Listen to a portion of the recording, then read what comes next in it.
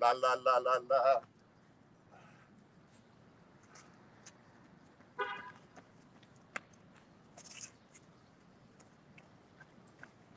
Quick sly fox jumped over the lazy brown dog. The quick sly fox jumped over the lazy brown. Are we ready? All right, so let's go. This is the podcast marathon, the first ever podcast marathon by Earfluence at Raleigh Founded Studios, brought to you by Raleigh Magazine. Let's go. Come on. So we're so excited for this today. We've got 10 podcast episodes from business leaders throughout the Triangle, and we are going to show them all to you live in studio in our new Raleigh Founded studio. So we're going to start off, get right to it with Diversity Beyond the Checkbox podcast. Then we've got an Earfluence podcast with Sharon, Delaney, McCloud. Then we've got Unstoppable with Cynthia Barnes and Wuench. Then we've got Weddings for Real and Hustle and Gather.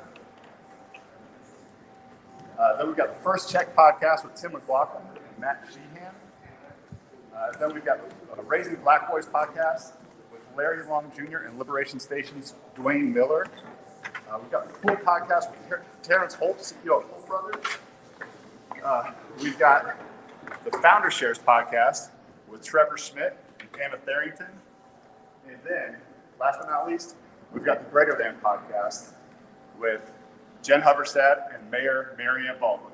Come on into our studio, let's go. Thanks for joining us today. So the first podcast is Diversity Beyond the Checkbox. And what we're going to do is have Jackie Ferguson bring it in just 1 second.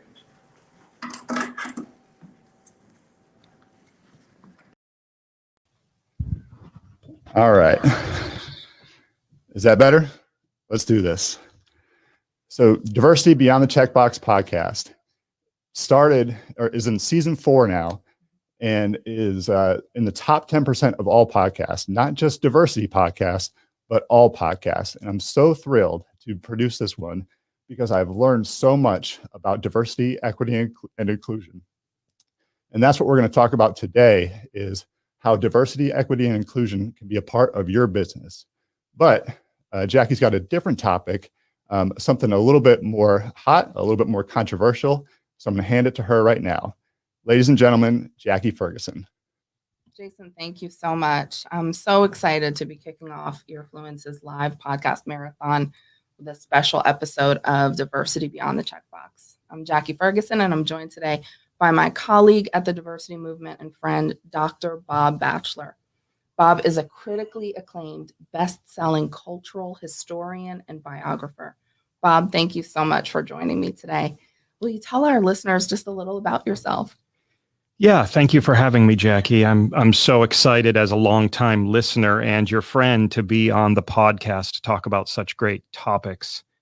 I see myself as a cultural historian, and what that means is that unlike somebody who studies something very slim throughout history, but studies it very deeply, I instead look at issues that affect broad ranges of society and try to bring in cultural influences from music and television and film into history to show a more human type of history. And my sports writing goes back to high school when I was the first person in my high school's history to have their own sports column, which was called Bachelor's Bench. I love that.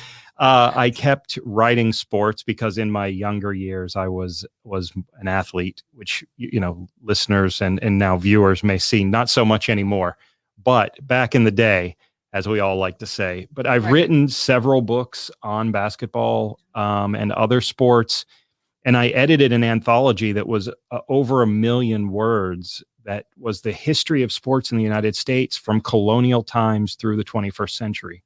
And so I kind of corralled 60 or 70 different authors to look at those across all sports and fringe sports. So quite a deep background in sports and cultural history. And I will just let everybody know my favorite Olympic moment, the Dream Team. Oh, that first Dream Team. I just got goosebumps just thinking of Larry Bird, Michael Jordan, Magic Johnson on the same court, on the same team. Whew. Absolutely. That was a cool moment. Well, Bob, the Olympic Games in Tokyo starts next Friday, the 23rd. And I don't know about you listeners, but Bob and I have been following some of the stories leading up to these events. But before we get into some of the current events, let's just talk about the Olympics. And Bobby started us off by talking about the Dream Team. Are you more of a Summer Olympics guy, a Winter Olympics fan? And what events do you like best? Well, obviously, I've kind of given that scoop away. I like the basketball a lot just because I played. I feel I have an affinity toward basketball. Mm-hmm. I like to watch the Winter Olympics. Okay. But I'm probably feel closer to the Summer Olympics. Yeah. I really like actually to watch track. Yeah. I know a lot of people don't. I don't like just to watch the sprints. Like the 800 and the 1600 are my favorite. I like to watch the marathon because I think what the human body can do, those marathoners are off the charts. Yeah, And just to imagine, I'm at the point in my life where I don't run unless somebody's chasing me with a sharp object. And so to run, that's right, sprint 20, I mean, I couldn't sprint that fast for 10 seconds, let alone 26.2 miles. So I really do enjoy the Olympics.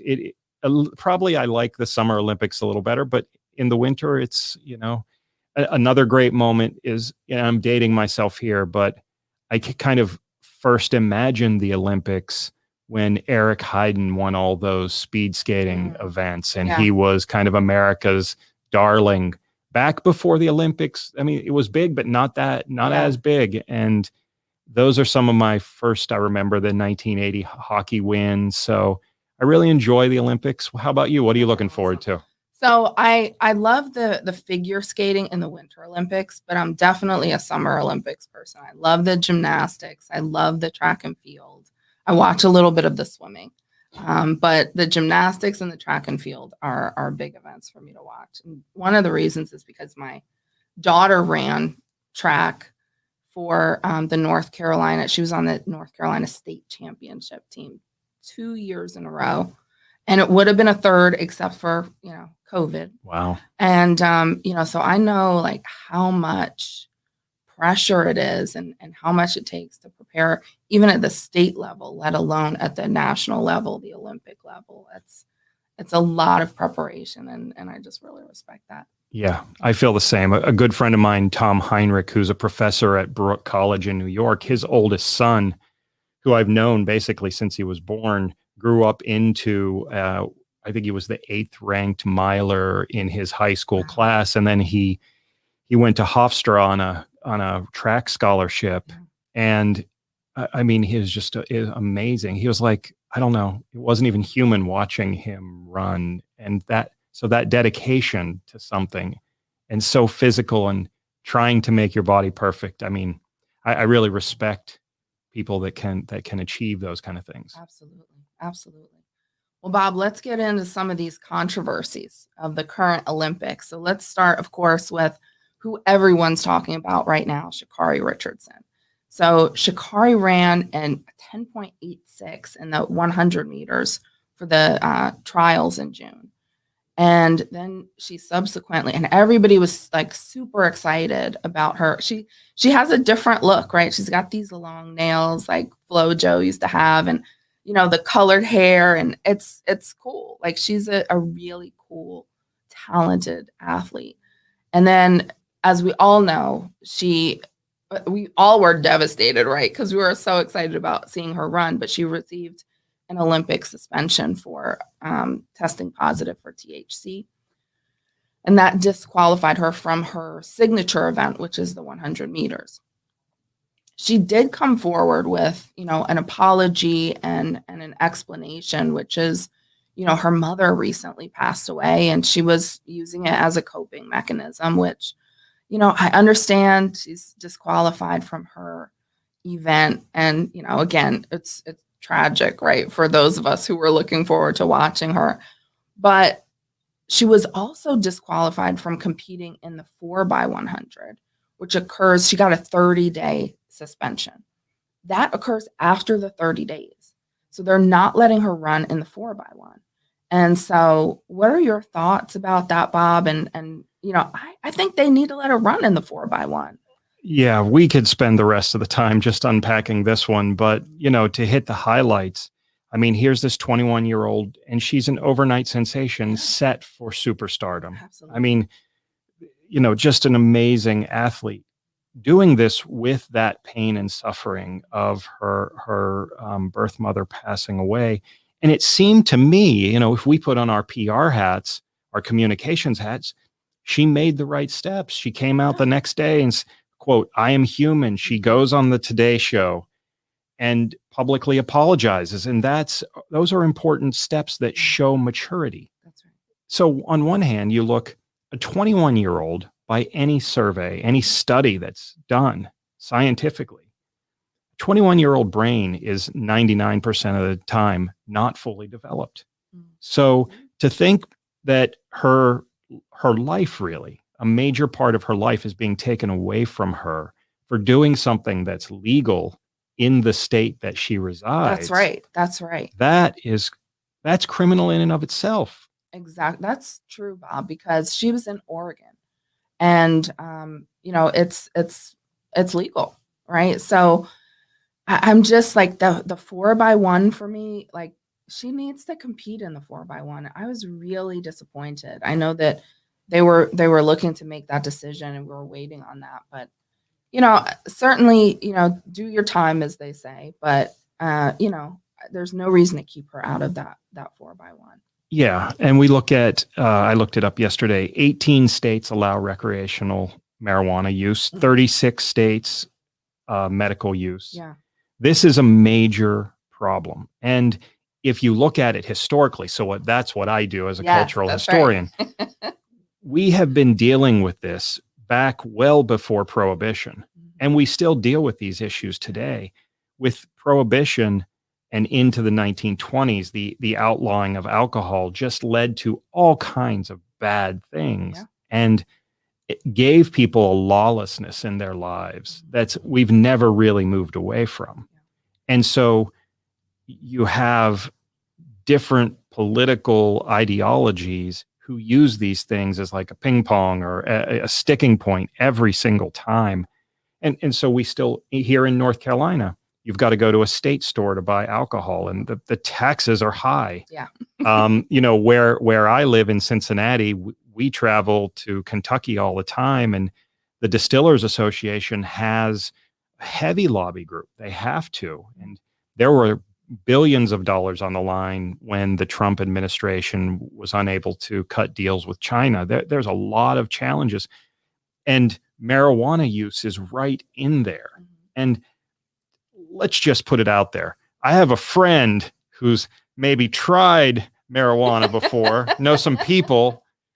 Right. There is no way that you could tell me that marijuana usage is going to help a world-class athlete who runs a 10.8.600.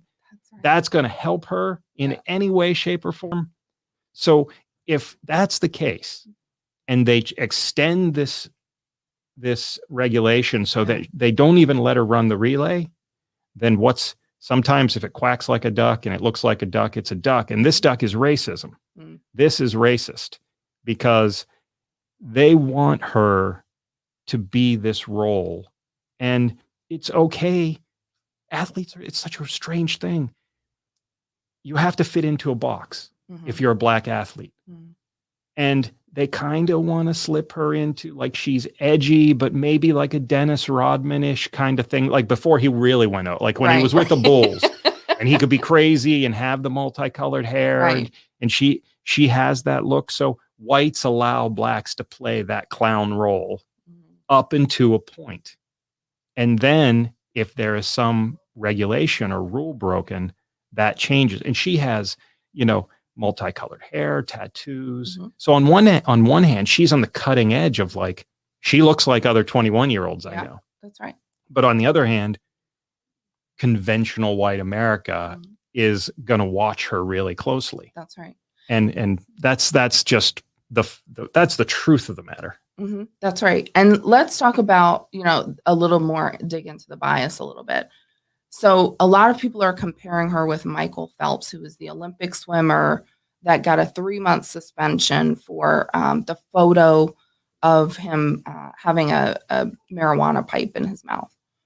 So the timing there was lucky for Phelps, right? Because the suspension occurred between the 2008 Olympics and the 2009 World Championships. But he competed in the World Championships after that 3-month suspension. So if Sha'Carri got a 30-day suspension, why is she not able to compete in the 4x1? Yeah. And just, again, it just looks suspicious. Right. And you have to think, if the Swimming Association would have tried to prevent Phelps from competing, can you imagine the uproar? Yeah. I mean, all of America would have been set afire. I mean, Twitter would have blown up because Phelps is the great white hope and this great and golden boy deserves everything. Worked his tail off his whole life and seemingly has paid some existential or price for that. If you see what he's been doing since then, he's done good things with his platform since, certainly about neurodiversity and mental health. So no disrespect to Michael Phelps, right?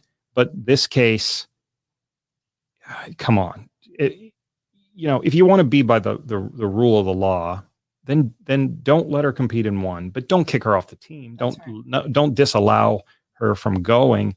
Give her that event. That's right. You only get it. It's you usually only once every 4 years. I mean, she can go on to be champion.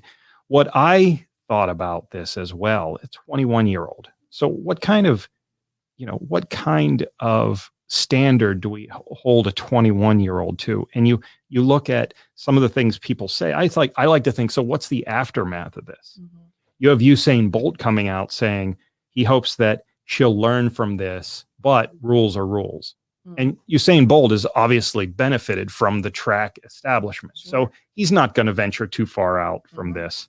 But if you compare the kind of money she could have made in endorsements, Jackie Joyner-Kersee has made $2 million annually for the last 3 decades. Wow. Off endorsements. So she certainly lost at least $2 to $3 million in endorsements. And some vape company offered her $250,000 to become a sponsor, which is just, piling on the news. Right. And maybe she'll take it because, she potentially could have lost out on $10 million. Yeah. Right. Companies are looking for interesting Black spokespeople. And so she stood, you win a Olympic gold medal in the 100, she might have set a world record. Who knows? That's right. The world would have been her oyster. And as a 21-year-old, this changes her life, and all because she did something that is legal. She drove the 55-mile-an-hour speed limit in her state, but still got thrown in jail. Yeah. And so that's tough. Well, Bob, let's move on. We talked about Michael Phelps a little bit. Let's move on to swimming, right? Okay. So the International Swimming Federation, which is known as FINA, rejected an application to certify products from Soul Cap, which is a Black-owned swim cap brand for competition swimming. And I'm going to read this piece. The FINA committee said it would not permit the swim caps because given the group's, FINA's, right, best knowledge, competing athletes never used, neither required to use caps of such size and configuration. So basically, because, we didn't have a Black athlete competing in swimming competitions until 2004. So FINA, right, are primarily not Black, right? We can assume that. Yes. And because they've never needed them before, why do they need them now is the explanation. Yeah. Because you've got 2 Black women on the team this year. Which again, we didn't have our first Black female athlete to swim until 2004. So this right here is why we need representation, not only among the athletes, but in the rooms where the decisions are made. Because this here is just outright bias, and not now the ruling is under review, right? Thanks to all the backlash. But why do we have to be in an uproar in order for a sport to be inclusive, right? Exactly. So let's talk about that. Yeah, this one is tough because it harkens us immediately back to one of the worst stereotypes and, countless jokes about blacks and water. Mm-hmm. And it is heartbreaking that this has become, it's one of those stereotypes that's almost become factual when you look at the actual facts about Black children dying and Black young adults. The Soul Cap founders founded this company because they themselves could not swim. And so they put money into swim education. And this is about empowerment. And so let's attempt to take that awful stereotype off the table and flip it. And again, there's nobody making decisions that has the qualification. This is like me, your car breaks down and you pull over and you ask me about the engine just because I'm a man. I'm like, I have no clue. Sorry, you found the wrong guy. Right. That's what these swim officials are doing. That's right. They have no clue. And, the thing that's frustrating, Bob, is, they say in this sport and a lot of sports that are historically, white, that they want to be inclusive. They want representation. They want to attract, culturally diverse swimmers that want to compete at all levels, right? But this is a prime example of not being able to put your, not being able to walk the walk. They're talking the talk, but not walking the walk. And,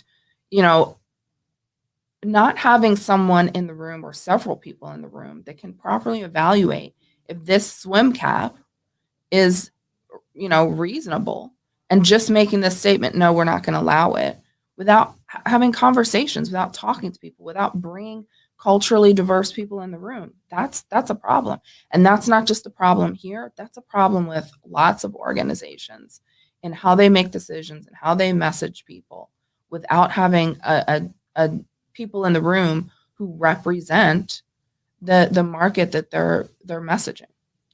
Yeah. And it's, I can tell you as a white guy who grew up in poor rural community, but kind of hopefully overcame my status through education. I hate the Band-Aid approach that's going on now. I mean, since George Floyd's murder and Breonna Taylor and all these positives that have come out of these horrific incidences, the fact that these companies just try to Band-Aid it over.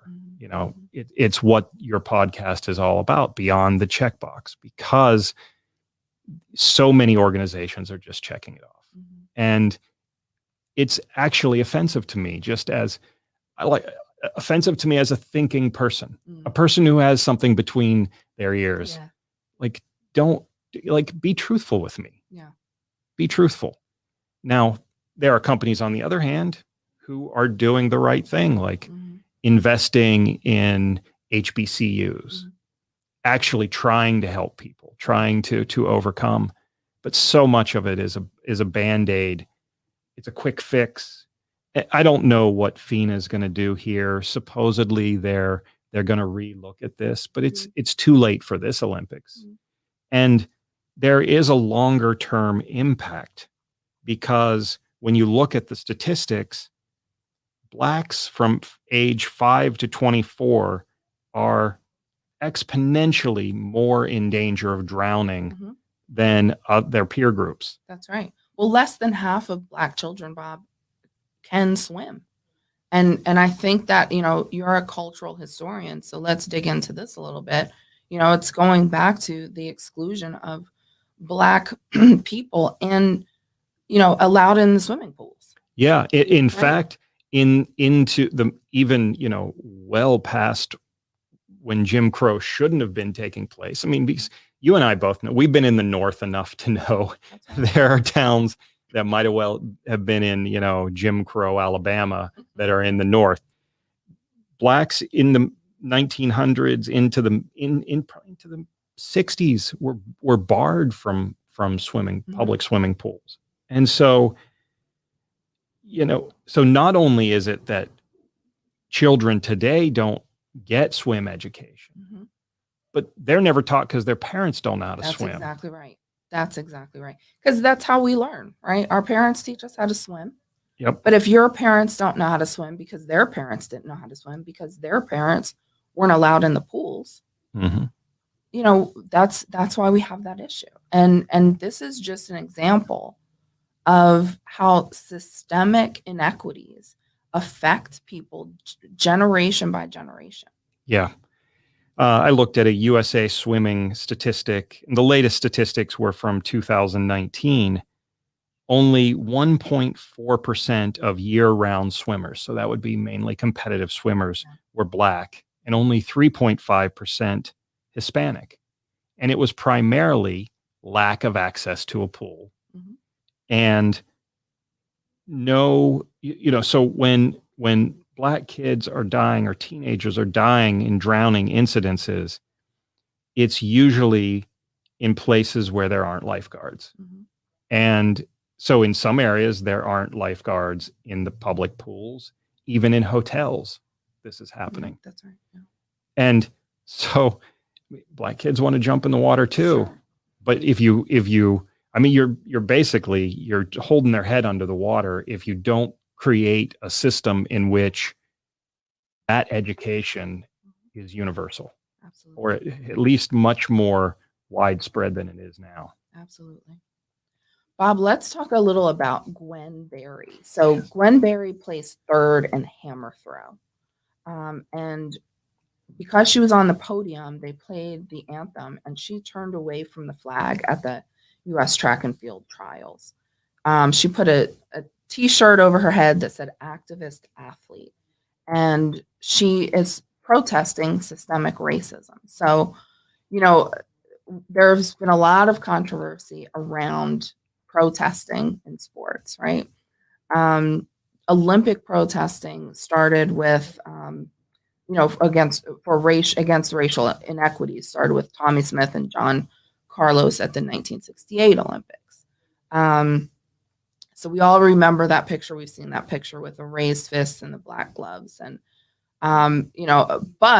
just an aside, Peter Norman, who was also in that photo, right? The lone white guy in the photo that nobody pays attention to, actually was a Australian sprinter that had a badge that said Olympic Project for Human Rights. And that was an organization that opposed racism in sports.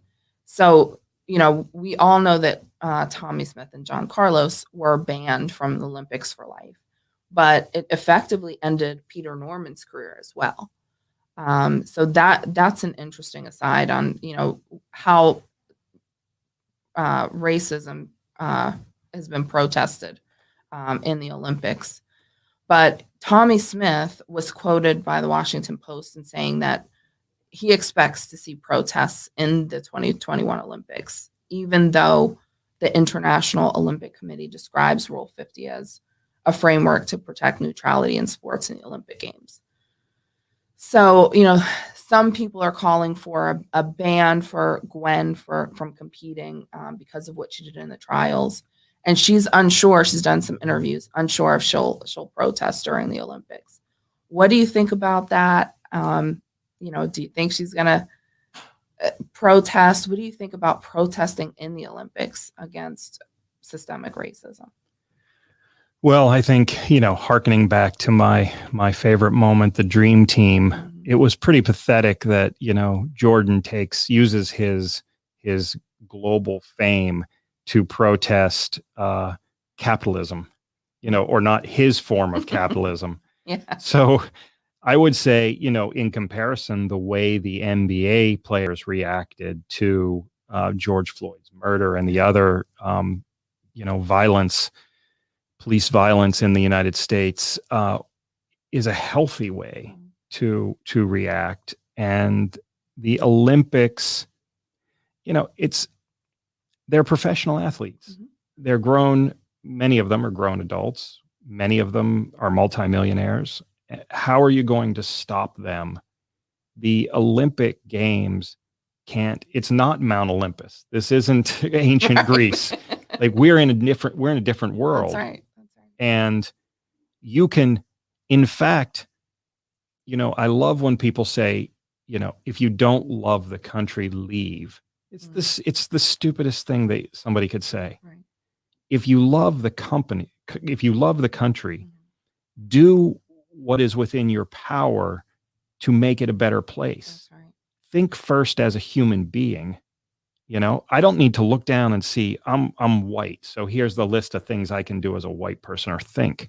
I can think as a compassionate, ethical human being. Yeah. And I think with Gwen Berry, she has every right to do this. She said, the anthem doesn't speak for me. It never has. Mm-hmm. And she is entitled to that. That's nothing more than what the founders were saying when they said, this British tax does not speak for me, and it never has. This crown does not speak for me. What's the difference? It's the same. Yeah. It's the same thing. But what makes it different? Let's see. The second, putting on our PR and marketing hats again, this is the first controversy that we've discussed that was really blown up big by the Twitter rage, and it, like Dave Chappelle says, Twitter is like the writing on the bathroom wall. Yeah. And it's Twitter, and it's the intense partisanship that we live in now that really took this from, it's a bit of a story, an athlete being controversial, bit of a story, but Twitter and other social media made it huge. So then the media, which no longer creates stories, they just jump on and pile drive stories. They make this a bigger thing than it is. Gwen Berry says, my purpose and mission is bigger than sports. And what better thing for an athlete to do? I mean, to me, this is the controversy around this is just a facet and an outcome of a really ridiculously divisive political game that we're in right now. Sadly, it's hurting our nation. And if we're still around in 500 years, the historians, guys like me, 500 years from now, and smart people like us, they will be saying, what in the hell was going on back then? Because those people had their heads in the sand. Yeah. I mean, we're getting closer to the sun every day, and we're worrying about, somebody protesting, the Star-Spangled Banner. That's so true, Bob. And the reason why we need to talk about these things is because, we all see through our lens of experience, right? And we don't really, as we're going through life on our personal journey, don't really understand or take time to see the differences in people and their experiences. And so, calling attention to these inequities is important so that people realize, well, we've got some work to do. I've got some allyship to administer, right, and participate in, because it's important. We've got to call attention to things that we need to see changed. And Bob, as we start to wrap up, I definitely want to talk about Allison Felix. So not from a racial perspective, but from a women having children perspective, right? So Allison Felix, as we know, is an incredible track athlete. She departed her deal with Nike in 2019 after the company said that they were going to reduce her pay by 70% after her pregnancy. Nike has since announced a maternity policy for athletes, and other companies have followed suit. But she's now working with Athleta, which is great, and she's been invested in raising awareness around healthcare inequities facing Black mothers. But let's talk about Allison Felix. I'm really excited to see her run, and I just think it's terrible that women can't make motherhood part of their journey, and expect to have, be able to keep their deals. What do Yeah. you think about that? Yeah, I think this is a horrific situation. And, it's too bad there wasn't a way in which Nike could be penalized for this. I think if we just stopped 10 people on the street, 9 of them would have some story about a working mom who got laid off and then got a severance package so she wouldn't complain, things like this. The corporate world is rife with this and the unfairness. And I grew up with a single mom, and so I know the struggles of what that's like. And Allison Felix is the most decorated female Olympic track star. So we bring our buddy Michael Phelps back into the picture. Would Michael Phelps, he was given this little suspension. She actually has money taken out of her income, her life. And the problem is Nike's not the only game in town, but they're the dominant player. They are. And so they really dictate her future. That's right. And to do that, she should have hired great lawyers and just gone after him. I mean, it is good to see that she has rebounded. I mean, and it was emergency C-section. Could you imagine? Yeah. Imagine Michael Phelps broke his leg and, couldn't compete or something. His sponsors would bring in every specialist from around the world. He'd get cutting edge treatments. She has an emergency C-section, and she said after this that she felt disrespected by Nike. Yeah. She was disrespected by Nike. That's right. Now, you could argue Nike has done a lot of good things for a lot of communities. Sure. But not in this case. Right. I mean, let's look at this case. The scales of justice are not in Nike's favor. And so it is wonderful. I agree with you completely. Seeing Allison Felix rise above this, given her, 13 world championship gold medals, the most ever of any athlete. Yeah. Like, Nike should hold her up. There should be an Allison Felix trophy that they give out to great women athletes. Yeah. I mean, this is just this is why sports and these things we've been talking about, it's just always so confrontational and controversial, because white America holds its black heroes up on a pedestal until they slip an inch. Yeah. And then the crash is hard. Sometimes there's retribution, sometimes there's rebirth, but a lot of times it's just that person's gone and you wait for the next one. And it's a sad state of how people actually feel about race in this country. Yeah. Bob, as we start to close our time, what events are you planning to tune in for these Olympics?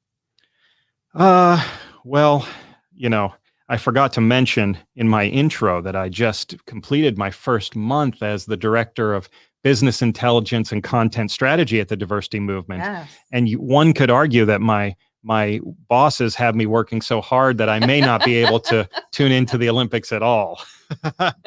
But I will definitely be watching many of the track events. I'll probably tune in to a bit of the marathon, some of the basketball. Yeah. I like it less now.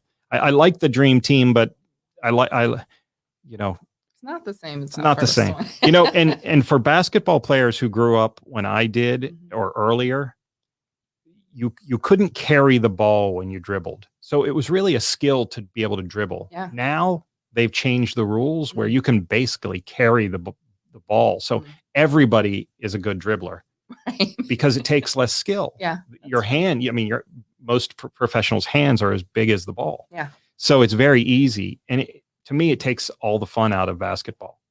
So I may not even watch that much basketball, but those runners, that's impressive. So absolutely. Lots of running, probably some swimming.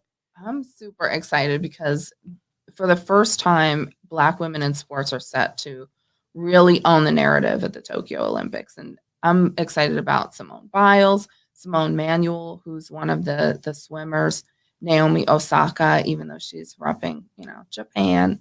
Gabby Thomas, and of course, Allison Felix. So I'm pretty excited about a few sports this year. I will make the one, I am a middle-aged white guy, so I will be interested in watching golf. I can't play golf anymore because my back's so bad, but I dream about it. And the Olympic golf tournament is so pressure filled and such a different way for those guys to play golf that it makes it more interesting to watch. There's more pressure, and when the pressure is upped, it's just interesting to see how all the Olympic athletes respond. Absolutely. And I'll watch the opening game, the Sure. opening ceremony and Those stuff are too. always That's fun. always interesting. Yeah, for sure. Well, thanks everyone for listening to this live episode of Diversity Beyond the Checkbox. This was a fun episode to do with Dr. Bob Batchelor. Bob, thanks for hanging out with me this morning. And I know we've touched on some super controversial things, and you may agree with some of what we said and disagree with some of what we said. That's okay. Conversations, and sometimes uncomfortable conversations, controversial conversations, are okay. That's all part of the process. But Bob, thank you again so much for hanging out with me today. Sure thing. Yeah. You can find us at thediversitymovement.com or on LinkedIn, or learn more about Bob at bobbatchelor.com, and that's Bachelor with a T. If you enjoyed this podcast, look for my other episodes wherever you listen to your podcasts. And if you really enjoyed it, rate and review it on Apple Podcasts, Spotify, or Google. Thanks again for listening. We appreciate it. TDM Connect is a DEI engagement platform designed to create ongoing opportunities for people participating in your DEI programs so they can experience the power of inclusion. TDM Connect cements inclusion practices through fun and thoughtful actions. Actions include anything from reading a new book to attending a peaceful protest for equality, ensuring that there are actions for everyone, DEI newcomers and practitioners alike. TDM Connect is built using a gamification engine. Teams use the power of challenges to reinforce learning and create positive change through action-based competition or company-wide goals. Teams also can keep up with their teammates' and opponents' actions through the social feed. Like or comment on other people's actions and share what you're doing to make a difference. TDM Connect makes DEI learning a fun, continuous journey, fusing DEI into your company's DNA.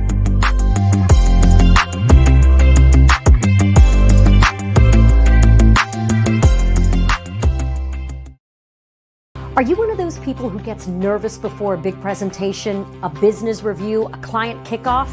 No worries. Walk West is here to help. I invite you to the brand new Rock Your Next Talk Masterclass. It's an online course offered through Walk West On Demand. In a recent interview, billionaire Warren Buffett said it best: if you want to increase your value by 50% in the business world, he said you must become a better communicator. When you enroll in the Rock Your Next Talk Masterclass, you're going to join an interactive experience where I'll give you direct feedback on your presentations so you can continue to improve and build your confidence as a speaker. You're also going to get lifetime access to engaging, actionable content. And you're going to get an exclusive invitation to our online community so our conversations and our support can continue when you're beginning the course and long after. Enroll in the Rock Your Next Talk Masterclass today. Remember, this is a course that companies spend thousands of dollars for, and you are getting for a fraction of the price.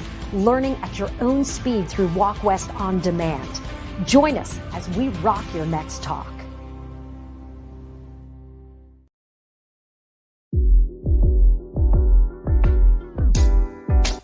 I'm Devin Lewis. I work for Raleigh Founded. I am our on-staff graphic designer, but I also have my own design company, Devin Lewis Designs. I'd say the biggest benefit has been some of the lasting connections I've made. People who I'd like to keep in my life for a long time, and them giving me the opportunity to do our rebrand. My work with our rebrand has afforded me other opportunities. So far, that's been a pretty great experience. I've been working to make sure that people of different walks of life feel like they're welcome and they can see themselves in the things that we're doing.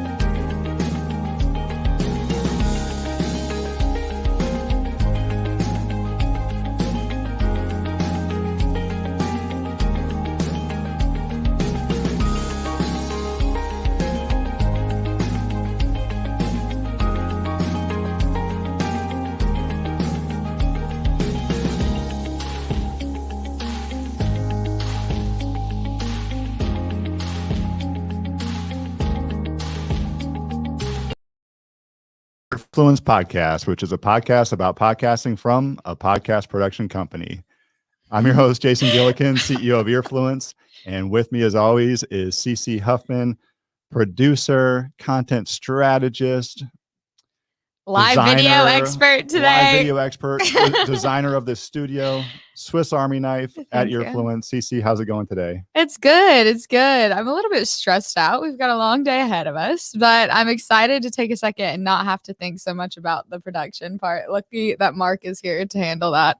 And now I get to just talk over here with y'all. Yes. Thank you, Mark. And thank you everybody for tuning in to our live stream. We are at Raleigh Founded Studio. So we're streaming on Twitter there. We are at podcastmarathon.com on YouTube. And then Raleigh Magazine is sponsoring the event here, and they are streaming on Facebook. So you can watch this anywhere. There's a little something for everybody. That's right. So I always say we're a podcast production company. It's brought to you by a podcast production company. And I feel like we're growing a little bit. So I need to start evolving that, and saying something like podcasting live events, podcasting and PR, or podcasting and something or other. I don't really know. At this point, it's just we really are living up to Earfluence Media, but I like the podcast production company, and she did too. Yeah, that's right. We got a laugh out of it.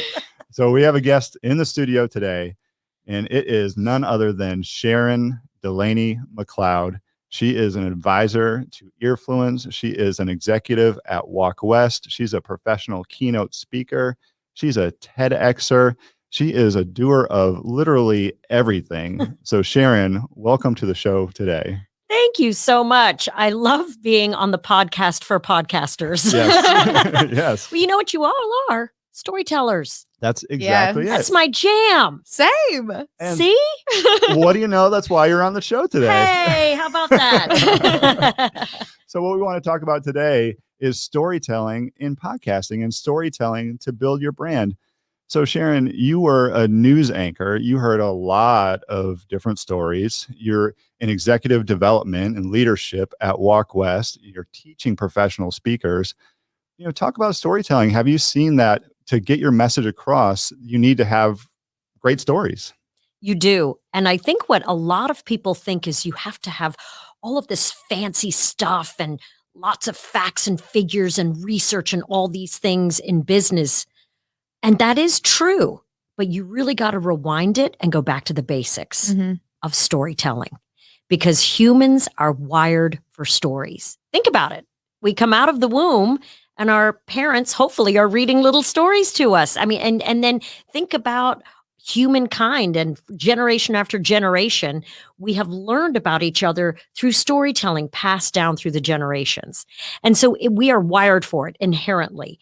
And so sometimes we forget that the storytelling actually must be built-in DNA part of the business. And if you can't tell the story of your business, you're going to be missing out on a lot of potential. I mean, when you really think about it, like stories are everywhere. They're everything. They're in everything that we do, in everything that we read, and everything that we listen to. So like that's part of what makes, and everybody has one. So it's like the most relatable thing that there really is. So it's, I mean, key for your business. Yeah, Sharon, what are some of the most memorable stories that you've heard, either as your time as a news anchor or in professional development or whatever, that just really stands out and be like, oh, I got that message because of this story that was told? Here's the thing. I think we all need to be curious communicators. And when you do that, you will uncover stories all over the place. And I've heard some incredible stories over the years as a reporter from my days when I was a crime reporter. And that was tough. You know, rolling up on someone after their family member has passed away and asking how they feel. Oh Probably not good. It was, I mean, there were some of the toughest days of my career were in other people's darkest hours, and having a respect, because that's their story for the rest of their life. And so trying to make sure you handle it with care.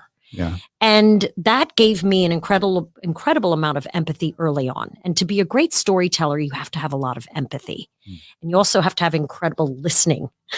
We got 2 ears and 1 mouth for a reason. Right. And as an Irish person, I was born talking and I haven't stopped since. And so I have to remind myself of that as well. To be a curious communicator, you have to stop and listen.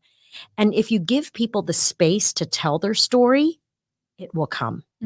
And so some of the, you know, there's, again, I've had some incredible stories. I'll bring one up that I love because it's relevant and recent and game-changing. We had the opportunity to work with M&F Bank, which is a Black-owned bank here in North Carolina. They have locations across the state. And one night in June of 2020, one of their branch managers got a message on LinkedIn. Thank goodness she had her settings so that a message would then email her, because not everybody has that setting on their LinkedIn. So all of you in business, make sure you have your settings correctly done in LinkedIn. It was a Saturday night. She clicked on it. She looked at the name, and it was someone from Netflix. Oh. Yeah. Okay. And the person said, "Are you a Black-owned bank in North Carolina? We are looking to speak to you if you are." Well, thank goodness she saw it. She immediately responded, yes. We would love to talk to you. We are a minority-owned bank in North Carolina. Well, that connection led to a conversation. And then the first week of July, Netflix announced they were moving $100 million in cash holdings to Black-owned banks across America. Wow. And M&F Bank gets to be a part of that story. Oh my gosh. That's a small, simple thing that shows sometimes the simplest thing can be a game changer for your business. And that's just a short little analogy or a story to explain that. And so I use that when I'm trying to teach and educate people about the power of LinkedIn. Like, hello, take a look at that example. So case studies are basically stories. And so while maybe not pulling at the heartstrings, but boy, does that pull on your bottom line. Wow. Cece, did you notice in that story, like all the different ways that she was such a pro with that? So like it could have been, and maybe I'm telling the story, it's like Netflix actually contacted this person at M&F Bank That's maybe about it. Sharon, oh no, adds color to this. And did you hear like the pauses in the story? Yeah. Like, that was such a pro thing to do. So this is why she's on the show today to talk about how to tell great stories. This Definitely. is amazing. Thank you. And I mean, all those things are key, right? Mhm. You have those moments of suspense, those moments of like, no offense, but contact. It's hard to come out of your mouth, right? People don't Yeah. always say, oh, they contacted me. They Right. say, oh yeah, they sent me a message. Right. So like those little key things make it so much easier to understand and keep you with it. My favorite professor in journalism school used to always say the easiest thing for someone to do is stop reading, right? Because if your story isn't good enough, it's not easy enough for somebody to understand, then they'll just stop reading. Mhm. It's the whole thing. What's in it for me? Exactly. And you have to always keep that in mind as you're putting your business or your whatever story together. What's in it for your audience? And they have to be front and center. Mm-hmm. One of my other favorite stories to tell, if you'll indulge me Yes, this. please. And it's a personal story, but I think what it does is illustrate the power of the human connection. And if you're a curious communicator, you will find those connections all around you. And you will start to see that this world is actually quite a bit smaller. Yeah, and that's kind of scary sometimes, Yes. but everything is connected. I'll begin this little story with my dream as a kid was to be on Broadway. And I went to High School of Performing Arts in Miami. I went to Florida State to study musical theater. And then by the time it was the end of sophomore year, I saw all of the seniors going to New York and becoming waiters. Yeah, as somebody who also grew up in the arts, that sounds about right. Yeah. And so I started to chicken out a little. And I also had a boyfriend who was not going to go to New York. And so I thought, what can I change my major to that will still pull in the skills of a performance art and some of my natural talents? I was like, well, I like to do stories. I like to tell stories. I love to write. And my father and I used to watch the Today Show every morning, and he'd point at Jane Pauley and say, that's going to be you one day. So I said, well, I'll go over to the communication school. I think we live the same life, quite Yeah, frankly. there's a lot of us. I love it. We're right here, Cece. Changed my major to communications. But in the interim, I still love to perform. Mhm. So I was a member of an all-girl group called the Florida Girls. Ooh. Oh, yeah. And we got hired by the Department of Defense to travel the world doing USO shows. And I was actually 70 miles from the Kuwaiti border when Saddam Hussein invaded. Oh That my was a gosh. crazy 24 hours. Okay. 4 o'clock in the morning, get out of your room, get out Oh of your my room. The C-130 is running. And we had to like run with all of our equipment and race Yeah. onto this plane and fly us out of there as fast as possible. That's a bit scary. Yeah. So then, that I hope I didn't just blast your email or the sound there. Sorry, Mark. Yeah, that knocking was a bit much. Trying to create some suspense. Right.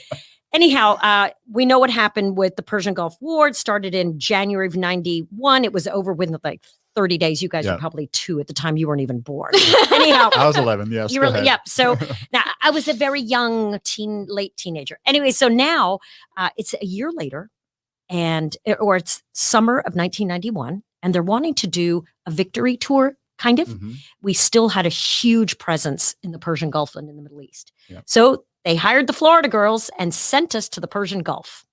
And on July 4th, we got to do a show on top of the USS Nimitz out in the middle of the Persian Gulf. It was like little girl dream come It sounds true. like a movie. Yeah. It was incredible. Like this tender boat, we were staying in Dubai, going out into the middle of the Persian Gulf, and this massive ship. If you've ever seen an Air Force carrier, they're incredible.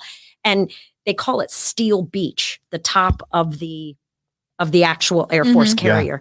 And 5,000 men, because at the time it was still single sex on the big carriers. Yeah.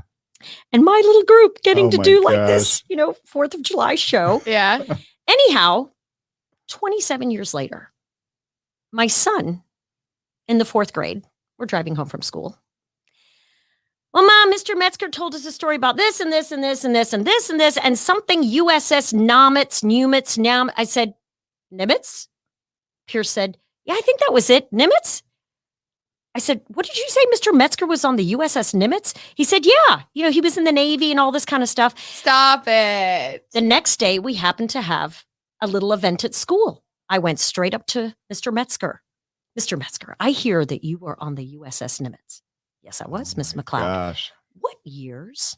He said, 89 to 92. I said, Mhm. I was on the USS Nimitz for one day, July 4th, 1991. He said, were you a Florida girl? Oh my God. I said, yes, I was. He said, I was the guy with no shirt in the front row. Did you remember who he was?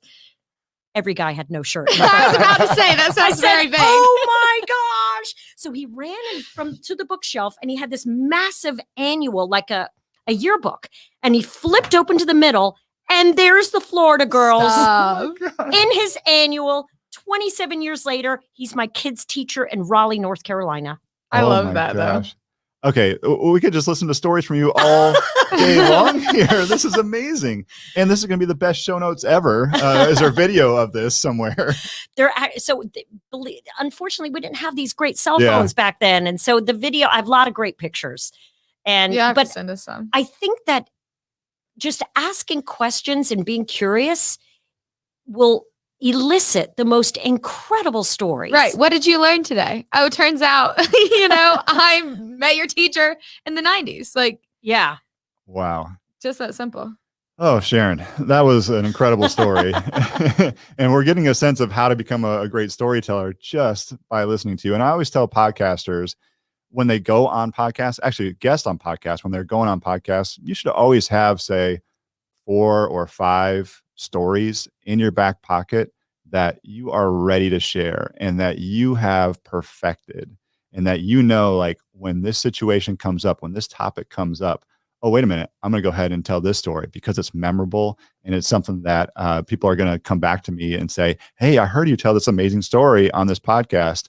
But I want to know from you, Sharon, like, are there tips that our guests, that our podcast hosts can have that make them great storytellers like you clearly already are and have learned over the past 27 something years? Here's what people can start doing. And it's so simple.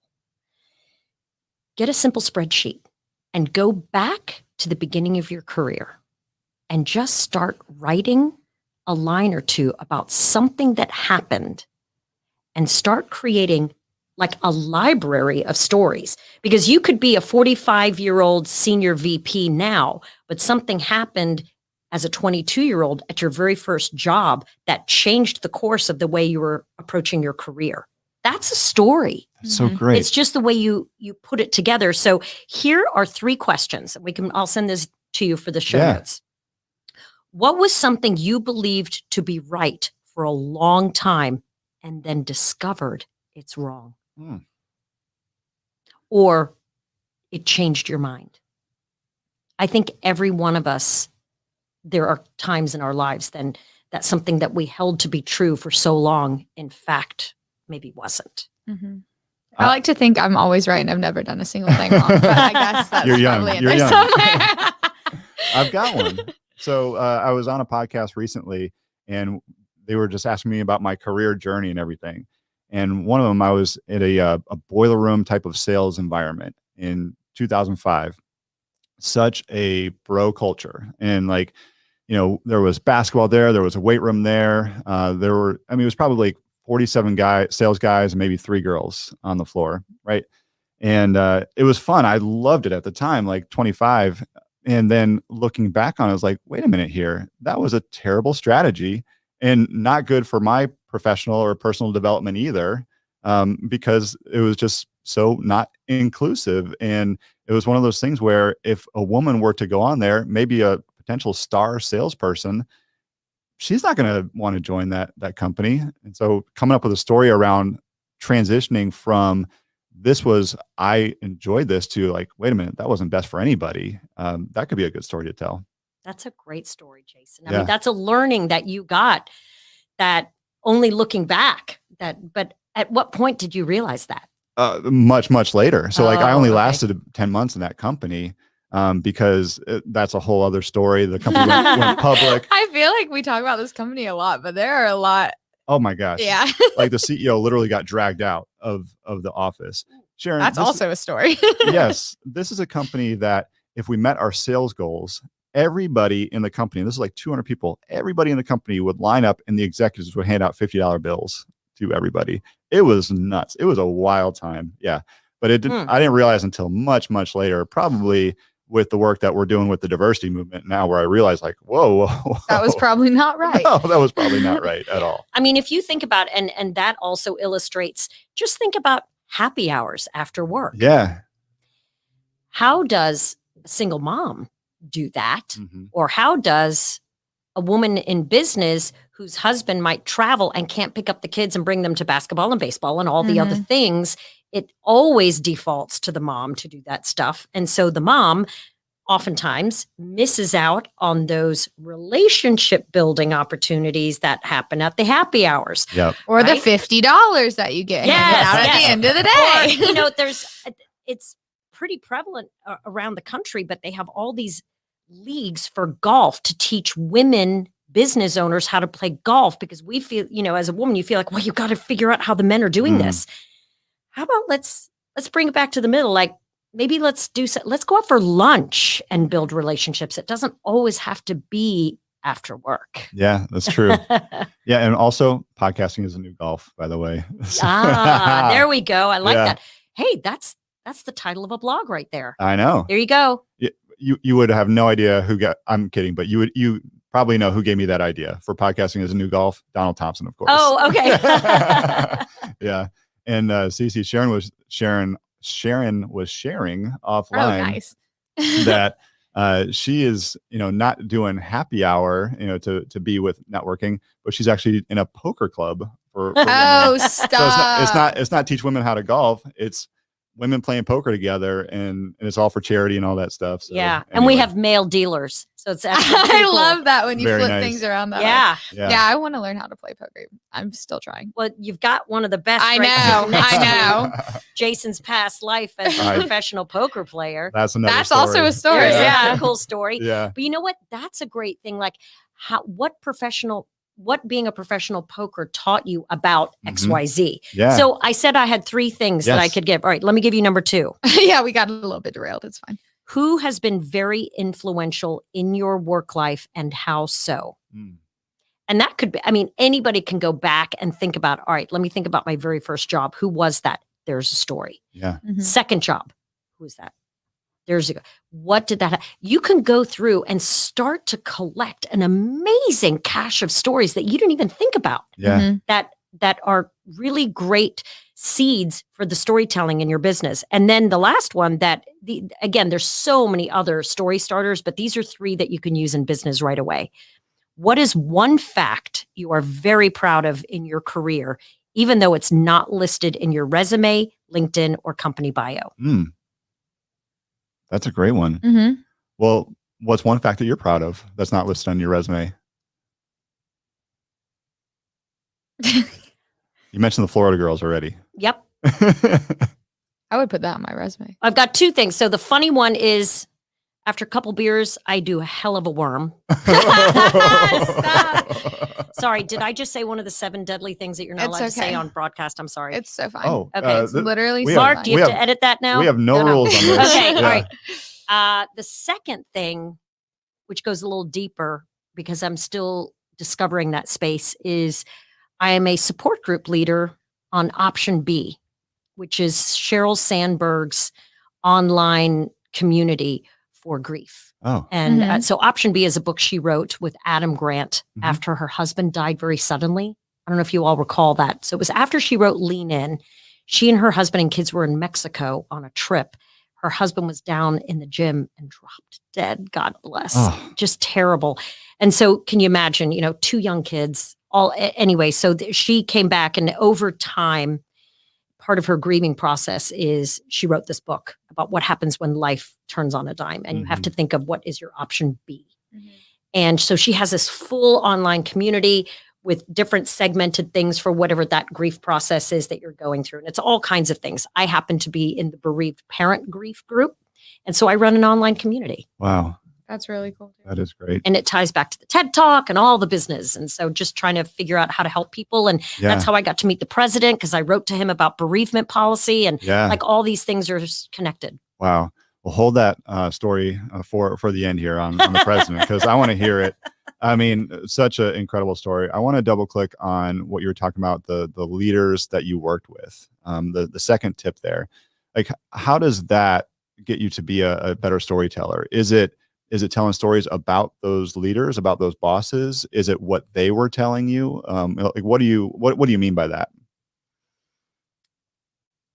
I think that leaders, when you admire someone, and whether they're your boss or supervisor, or you admire a leader just maybe at some other company, and you're always looking for ways that they do things. And one leader, which this might sound familiar to you because I think he might have said it on a recent podcast. Okay. Is Matt Sheehan. Oh yeah. Mm-hmm. And he said, the clock of life is only wound once. Yeah. Mark, let's play that commercial after this. It's the Exhale commercial. It's really good. It really, that resonates. And I think we've all heard different, you only live once, there's all these things, but YOLO. yeah, but I love that. It gives me a visual. It really makes me think about, we only have one chance at this. So live out loud. Yeah. And so I try to think of that a lot. And as a leader, he's also very cognizant of his team, because if he lives that way and his team lives it that way, then you're so much more intentional. Yeah.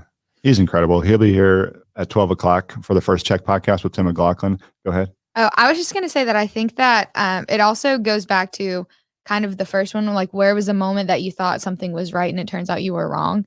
That leaders teach you that kind of stuff all the time. Like they guide you in the direction that you might not think is right, but is actually right. So they're very similar questions. Yeah. You just get two different types of stories out of them. Yeah, definitely. Sharon, I mean, such great advice there. I love that. I love coming up with that spreadsheet because as I mentioned, I was on a podcast recently and the guy was asking me about my career and I wasn't as prepared for it as I should have been. Things go on, you're just kind of busy. I wasn't as prepared. But like if I had taken the time to write down all these stories from my career, it would have been such an easier path to get to those amazing stories. And instead of just going from workplace to meandering road to all these things, now I have an amazing story to share on all my experiences. So that is such great advice. Sharon, what about tips like, I noticed that you were pausing within your story for effect, I imagine. What about any tips for practicing? What are some of those tips for becoming a better storyteller? I think there is an approach that I take when I'm teaching presentation skills. And people equate energy with speed. And that's actually wrong. Yes.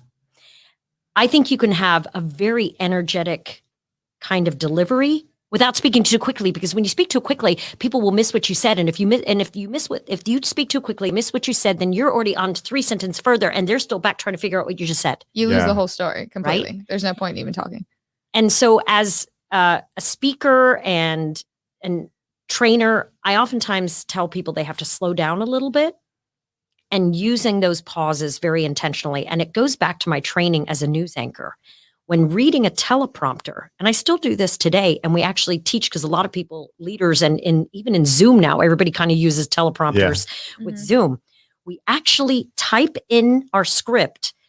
For me, it's 1/ for brief pause, 2 slashes for longer pause. Melanie Sanders, my work wife, former co-anchor of mine, she does the dots, ellipses or whatever. Like she'll do ellipses so that she visually sees on the teleprompter, ooh, pause. I know to pause here. And you really can train yourself to do that. Yeah. And then also, I love this app called Like So. Like So. Oh, yes. I'm scared of that one. I know, but boy, is it accountable. Yes. I don't do sales for this woman. I promise I'm not making a cut off of this. I just really do love the Like So app. This woman created this app because she was so tired of hearing her daughter, her 16-year-old daughter, was unable to complete like a sentence without like saying like probably like 4 times or 5 like times within like one sentence or phrase, right? And a lot of senior leaders we work with talk about, sorry folks, younger people needing to polish their speaking skills. And this Like So app uses AI technology to listen to you as you're speaking. You can practice, you turn it on and it listens for all the ums, ahs, the vocal graffiti, as we call it. Ooh, I like that term. All those fillers.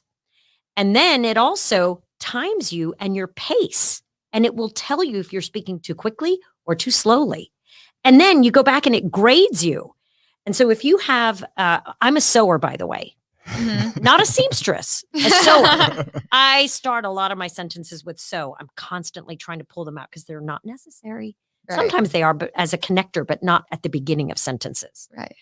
I will turn it on. It listens to me as I'm practicing a presentation, and then it gives me a grade and tells me how many of those fillers I used, if I spoke too quickly, too slowly. And then you can put in, I have my presentation coming up next week. You put the date in, and then it gives you pop-up notifications to remind you to practice. Boom. Wow. It's a speech coach in your pocket. All of a sudden, you do a really great speech after that. So with practice. Sharon was on one of the first 5-10 episodes of the Holderness Family podcast, and I heard her talking about this Like So app. Okay. Fast forward a few episodes later, my wife, Megan, who will be on at 11 o'clock here with the Weddings for Real podcast, she was on the Holderness Family podcast, and they decided to use this Like So app during the recording. What an ambush. Oh. And how'd that go? Well, so for every so they donated like 10 cents or something like that to the Me Fine Foundation. Oh, I love that. Yeah, we do Yeah. actually. Oh like my that. gosh. Good ambush. Oh, Yeah. I know the Lee family very well. Wait, that's no, awesome. wait, me too. Yeah, Wow, we have to talk about that later. we do. Little Holden Lee was sick the year before my Macy. Mm. Oh. Same disease. I know them well. Lori Lee is hero of Yeah. mine. I grew up with her children. Oh my God. We got to talk. Everything's connected. We got to talk. See? Oh my goodness. Well, Me Fine Foundation made like $400 or something. You know, Max Trujillo, the producer of the Holderness Family podcast, counted up all the like so's. Mm. Megan was the leader. Yay, Yeah. leader. Anyway, that app is incredible. You're absolutely right. Yeah. Everybody has the power to improve the spoken word. Yeah. Everybody has the power to do it. You just have to put some intention behind it. Yeah. I feel like if you're going too fast, a lot of that is nerves also. And that comes from not practicing.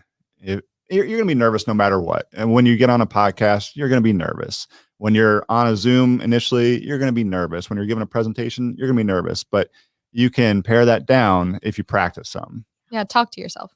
Yeah. And 2 other quick tips to take off the nerves too. It doesn't, here's the thing. Nerves are good if you look at it in the right way. Right.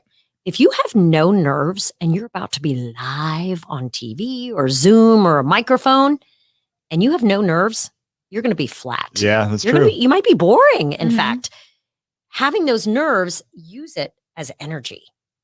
Energy not to speak quickly, but energy for your delivery. Absolutely. And the other tip is think about your message as the gift you're sharing. Think about your audience. And if you really just, okay, make sure that what my message is meaningful to my audience and put the focus around that instead of, oh, I'm going to be live in just a minute. Stop thinking. Focus on the message you're trying to deliver, the gift of your knowledge or your experience to your audience. Wow. That is so powerful. Sharon, I want to wrap our interview today with an amazing story that I know you have, something that happened to you within the past month or so. And when I heard this, I was like, oh my gosh, Sharon, I want to learn more. So tell us about your experience with a certain important person in this country. Yes. Probably 3 Mondays ago. Oh my God, so recent. It's very recent. Like most of you all, I get robocalls trying to sell me yet one more insurance policy or warranty for my car that You is wanna almost call 12 years old. And contact you about your car's extended warranty. Yes, that every day. Every day. And I block them every day and I just stop answering them. So Yeah. like many people, unless I recognize, I just ignore. You miss a lot of business calls that way, I feel I like. know. But I figure if it's important enough, they They'll should leave a message. yeah. Right. And my deets are all over social media and everywhere. if you really need to get a hold of me, you can. You'll find a way. Yeah. I ignored one time, two time, third time they left a message, Whoa. but I didn't check it. Till the next day, on Tuesday morning, I'm having coffee with Jen Hoverstadt from Greater Than, who'll be on later today. Yep. 2 more times, and it's this 202 number with no name. I'm like, goodness gracious. I don't need a warranty. They left a second message. I finally looked at the message because your phone can transcribe it for you. Hi, Sharon. This is Eva Kemp from the White House scheduling office. We've been trying to get a hold Oh my of God, you. stop. I have the whole, it is saved forever on the phone. You wrote a letter to the White House in April, and we really like it. And President Biden's going to be in town this Thursday, and we'd like for you to come to the event. I would also really like to come to the event. Thank you so much for inviting me. What? I was like, all right, is this a joke? I called her immediately, and she says, oh, Miss McCloud, we've been trying to get a hold of you. I said, is this real? Are you punking me? Are you pulling my leg? Do you actually Right. want my credit card for something? She said, no, we got your letter on April 29th, and we would love for you to come to our event on Thursday for the photo line. I was like, okay, yes, I will be there. And she said, I'll have my colleague get a hold of you. We got to get your Social Security, background checks, all the business, and you have to get a COVID test. I said, is there any way I could bring my son? She goes, we'll see. We'll see about a head count. Mm-hmm. I, in my mind, am thinking photo line. Okay, so when you see the president giving a speech, he's often in front of a podium and there's this bleachers behind him with just people Right, the standing there people smiling. Of America. Right, people of America. Right. The photo line. This is what I'm imagining is going to happen. Yeah. They called back and said, yes, your son can come. We got to get all his deets. You guys, he has to get his COVID test, blah, blah, blah. So we got everything done. Well, of course, we went to the store and got my son a super cool navy blue blazer and a Yeah. tie and a button down. And this Yes. is my presidential jacket that I'm wearing today. I love it. Awesome. My French blue, Yes. not the other two blues in Yeah, Carolina. we're not talking about that one. And we roll up to the event venue and we go to the sign up sheet or to check in, and they're paging through all these pages, hundreds of people, and they get to our names and they're highlighted in yellow. And I'm like, oh, Were you what worried? does that mean? Yeah. Are we in And trouble? then they said, we have to put a bracelet on you. My son and I are looking at each other, and then they send us down the way, and my son's like, we are so overdressed. Because it was a lot of healthcare workers there because they were honoring them and they were wearing scrubs and their t-shirts from their hospital.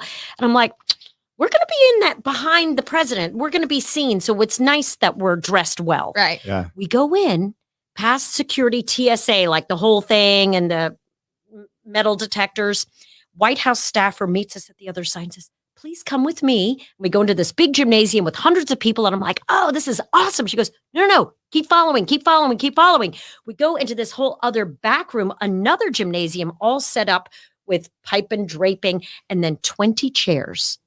And on White House letterhead is each of our names Oh, That's on so these exciting. 20 chairs. Pierce Wow. McCloud, Sharon Delaney McCloud, and then all these dignitary type people, like all these so-and-sos, like the governor and the state medical director and all these people. And I'm like, what in the world? Why am I here? All these Secret Service agents walking around the place. And this reverend is sitting next to us. And I said, how'd you get invited? And he said, I wrote a letter. Mm.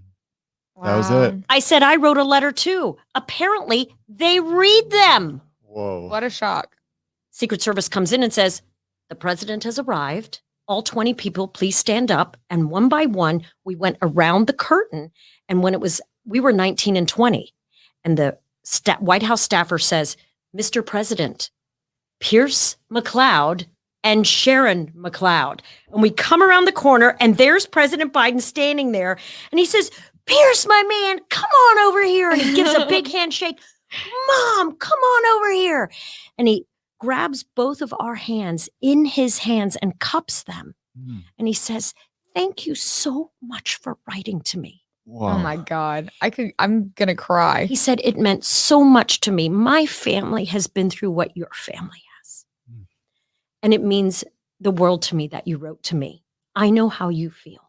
I lost my wife, my daughter, and my son, Bo. We got to make this right. Yeah.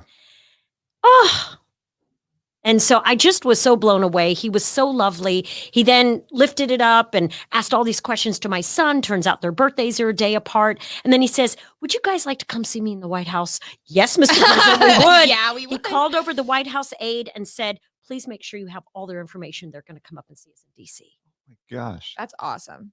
Like, I don't even know what to say. Oh, it was amazing. And it's completely changed my feeling about democracy in this country, because boy, has it been cynical and spoiled and negative for quite some time now. And this gives me hope that people actually care and listen. Yeah.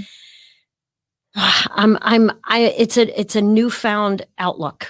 And I'm really excited because the work is about bereavement, because right now you are not protected if you want to take time off to grieve after someone has died. And 600,000 people died in America last year just from COVID. Think about everything else. And it is a mental health crisis in the waiting, if it's not already here, for people who need to address that grief. And we don't have the protections right now. You can get fired for taking time off to go to a funeral. That's ridiculous. It's completely dependent upon your job, your boss, and your company. Yeah. There's no guarantee that you won't be fired for taking time off to grieve. Wow. Oh my gosh. What an amazing story, Sharon. You've got tears in everybody's eyes here.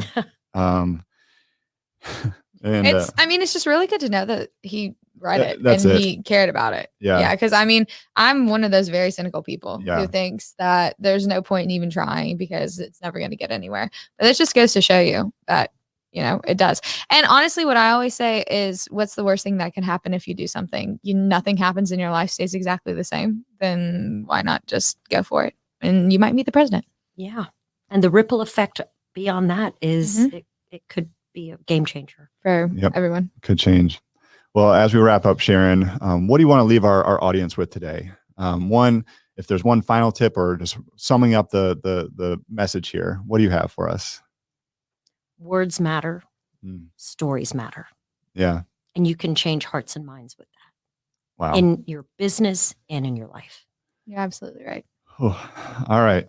Well, this is such a great way to end this conversation. Sharon, how can people find you and connect with you? All the deets are easy to find. Sharon Delaney McCloud.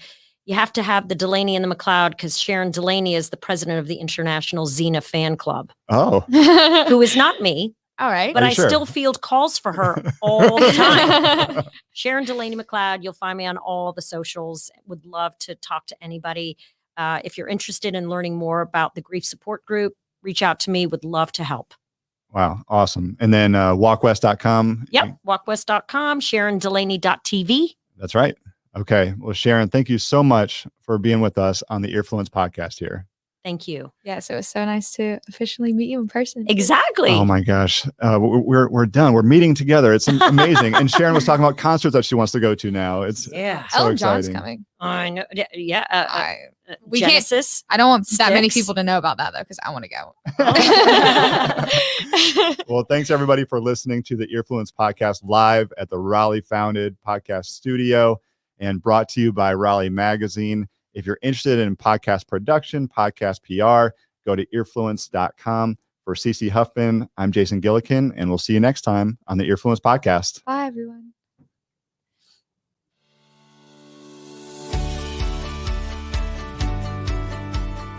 Our homes are deeply intimate places. It's where we laugh, it's where we gather, it's where we bond. It's where we hang out on Friday nights, pizza night, and sometimes that turns into food fights. But that very home, that very bonding place we have, we don't care for it like we often should. We at Exhale, we become your one trusted property manager to proactively care for your home so that you can have such precious time back for you and your family. Whether it's your pool or your landscaping or on the inside of your house, housekeeping, plumbing, electrical, we at Exhale specifically curate a plan for you and your home. We vet all those vendors so that you don't have to call anyone other than Exhale ever again for home services. I have a really hectic lifestyle. I have 6 children, I have a thriving business, and over time I've really realized that my time is my most precious commodity. My breaking point was that I needed my bathroom renovated, and I hired a contractor. And 8 months later, the project was not completed. And I knew that it was because I was not able to stay on top of the contractor, communicate properly, and also hold them accountable. So at first we had Exhale come in and evaluate the home. And they came up with a plan. They have such good relationships with their subcontractors that they're able to do the projects, do them on time, do them well, and do that at the right price point. Having Exhale, a part of my team, has really given me the time to do the other things that I really wanted to do. My parents once bought a seriously ugly yellow van, which became a treasure in our house because of the bumper sticker, which read, "The clock of life is wound but once." It has become a mantra for me, my family, and our team at Exhale, as we aim to give back such precious time, to deliver peace of mind, and to turn your home into a haven.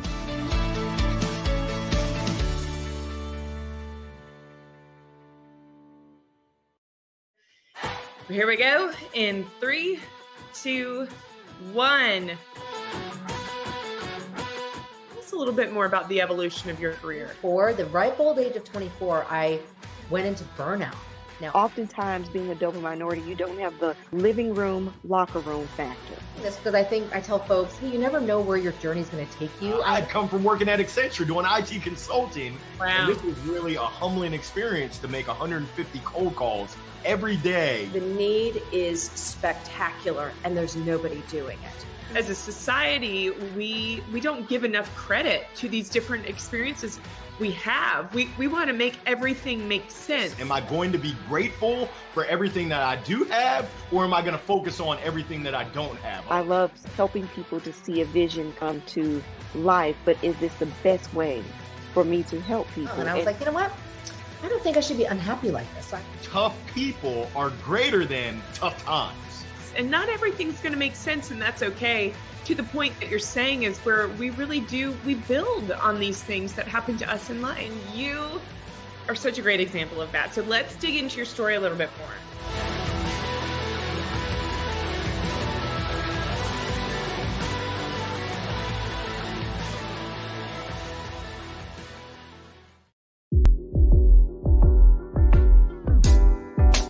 I'm Devin Lewis. I work for Raleigh Founded. I am our on-staff graphic designer, but I also have my own design company, Devin Lewis Designs. I'd say the biggest benefit has been some of the lasting connections I've made. People who I'd like to keep in my life for a long time, and them giving me the opportunity to do our rebrand. My work with our rebrand has afforded me other opportunities. So far, that's been a pretty great experience. I've been working to make sure that people of different walks of life feel like they're welcome and they can see themselves in the things that we're doing.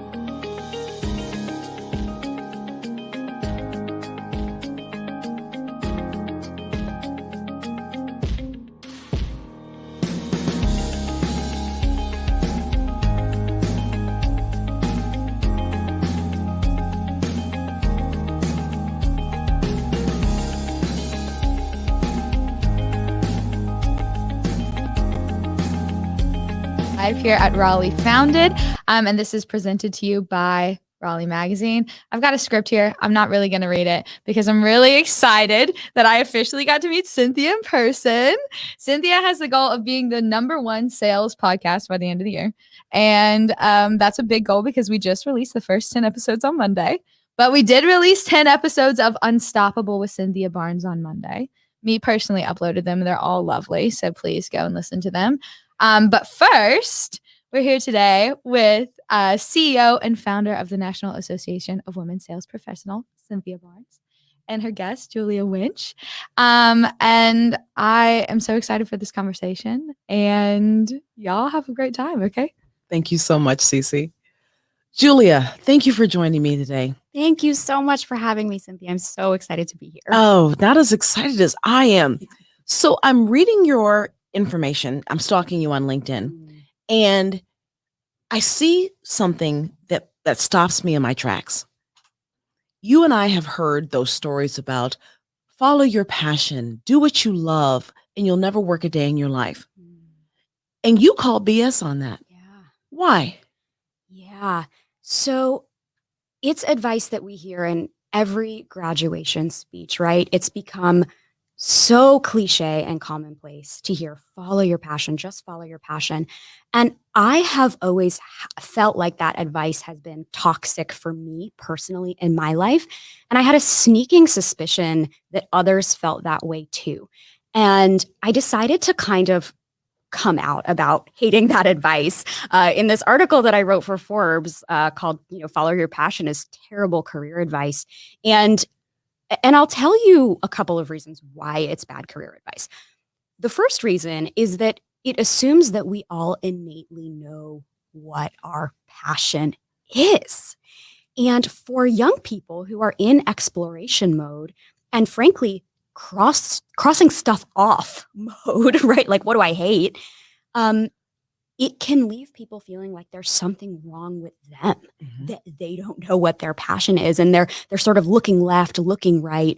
What are people's reactions to this advice? Is anyone else feeling as alone as I do, not knowing what their passion is? So that's the kind of first reason is it assumes innate knowledge of a passion, which frankly is not the case for most of us. And I have people, not just young people who come to me for coaching saying, I don't know what my passion is. I have people in their 50s and 60s saying, I don't know, my passion was once this.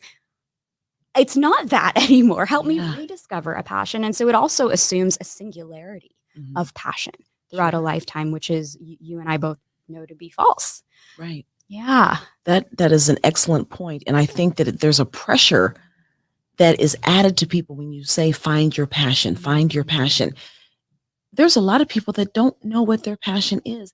They may stumble into it, but I think there's a trial and error, a journey that kind of, is squiggly, that you try one thing that you think your passion is, and you pivot to something else, and you pivot to something else. Life is a series of pivots, right? Yes, absolutely. Trial and error is the best possible way of putting it. And it's the best possible advice for people trying to find their passion. I say low stakes trial and error if you can, right? So not throwing yourself into a career that you're going to feel beholden to for 3 years and feel guilty quitting. That's not low stakes trial and error, right? How can you do an internship, do a shadow day, have informational conversations, and pay attention to the energy in your body and what lights you up and collect data that way? So it's a constant collecting of data rather than feeling trapped for a number of years in something you hate.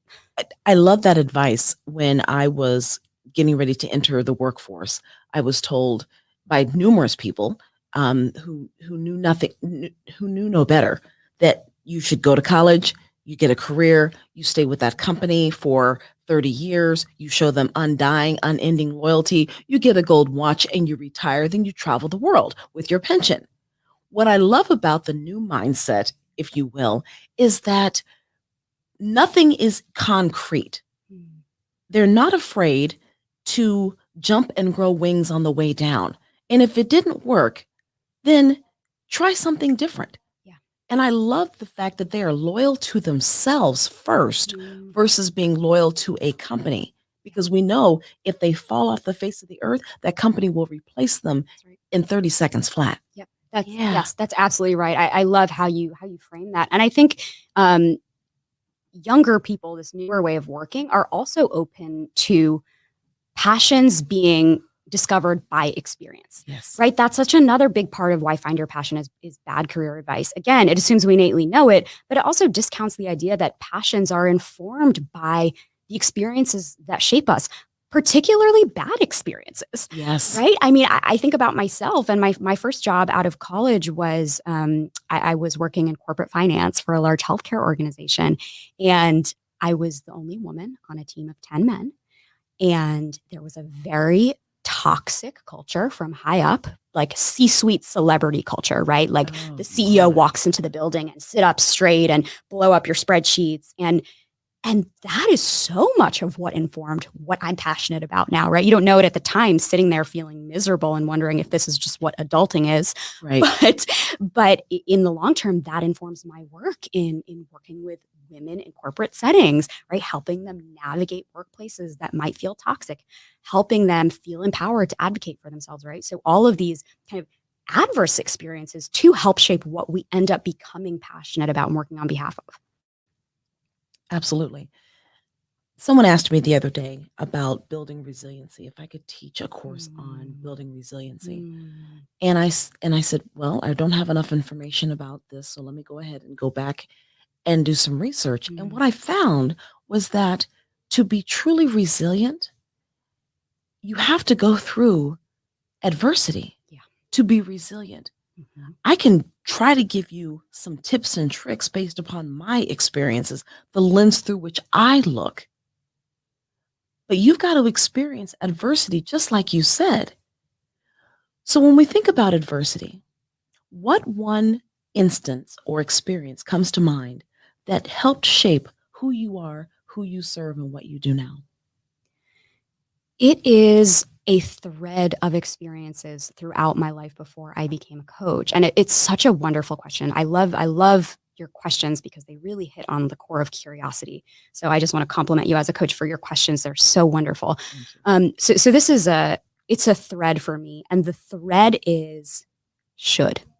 The thread is, here is what my definition of impressive, and I'm using quotes for those listening, is how can I mold myself into someone who exhibits those traits?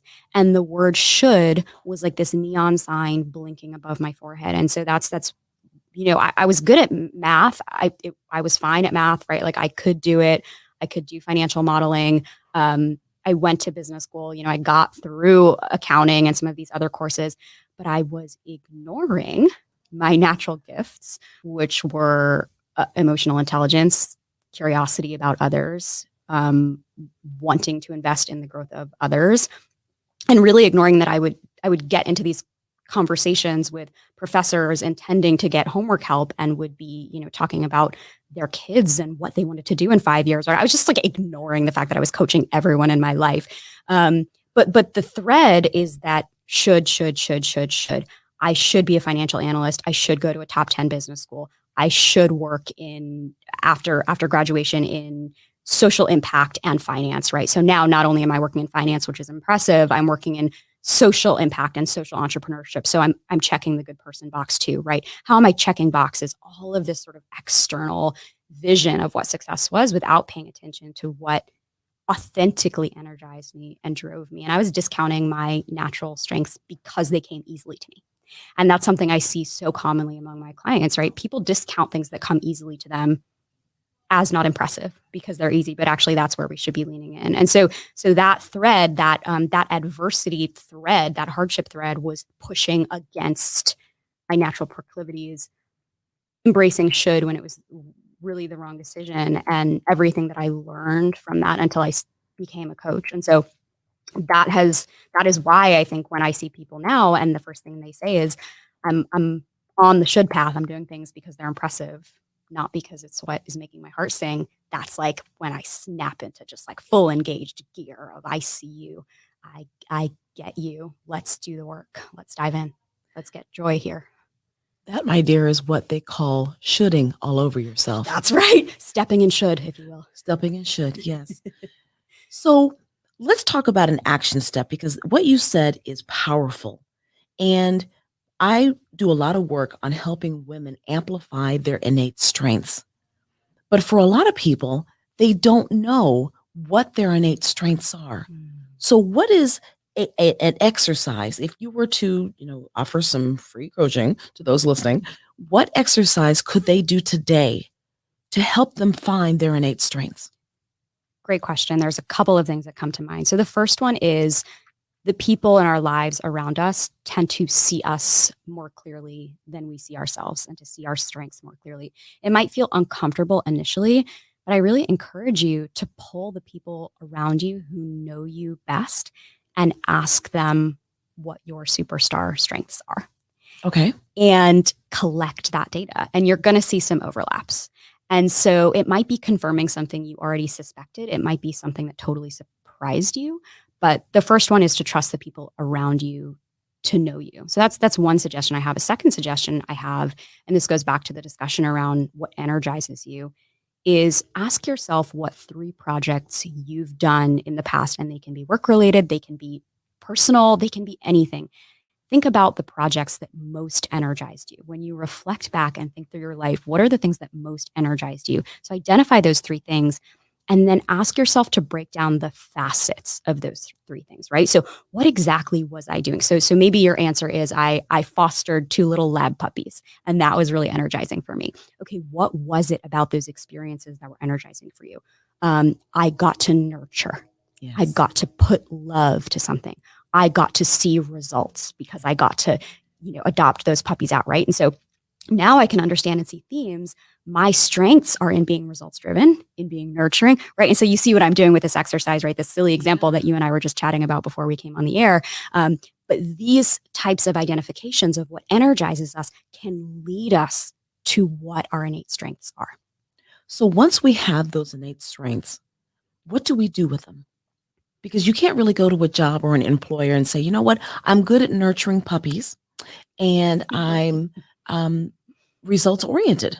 Yeah. So how do I take that and transfer that into a transferable skill that gets me hired? Yeah, that's the key. That's the key, right? And so understanding those adjectives is an important first step. And then it's about tying them to the outcomes that the business or the role needs to see. And so it's about having tangible examples of that, right? So now I can say, I know I'm nurturing because of puppies, but how did I nurture that teammate who was going through a hard time at home? And my nurturing instinct allowed me to identify that she needed a week of PTO. And then she came back and she killed her sales goals, right? Nice. So because I'm nurturing, I lead teams in a way that you're not going to find every day, right? So it's about taking those strengths, and on the face of it, you might say, I'm nurturing puppies. That's not a sales skill, or that's not a fill in the blank skill, but it is. Yes. Mm-hmm. Yes. Because anytime I've seen a great salesperson client relationship, it's because of that innate skill of being able to nurture and being able to empathize and say, what is it that my client or prospect needs? Not the logical need, but the emotional need, whether that client needs to feel like a rock star at work, whether that client needs to feel heard. So many different things. And I love that you mentioned that. Thank you. Yeah, absolutely. Yeah, it's and I mean, I think about this with sales of coaching too. I mean, there's so much here to sales of coaching, right? When you sell coaching, you're not selling coaching, right? No. You're not selling 60 minutes on Zoom where I ask you questions. You're selling the outcome that the person wants, right? What do you need for this to be successful? Why are you here? Mm-hmm. What do you need to take your life from where it is now to where you envision it? That's what, and that's what you're selling, right? Absolutely. Mm-hmm. The outcome. The outcome. Not the coaching. Correct. Yes. And anybody who has a product or service, you're not selling that. You are selling the outcome. Yep. That's a tweetable moment, Yeah. as they say. Mm-hmm. That's a tweetable moment. Yeah. You are extremely strong and wise. Where did that come from? Thank you. The feeling is mutual. My parents. My mom is a psychotherapist. No way. Yeah. Okay. Yeah. Okay. And my father's a physician, and they both specialize in pediatric care. Okay. And so my mom has, tiny little child patients who have been through, some of the most horrible traumas you can imagine. My dad specialized in pediatric emergency medicine. So again, horrible, things. But what they taught me and my sisters early on, I'm one of 3 girls, is that you have a voice, and your voice is special and unique and deserves to be heard. And it's interesting because I'm a twin, and I was sort of the outgoing twin. My sisters much more introverted. And so I would sort of be like in front of my mom declaring whatever message I wanted to convey that day. And she would sort of be behind my mom, hiding behind my mom. But it's not that she didn't have a voice. It just manifested differently. So my sister is a writer. She's in media. She's not front of the stage, but her voice is so powerful. And she recently put a book out about being a lesbian in media, being at the helm of a major publication in New York. And so we were always encouraged to have points of view. And I like, that's such a powerful thing to give to children early on, right? It's emotional fluency. I think that's such a huge part of it. It's like, how do you feel? Why do you feel that way? Let's talk about that. Let's give you the words to describe those things early on. Let's not talk to you like children. Let's nurture you like you're a child, but let's encourage you to have a voice and describe how you feel and draw the scary monster in your dream. And let's figure out a way to make it go away. Right. And so there was just a lot of empowerment, and the like we were always looked at as wise. I think I always got that from my parents, like that you are wise, you are worthy. And I think that's what it was. It was like the first 3 years of life. I think by age of 3, you're probably baked, right? And that I'm pretty much the same today as I was when I was 3. That's amazing. Yeah. That's amazing that they created that safe space for you to have a voice. Yeah. Yeah. If I were to invite them into the room and ask them about you, and I were to ask them what they're most proud of, what would they say? So I think my dad would say my guts, how I go for things. He later in life has started entrepreneurial ventures, post sort of retirement from being a physician. He's started some amazing entrepreneurial ventures, but was afraid to do them before for lots of different reasons, supporting a family being a major one. But I think he's seen me take the entrepreneurial leap. And I think he would say, gosh, where did that girl get that guts to just take the leap and take a bet on herself? So I think that's what he would say he's most proud of. And I think my mom would,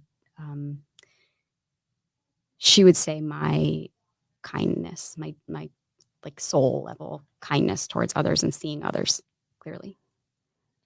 What are you most proud of about yourself?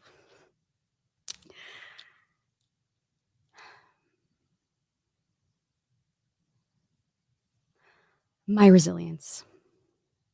Right now, my resilience this past year, that's what I'm most proud of right now. And that, this answer changes just like passion changes with time. What we're most proud of changes with time. And I think, we always sort of surprise ourselves with how we can bounce back from adversity and what sort of reimagining what we thought life would be. And so my husband and I have been trying to make a family for the past 4 years. And my business has grown and thrived and turned into kind of my surrogate child in this time. But that's not something that's become a reality for us. And there's so many ups and downs to that. I mean, this is another thing we can kind of blow up and call out, right? There's so many professional working women who are going through infertility and who are taking the injections, going to get egg retrieval surgeries, experiencing heartbreaks and trauma and miscarriage and going to work, right? And that biological reality is not seen by many companies. And so on the one hand, there's a desire that I have to sort of blow up the secret. Let's talk about infertility, let's talk about it, but it's really painful. Yes. And so it's hard to talk about when you're going through it. But one thing that I'm proud of myself, to get back to your original question, is my resilience through what has been a really traumatic year, actually. And I think many people would be surprised. Or at my social media, my LinkedIn, you wouldn't know that I'm going through that. I've had to take a break from my personal Instagram because of pregnancy announcements, right? Like people don't kind of see that side of you. But that I can still be okay and in fact thrive and also be going through a process of grief has awed me about myself. So tell me about your hesitancy in sharing that story. So I think I would compare it to, and you're a public speaker, so you take to the stage and you talk about stories.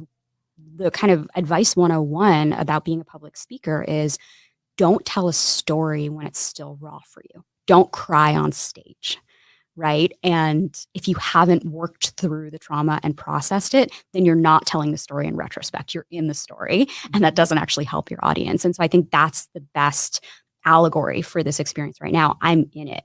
And so I, talk about changing passions. I was actually just talking about this with my mom yesterday. She said to me, Julia, in 5-10 years, I see you being on the advocacy side of this somehow. I see you making this right somehow. Because we were talking about how expensive all of these treatments are, right. and privilege, right? Like privilege to be able to pay for these treatments, and how if I was less financially privileged than I am now, what would my options be? And really just thinking about fertility with an equity lens. And she and I got into this conversation about like what would being on the other side of this look like? How would you advocate for families who want this and can't afford it? And so there will be a time in my life, and I'm stating that intention publicly for the first time now, there will be a time in my life where this is the passion. This is the gift that I went through that will inform a huge part of my life. Right now, it's raw. Yes. Right now, it's hard. Right now, there's trauma. And right now, there's uncertainty. Right? That's the other big part. There's waiting and there's uncertainty. Mm-hmm. So there's no sort of closing chapter to the book. And I think once there is, I will come back, and I will come back hard. Yeah. Yeah. But let's own that we don't have to be an advocate for everything when we're going through it. Right. Right. Sometimes it's enough to get up in the morning. Yes. And that's all you can do. And that's enough. Yep. That's enough. I think being kind to ourselves and realizing that I don't have to put on the cape every day. Right. Some days the cape is covering the Peloton, collecting dust. Yep. Some days it's in the dirty clothes. Some days I wear it with pride. But I think when we find the purpose in the pain and remember that there is a purpose to the pain, that helps the lens through which we look. Yeah. Yeah. Yeah. I love that. And, you talked about resilience, and I love the phrase mental fitness. Yes. Because it sort of takes resilience one step further, right? Resilience is this idea of bouncing back from adversity. Mental fitness is exactly what you just said, Cynthia, which is seeing adversity as a gift. In the moment, that's a trying exercise. Let's be real. I mean, when you're coming off a trauma or something bad happened or you didn't get the job, asking yourself, well, what is the gift in this? Can serve to discount your own emotions and let you not feel, right? So let's normalize feeling. But then sort of once you've given yourself enough time to grieve or feel, asking yourself, what could be some potential gifts in this? Yes. How, if I were to try to challenge myself to see a potential gift in this, what might that be? And that's the difference between resilience, bouncing back, just getting back to zero, and mental fitness, which is the gift. Yes. Who do you surround yourself with? Funny, smart women. Okay. Why? If I haven't belly laughed in a day, it is not a day I want to live on the earth. Nice. Humor is the currency of life. When there is a lack of humor in a room, I don't want to be in that room. I've learned that about myself, right? Okay. Like people who take themselves too seriously and posture, like I'm out. Like I can play that game. I'm not happy playing that game. I have probably because I was raised with, 3 sisters and a strong mother. I think women have auras that I don't know what else to. I'm inspired by women. I'm inspired by the journeys of women. I think women are hilarious. I think I love hearing about women's stories. I love how women bolster each other. I mean, this is something you've talked a lot about on the season of the podcast, right? Is women building each other up, and the power in collaboration, the power in reaching back, right? When you've mentored yourself and reaching back. I think women do it really naturally and really beautifully. And I feel most at home with, on FaceTime or in person with my sisters. Like that's just, friend sisters, biological sisters. Yeah, that's my lifeblood. Your tribe is so important. Yeah, it's your tribe. And what are the different parts of your tribe, right? I think in a professional context, I challenge clients to answer the question, who is on your board of directors? Mm-hmm. And I'm sure that's something you've heard before too, right? So nonprofits and companies have boards of directors that inform their decisions, right? But who's on your personal board of directors? And who should be on that board? Who should comprise that board? And so for me, that's a mix of professional contacts, people I've worked with over the years, but also friends from different phases of my life, friends who know me from college, from graduate school, from adulthood, which is a different phase.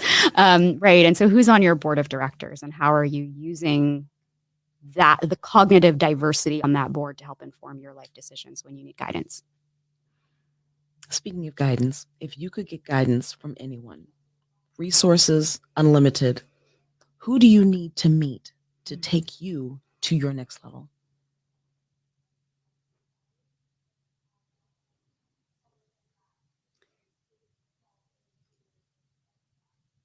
My future self. What does she have to say? So I believe that there's not a nugget of expertise or a piece of advice singularly that one person could give me that would outweigh the weight of my own future wisdom of having lived my unique life. I love that. Yeah.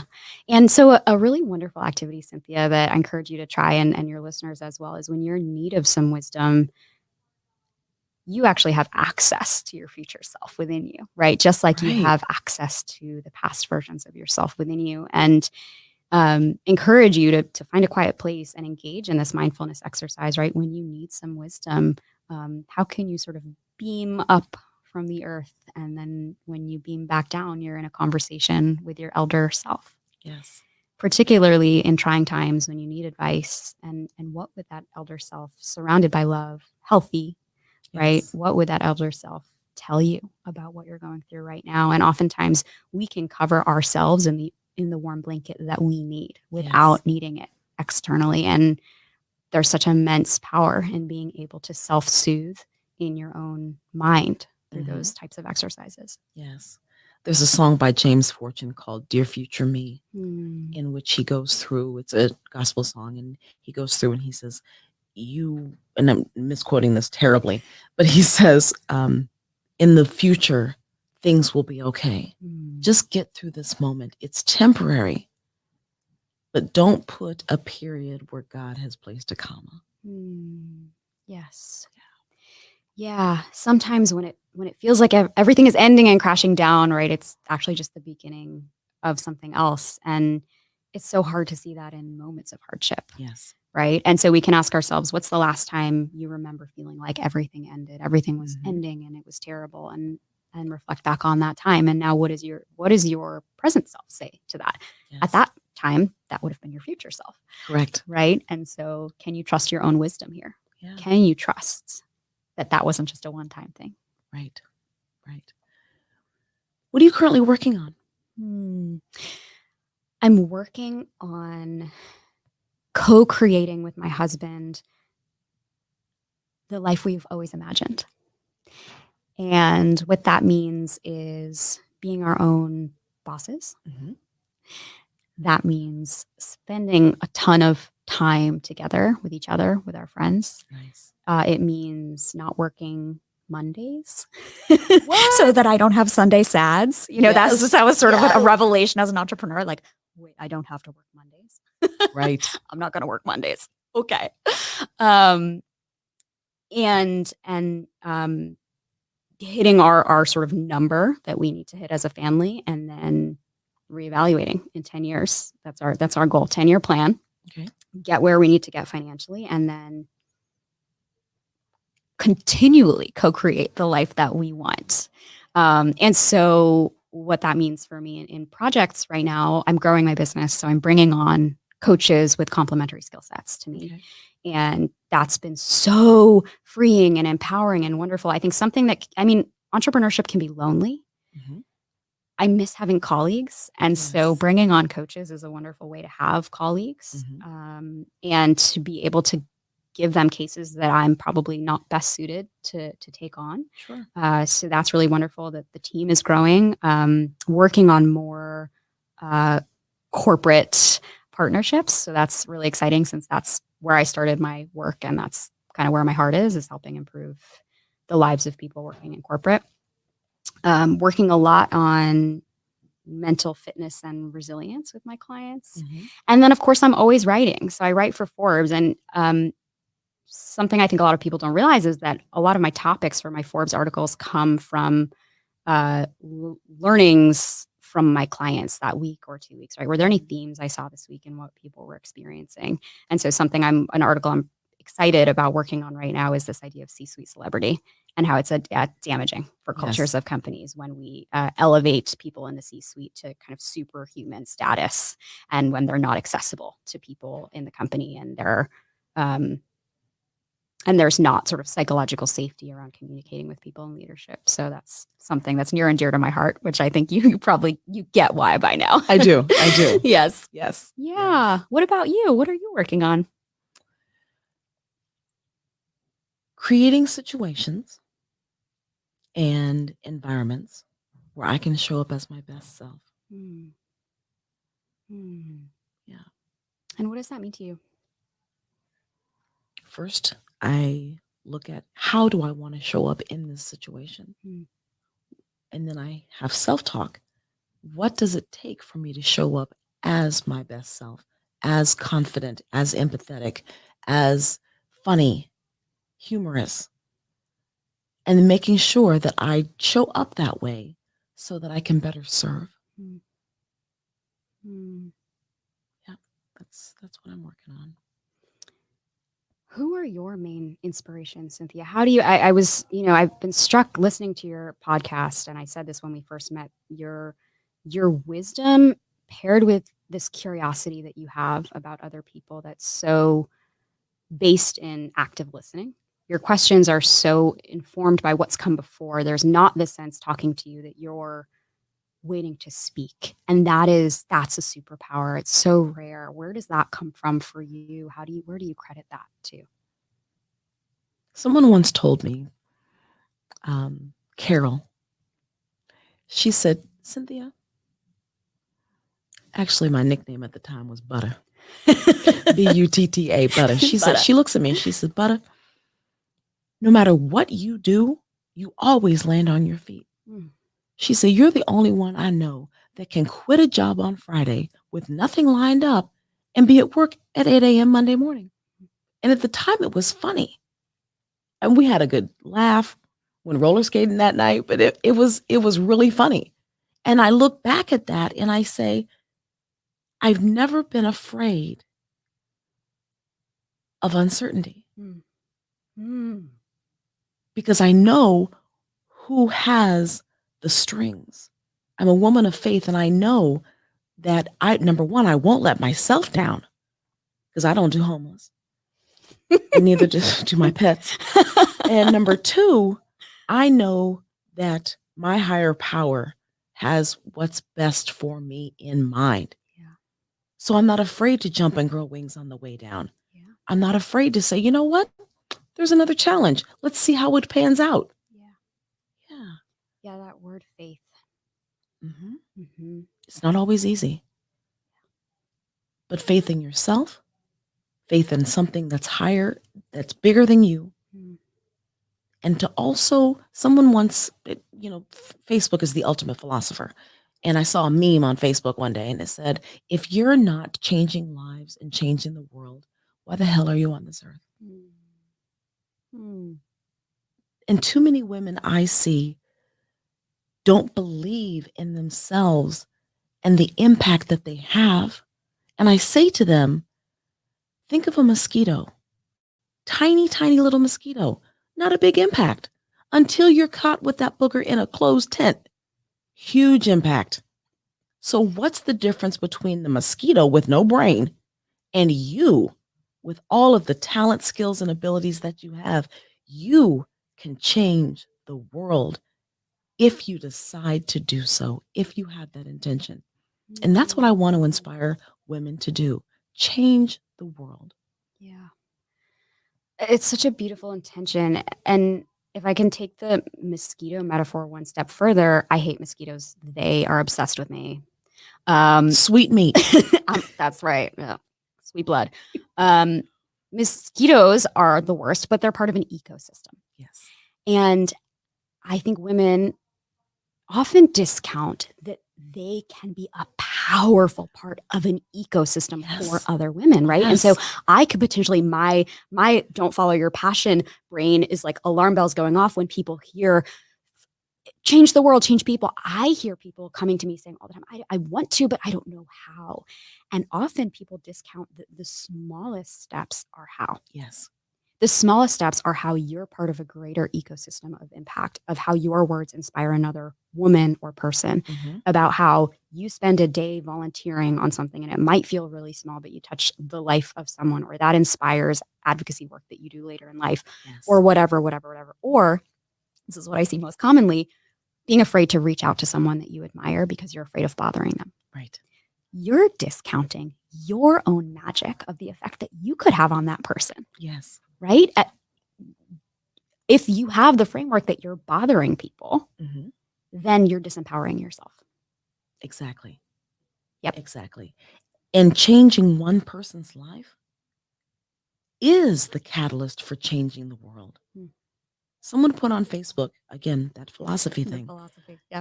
And I'm going to butcher this, but the true test of whether or not you are a success in life is not measured by how well you do. It's measured by how many others you help do well. And I read that. I quit my job. I started NAWSP, and look what happened. So the person that had the mindset and the forethought to put that on Facebook, it's probably been around the world 25,000 times. But it touched me, and I created something with it. It will touch someone else. They will create something with it.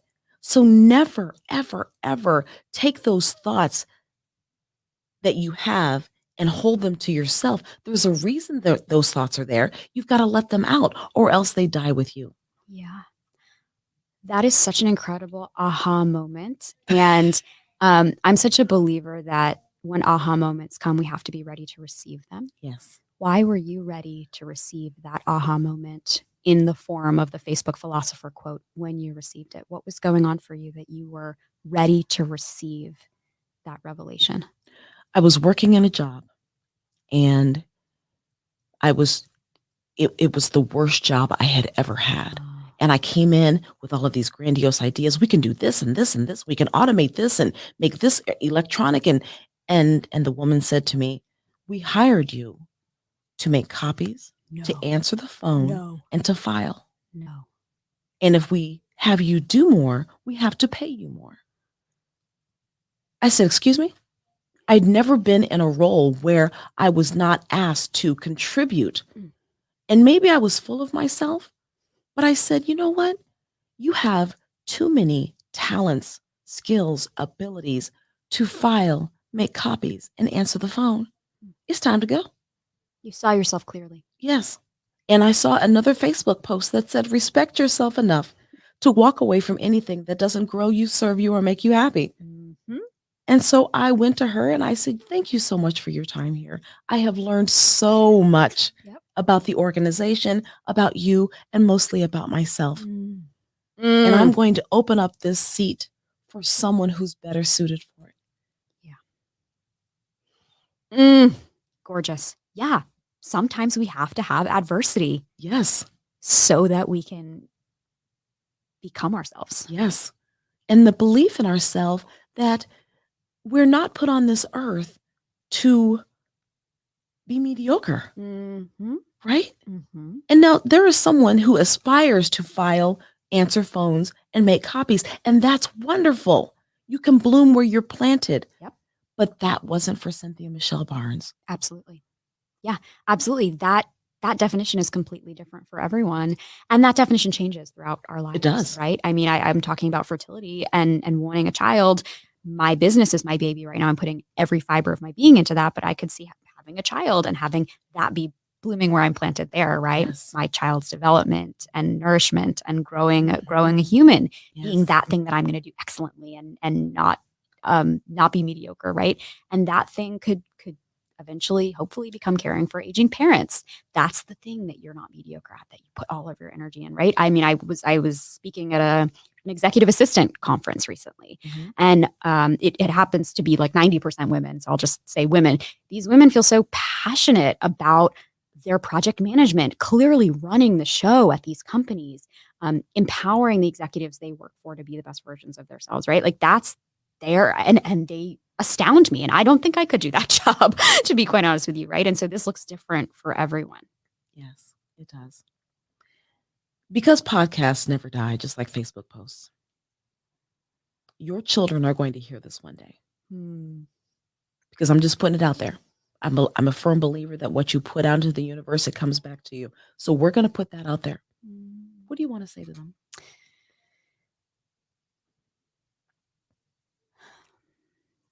You are so wanted.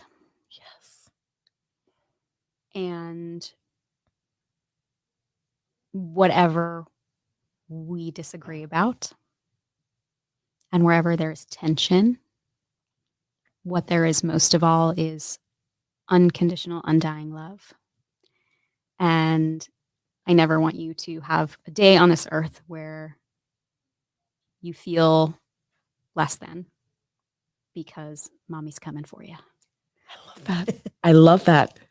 I love that. And with all of the emotion and passion that I see in your face, they're going to love that. They are going to love that. Yes. Thank you for that lovely gift. I'm going to have a good cry about that in the car on the way home. You know what? My eyes are watering right now. Yeah, I've got these great walls that I've trained myself to have around this. And like, let's just be real for speakers. Like, I didn't cry during that. It's because I'm trying not to cry, because I know if I cry, first of all, my mascara is not waterproof. So like, let's just talk about that for a second. Right. Don't want to ugly cry, but those are like sacred spaces for myself, where I get to have catharsis. And that's a beautiful gift I can give myself, and time and place. So car ride home, watch out other drivers. All right. If you have to pull over, it's okay. Yeah, that's right. Absolutely. Not opposed to it. That is your safe space. I want to know,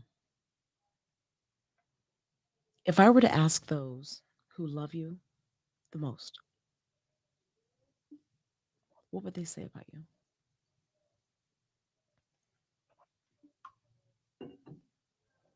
I'm a really good friend. Like, if I'm on your team, I'm on your team for life.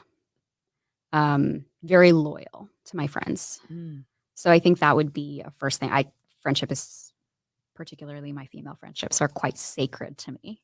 And I don't use that word lightly. I also think non-judgmental would be a really big one.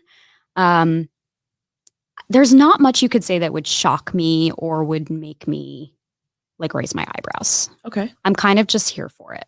Like, however you want to show up as you, I'm here for it. Like, you snorted cocaine last night and like went into, okay, let's talk about it. How did that make you feel? Like, I'm curious. Did you have a great night?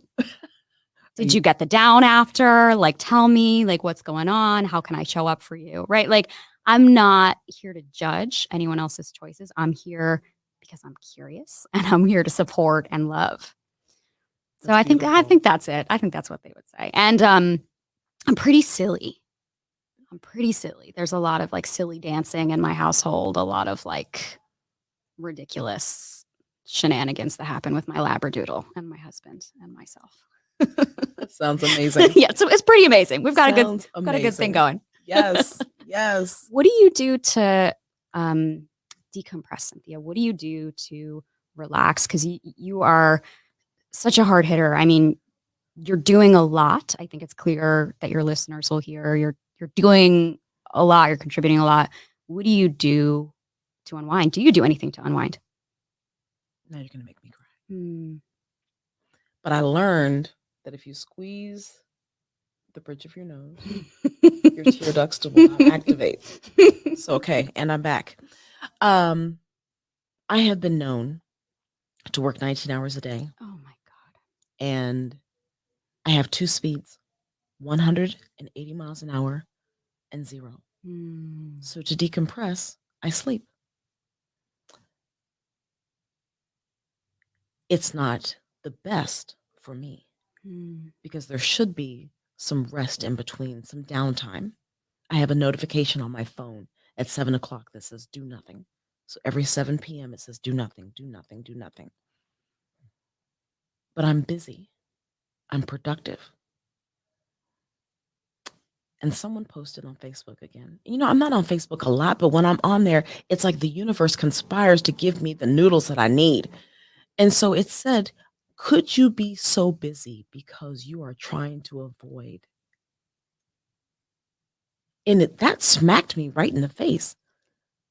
I said, Cynthia, what are you trying to avoid by being busy nonstop? And I'm still working through that.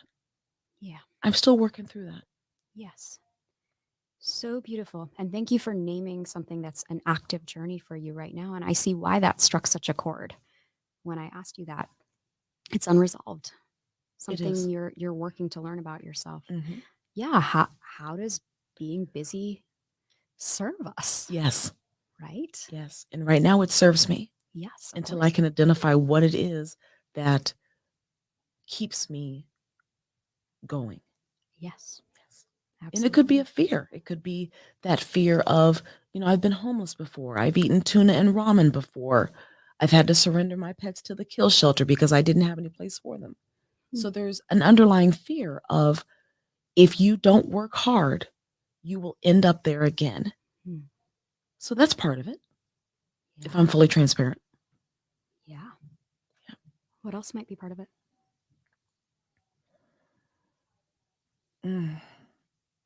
My dad was an Air Force sergeant, and he endured such horrible racism being in the Jim Crow era in the Air Force and growing up. My mother used to be a supervisor for the Big Three, and she had tools that were locked behind a cage. It's like a 20 by 20 cage. And she went into the cage to get some tools for one of her employees, and they locked the door behind her. And they put a sign out that said, "Don't feed the monkeys." And that broke my heart to hear my dad say, we just went to the country club in Atlanta, and as we're walking up as a family, he said, when I was a young boy, the only way I could step foot on this property is if I were carrying wood for the furnaces, for the boilers or whatever. The sacrifices that my parents made so that I could live the life that I have doesn't go unnoticed. It is my duty to be successful because they sacrificed so that I could. So it's not a nice to have. It's not a want or a desire. It's a duty, because to be anything less than my absolute best is disrespect and a slap in the face to all that they had to go through. So that's why. Yeah, that's why. As you're unpacking this with me right now, what thoughts are you having about what's coming out? There's more room out than in, so I'm pretty happy about that. I'm happy to be able to share that, but those sentiments, they're part of who I am. Yep. They're part of who I am. Yep. And I am consistently asking myself, are mom and dad proud of me? And of course they're going to say yes. But there's a pressure that I impose on myself to make sure, Cynthia, are you doing your best? Are you showing up as your best? Are you being that leader that your 9-year-old niece aspires to be? We have so much power that we don't even realize. We impact the lives of people that, for future, your kids are going to hear this podcast and they're going to say, look at my mama. My niece comes on to my Zoom calls and she'll type in, "Hi, Auntie, I love you." And she spells Auntie Onty. It's like a mic drop, Auntie. I love it. I love it. So I know that I'm impacting her. So greatness is within us. I choose to represent that. Can I challenge you for a second? Absolutely. Does greatness mean being either at 180 miles per hour or 0? No. And I'm looking forward to the day when it doesn't. And I'm working toward that. Yes, you are. Yes, you are. Yes. Julia. Cynthia. Thank you so much for your wisdom, for pouring into me, for pouring into our listeners, for being the woman that you are, for being aspirational, for sharing your journey, for being transparent, and allowing yourself to be vulnerable. I thank you for that. Thank you for providing this space. You are an absolute gift to humankind. And As I for have you. just loved this hour with you. I've Yes. just loved it. So thank you. Thank you. You are truly unstoppable. Yes. I know that our listeners are going to want to be where you are, whether it's virtually, whether it's in person. Where can they get more of Julia? Yeah, so go to my website, which is theauthenticityguide.com. That's where you can find out much more about me. And please add me on LinkedIn, add a little note so I know that you listened. That would be very meaningful for me.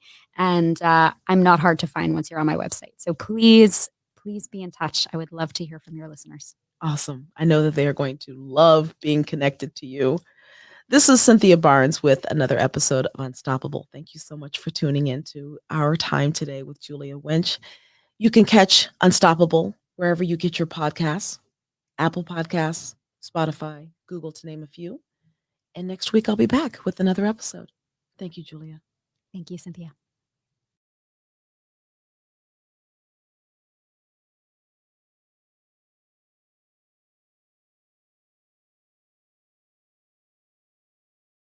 We get asked all the time, what is hustle and gather?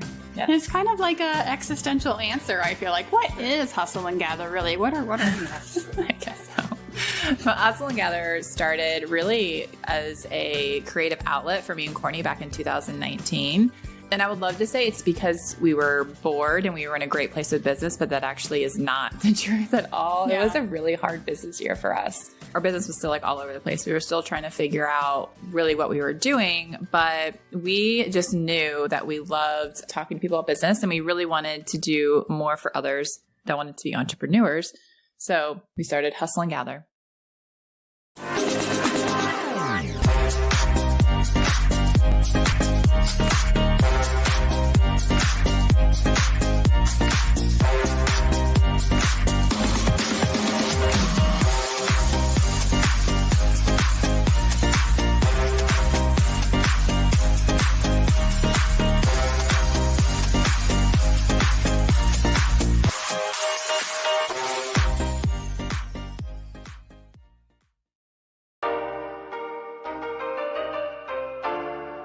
My name is Zainab Baloch, and I'm the co-founder of Yap. We're currently working on making and developing an online entertainment platform to engage Generation Z in our democracy. I think Raleigh Founded is a space that's accessible. Raleigh Founded is more than just a host location. It's a place where they really invest in the community. Everyone's really open and supportive. I definitely think Raleigh Founded makes it way more attractive to get really competent and high-level employees. People just come in and are just like amazed with the space right away. And it's not just beneficial to me or the company, it's beneficial to, honestly, an entire community.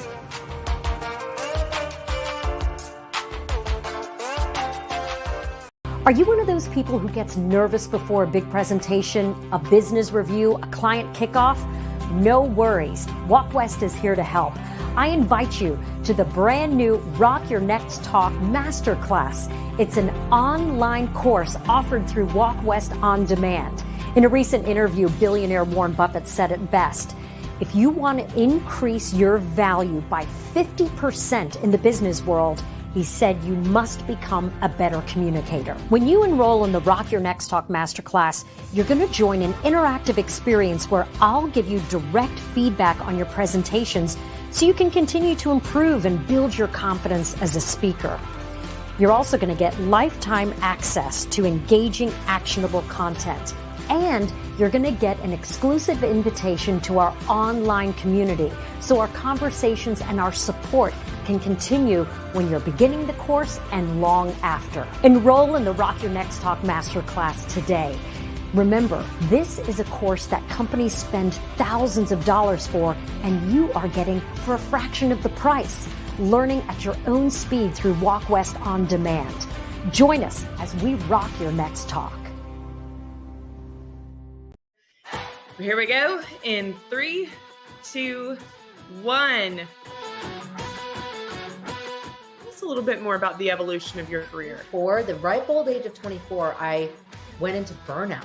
Now, Oftentimes, being a double minority, you don't have the living room, locker room factor. this because I tell folks, hey, you never know where your journey's going to take you. I'd come from working at Accenture doing IT consulting. Wow. And this was really a humbling experience to make 150 cold calls every day. The need is spectacular, and there's nobody doing it. As a society, we don't give enough credit to these different experiences we have. We want to make everything make sense. Am I going to be grateful for everything that I do have, or am I going to focus on everything that I don't have? I love helping people to see a vision come to life, but is this the best way for me to help people? And I was like, you know what? I don't think I should be unhappy like this. Tough people are greater than tough times. And not everything's going to make sense, and that's okay. To the point that you're saying is where we really do, we build on these things that happen to us in life. And you are such a great example of that. So let's dig into your story a little bit more.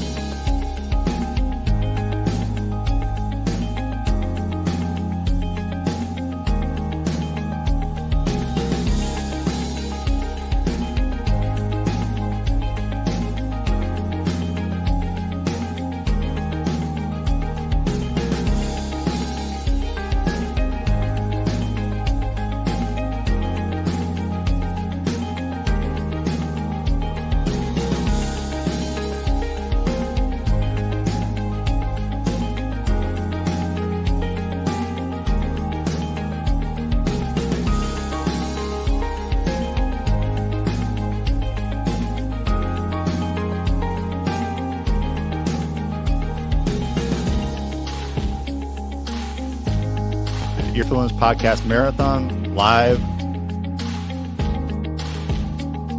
Welcome back to the Earfluence Podcast Marathon live at the Earfluence Podcast Studio at Raleigh Founded and brought to you by Raleigh Magazine. I am so excited for this episode because it is two podcasts that we produce: Weddings for Real with Megan Gillikin and Hustle and Gather with Courtney Hopper and Dana Kadwell. Weddings for Real has been podcasting for over 3 years now, has 144 episodes, over 200 reviews, and is obviously one of my favorite podcasts because it is hosted by my wife, Megan. Hustle and Gather just started on March 1st, and it is already in the top 10% of all podcasts, has 24 episodes out right now. And I am proud to say that is the only podcast that we produce that has a permanent E for explicit. So one thing I love about podcasting is that there are no rules really. And there's different ways that you can do intros. Weddings for Real, for example, will just do the interview and then record an intro and post and then weave it into the conversation. Hustle and Gather will do the intro live in the moment. So I'm going to hand it over to Courtney and Dana from Hustle and Gather to do the intro. Ladies and gentlemen, Courtney Hopper and Dana Kadwell. Thank you. It's quite the intro. Woo. Well, thanks, Jason. Welcome, everyone, to Hustle and Gather. We are a podcast about inspiring the everyday entrepreneur to take the leap. I'm Dana. And I'm Courtney. And we are two sisters who love business. On this show, we talk about the ups and downs of the hustle and the reward at the end of the journey. And we know all the challenges that come with starting a business. Between operating our wedding venue, doing speaking and consulting, and starting our luxury wedding planning company, we wake up and hustle every day. But we love what we do. And today we're talking with Megan Gillikin. Megan is a veteran wedding planner, podcast host, and international speaker. Between her own experiences and hearing others' stories firsthand as the host of Weddings for Real podcast, Megan now offers wedding planners an easier way to grow their businesses through her education and community membership, The Planner's Vault.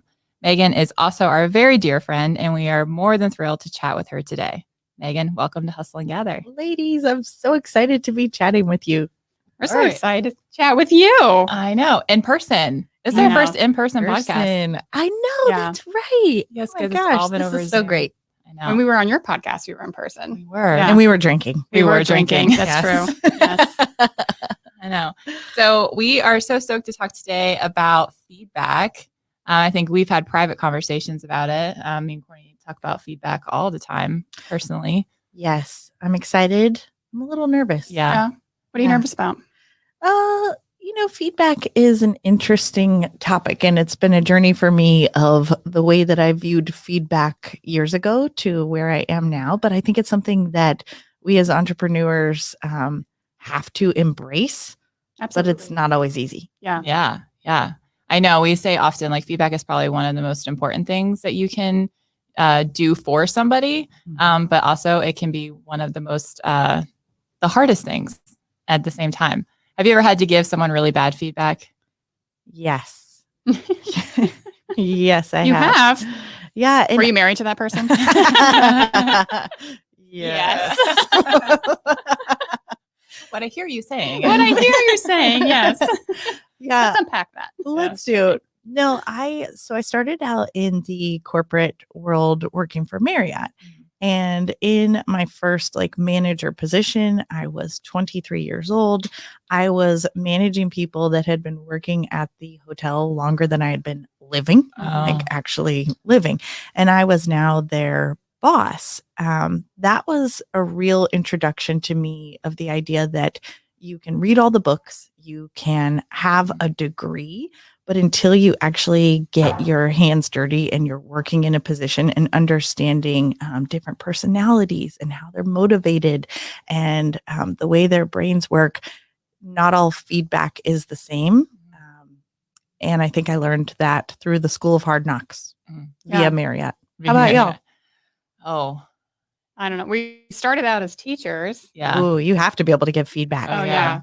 And get feedback because they would come in and rate you on a piece of paper and tell you whether or not you were a good teacher or a bad teacher. I think we shared this on the podcast that one time the principal came in and did a observation. They're called observations. And I had my post-observation meeting and he gets through it all. And I was like, basically, I feel like I should give you my resignation after that. And he was like, no, you're a wonderful teacher. I'm like, that's not what you said. So what's on here does not say I'm a wonderful teacher and really I'm doing you and the kids a disservice. And he's like, well, that's not what I meant at all. It's like, well, if that's not what you meant, then that shouldn't be what you say.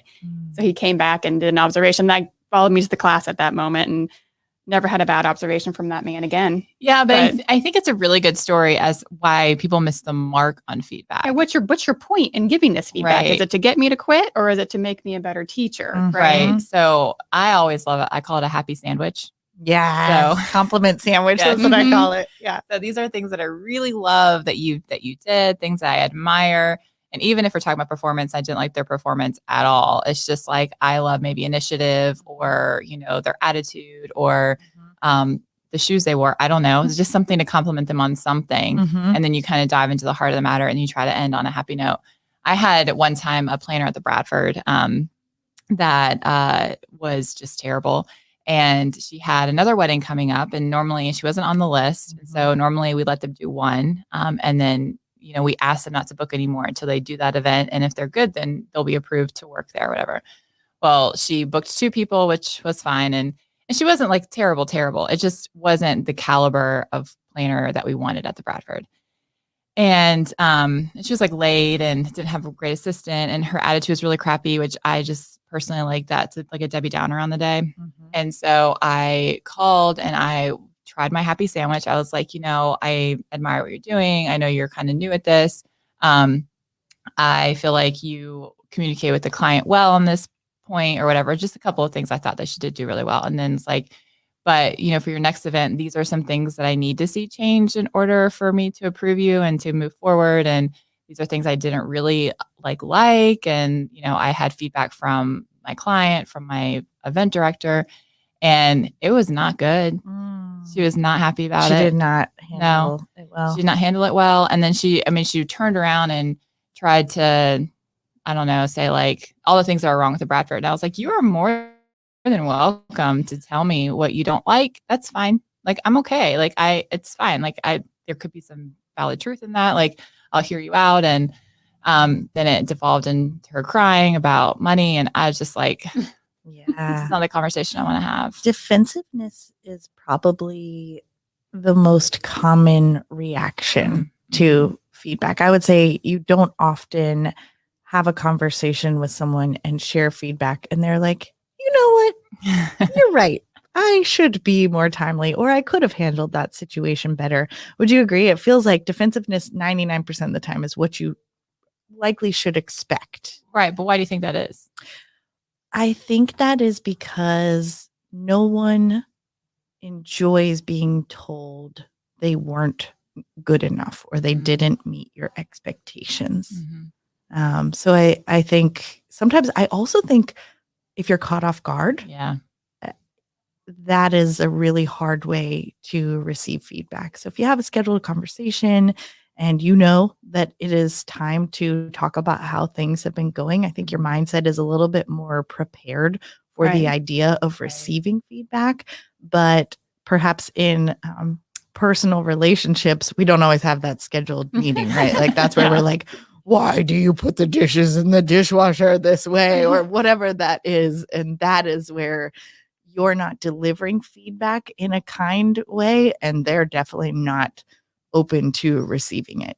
I have 2 thoughts about it. I think that feedback is harder to receive the more effort you put into something. Like when you felt like you have given your all, given your best, sacrificed to do something or be something or whatever, and then you have feedback that wasn't good enough, I think it becomes like very personal and then you get really defensive about it. But if it's something like to be true about yourself, like if you were to say to me, like, why aren't you timely? I would have been like, because I'm not timely. Like, that's just how it is. Like, it's not going to hurt my feelings. It's a truth that I know about myself, and I accept it. Right.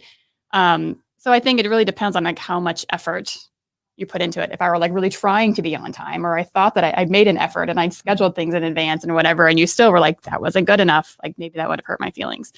But I also think that you're constantly receiving feedback, like constantly, whether it's like from like a commercial or, advertisement that this isn't good enough and this isn't good enough.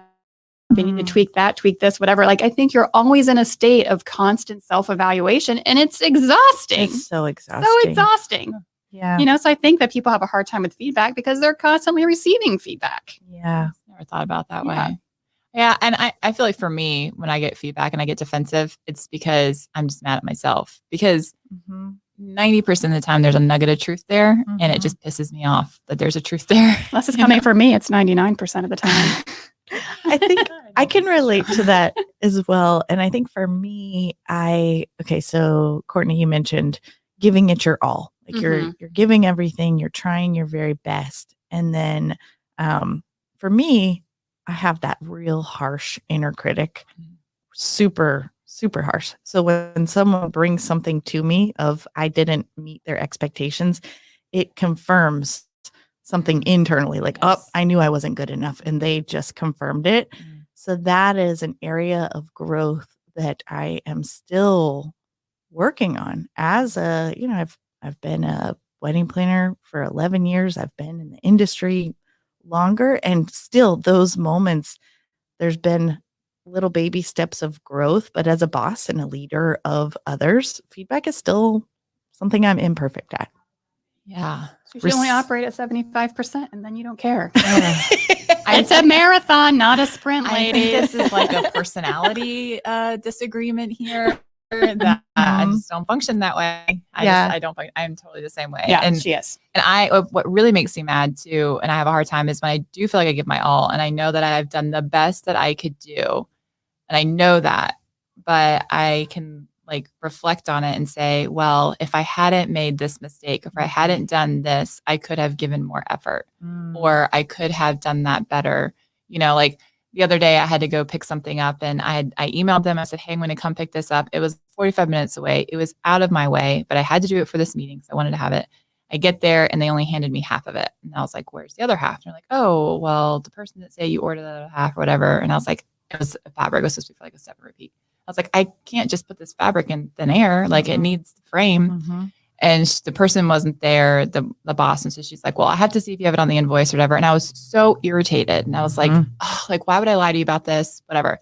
But in my mind, I was like, I just wasted 45 minutes, because what I should have done is I should have emailed and said, I'm picking up the step and repeat with the fabric and the case. Please make sure it's there. But that person should have done their job. They should have. Yes. But, but you beat yourself up. You can always bring it back to, because I also recognize that I'm not a perfect human. And so I don't ever want to come across as like, this is all your fault. I'm like, well, I guess I did have fault in this. I did have fault that I didn't clarify what I needed, even though it seemed obvious. It did seem obvious, but. Yeah, I can see that. Yeah. One thing that came up for me, Courtney, when you said there's always feedback, like you're always receiving it. How do you discern good feedback from bad feedback? Luckily, and not luckily, I'm one of those people who value my opinion above others for the most part.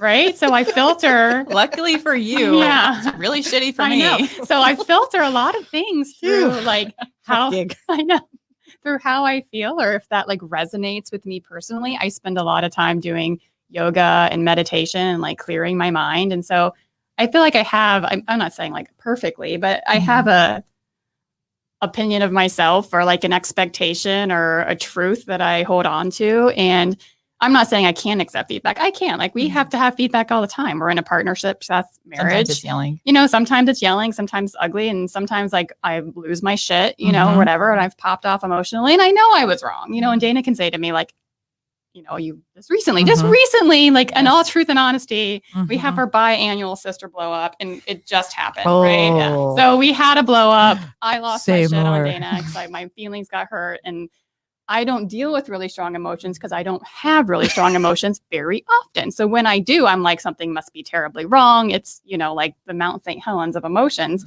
And Dana was like, your timing is bad. I'm not saying that's what you said was invalid, but like the way that you approach it didn't give me any options to like have a productive conversation with you at that time. I'm like, it was on the way to a wedding. To be clear. I was at a wedding. Wow. She pissed me off beforehand. Wow. And so I'm going to work. But I like couldn't focus. So I was like, I've got to get this off my chest. And, oh gosh. So it was a bad situation. I'm not saying it was right. It was definitely wrong for sure. I see the growth. Right. And I'm not saying it's not going to happen in 6 months. I'm going to try, but so I think that getting back to that, like, so for me, I know myself, like And I know when I'm putting in 75% of effort. I know when I'm putting in 100% of effort. I know when I'm not giving two shits. I know when I'm caring a lot. And so I just kind of take and I think you're always interacting with humans. So there's always like that human element. And I believe that there's really no truth, right? Because everything that's happened is filtered through somebody else's perspective and it's filtered through my perspective. And we're just trying to come into a happy medium. So I don't know. I take it all kind of with a grain of salt and I really filter it through how it makes me feel or what I know is my truth. And I know there's times that I didn't put it all in. And I know there's times where I wasn't the best Courtney that I could be. And in that sister situation, I wasn't. And I can be super productive on the other end. Like I can say like, hey, this is my fault. This is what I'm feeling. This is verbalize how I feel now and get to the other side of it. So, and I think, when it comes to feedback, when we're talking about professionally and personally, yours is an interesting dynamic because it's mixed. Oh yeah. Where in another business setting, it might be just the professional feedback, but yours like commingles. You have this like, decade long relationship of knowing the inner workings and you're expecting how she's going to respond to something. And I think that's something just. But you could speak to that too. I mean, you work with your husband. Yeah. And we are very different as well. So Jason is a lot like you, Courtney, and I'm a lot like you, Dana. And we have that, I can receive feedback professionally. Very well, because I believe I wear some sort of, I don't know what I would call it. I can hear it. You could say, hey, you worked a wedding at the Bradford and you, we felt that this didn't go well. And by the way, no. Oh shit. I can hear that and process it. And I might feel defensive inside and be countering back to it.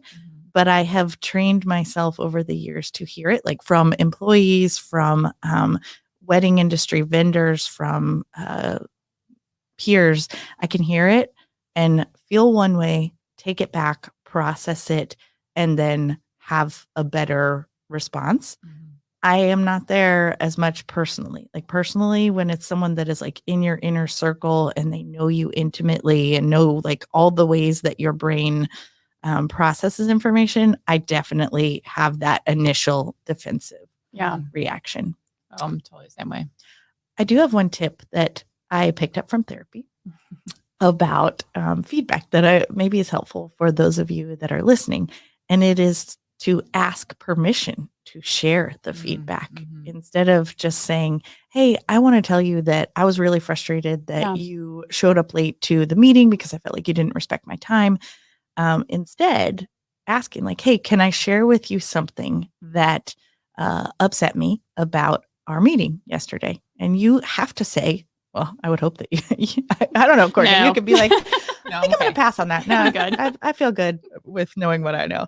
But getting that buy-in from that other person, whether it is a team member or a business partner or a spouse, but saying like, hey, can I share with you how this made me feel? I believe brings down that fence, maybe a little. No, I totally agree. I think it helps so much because I think being caught off guard is literally the worst because your mind's going a million miles a minute. You're trying to put context to what's happening. You can't even process it. And if someone said that to me, I would say, let's have a conversation this time. And I'm thinking like, what did I do in that meeting?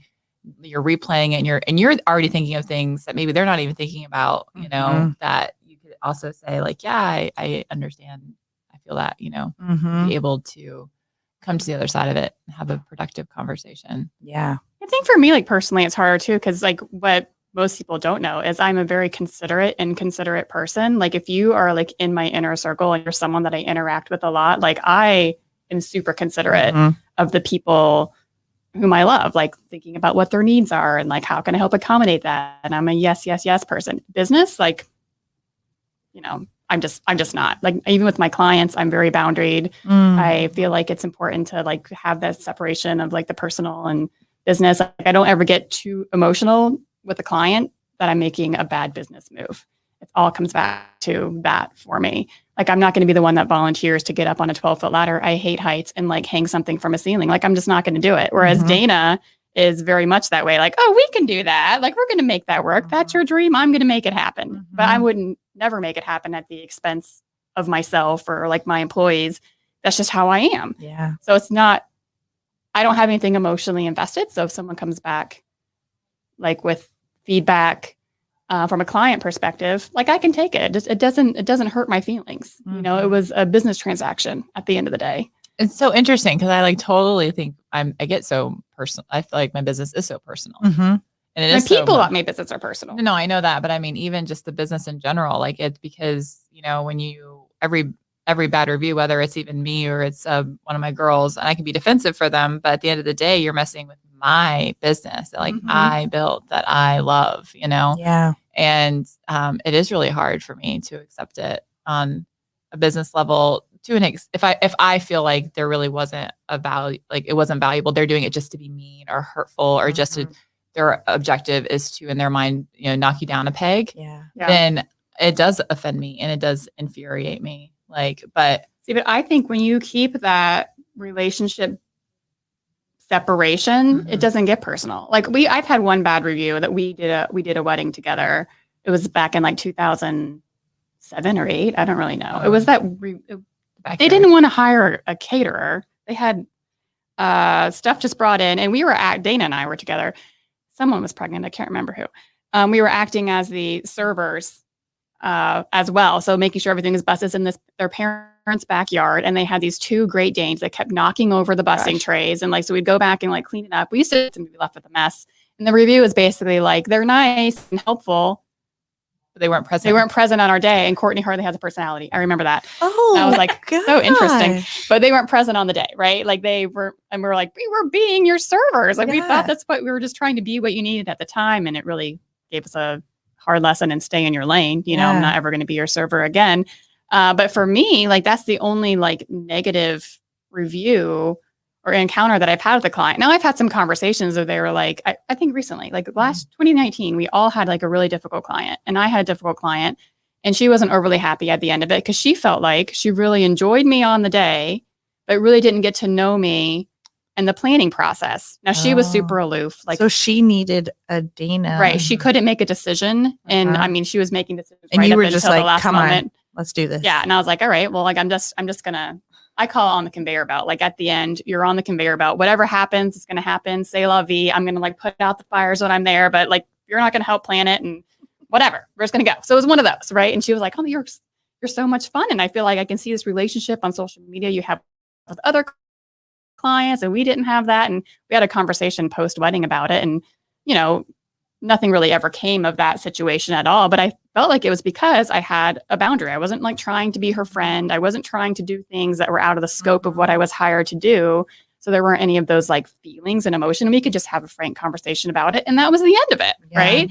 So I think sometimes when you kind of move that boundary, you get into that personal space. And I think for everybody, when you're in that personal space is when that feedback gets so difficult and personal. Yeah, that makes sense. Yeah. I agree with that. Like, what about as leaders? Yeah. Oh yeah. So you have a team of people that work with you. We also work with other business owners in our industry. How does feedback play into like you receiving it as a leader from your team? I actually really welcome it because I think that is the thing I want to excel the best and be the best at. And so for me, it's very much, I want to hear like, where am I failing you?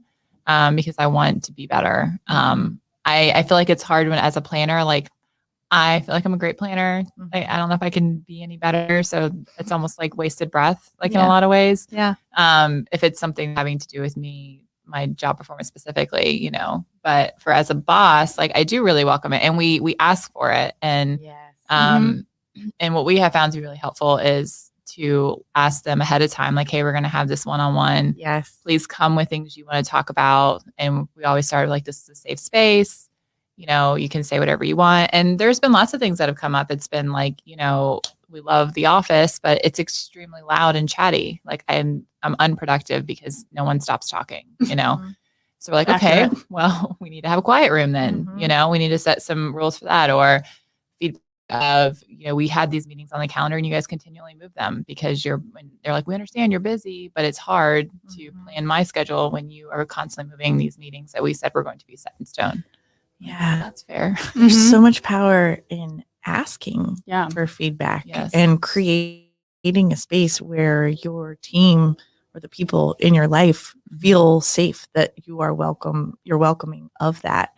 I wish that more industry pros would ask for that. Oh, I know. Like other vendors, you mean? Yes. Yeah. I wish that they would. We've tried. We have tried in several occasions, and we just get that like defensive response. Like we had a situation recently where we were giving another vendor feedback and they were not having it. No. And it hurt our relationship. And I think it's so hard as a leader in the industry giving that feedback. And especially when you have other teammates that work under you, right? Like replacing multiple planners places. So you don't want to burn a bridge, like say with a venue or someone that's sending you business, but at the same time, you need to speak up and advocate for what's going on and, your employee. But it's like such a fine line. It's like this, like this dance. But it's like this weird, like your eyes are open, unveiling thing too at the same time. So as hard as that was, and it was, I definitely at the end of that conversation, I was like, I totally effed up. Like I just we're not on that list anymore. Like I think I just burned this bridge. I don't think we're ever going to be back there. And I was upset for it in the moment. And then I like really processed it. And I was like, you know what? Like if this person isn't going to be a team player, and their objective from here on out is to continually prove that we are not good at what we do. And they are going to talk behind us to the client. They aren't going to, they're going to throw us under the bus at every opportunity. I don't want to be there. Right. And that's not a relationship that I want to be a part of. And so, and I feel like to me, that's a really good indicator when I can have a conversation with a vendor and say, and I could be nice about it and say, like, we love working with you. We love being there, but these are some things that were really concerning for us that, as a boss to a boss, I think you should know this, how your employee is coming across. Do with it what you want, but just trust me when I'm saying this, not to put you down and because I care about you as a person. Like I know you in other ways, and if they can take that and move forward with it, whether they take my advice or not, or whether they take the feedback or not, but they can still be a cordial, nice person and a relationship isn't like ruined, then that's someone I want to be in business with. And I think that is the ultimate goal, right? To be able to share feedback with compassion. Right. And without judgment.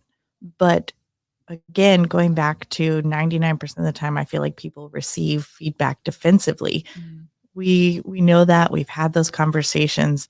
And I think the general not plan of attack, but the general way that it's handled within our industry is you work with a wedding industry vendor.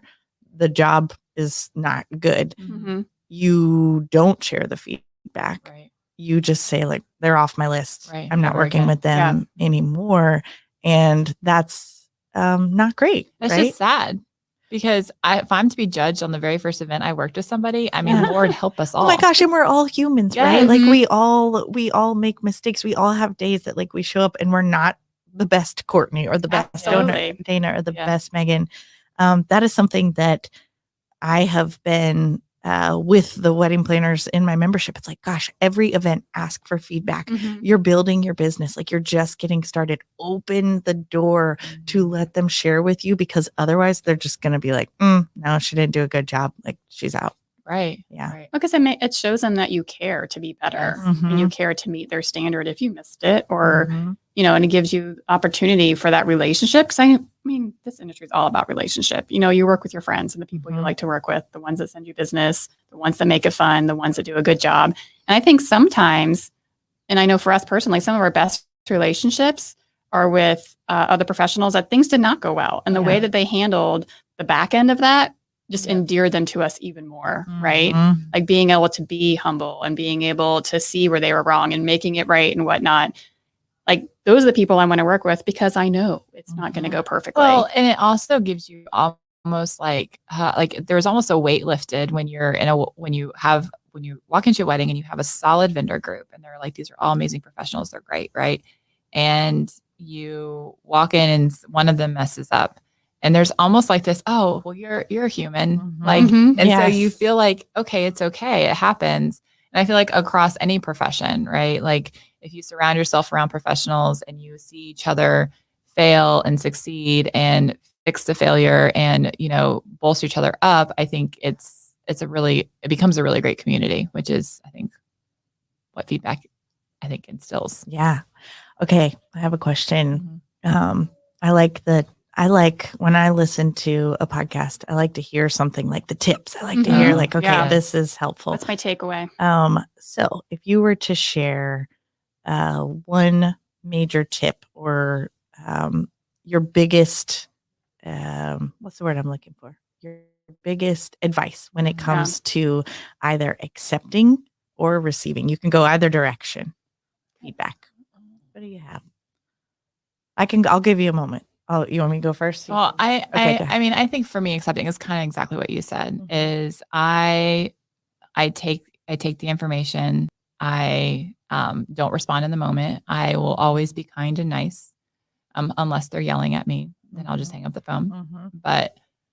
And then I have to process it. I am a processor, and I think it is really healthy to process it. And I think that no matter what the feedback is, there's always a kernel of truth. Sometimes that kernel is like minuscule and sometimes it's really big, right? So, and I always try to find like, where is the truth in this?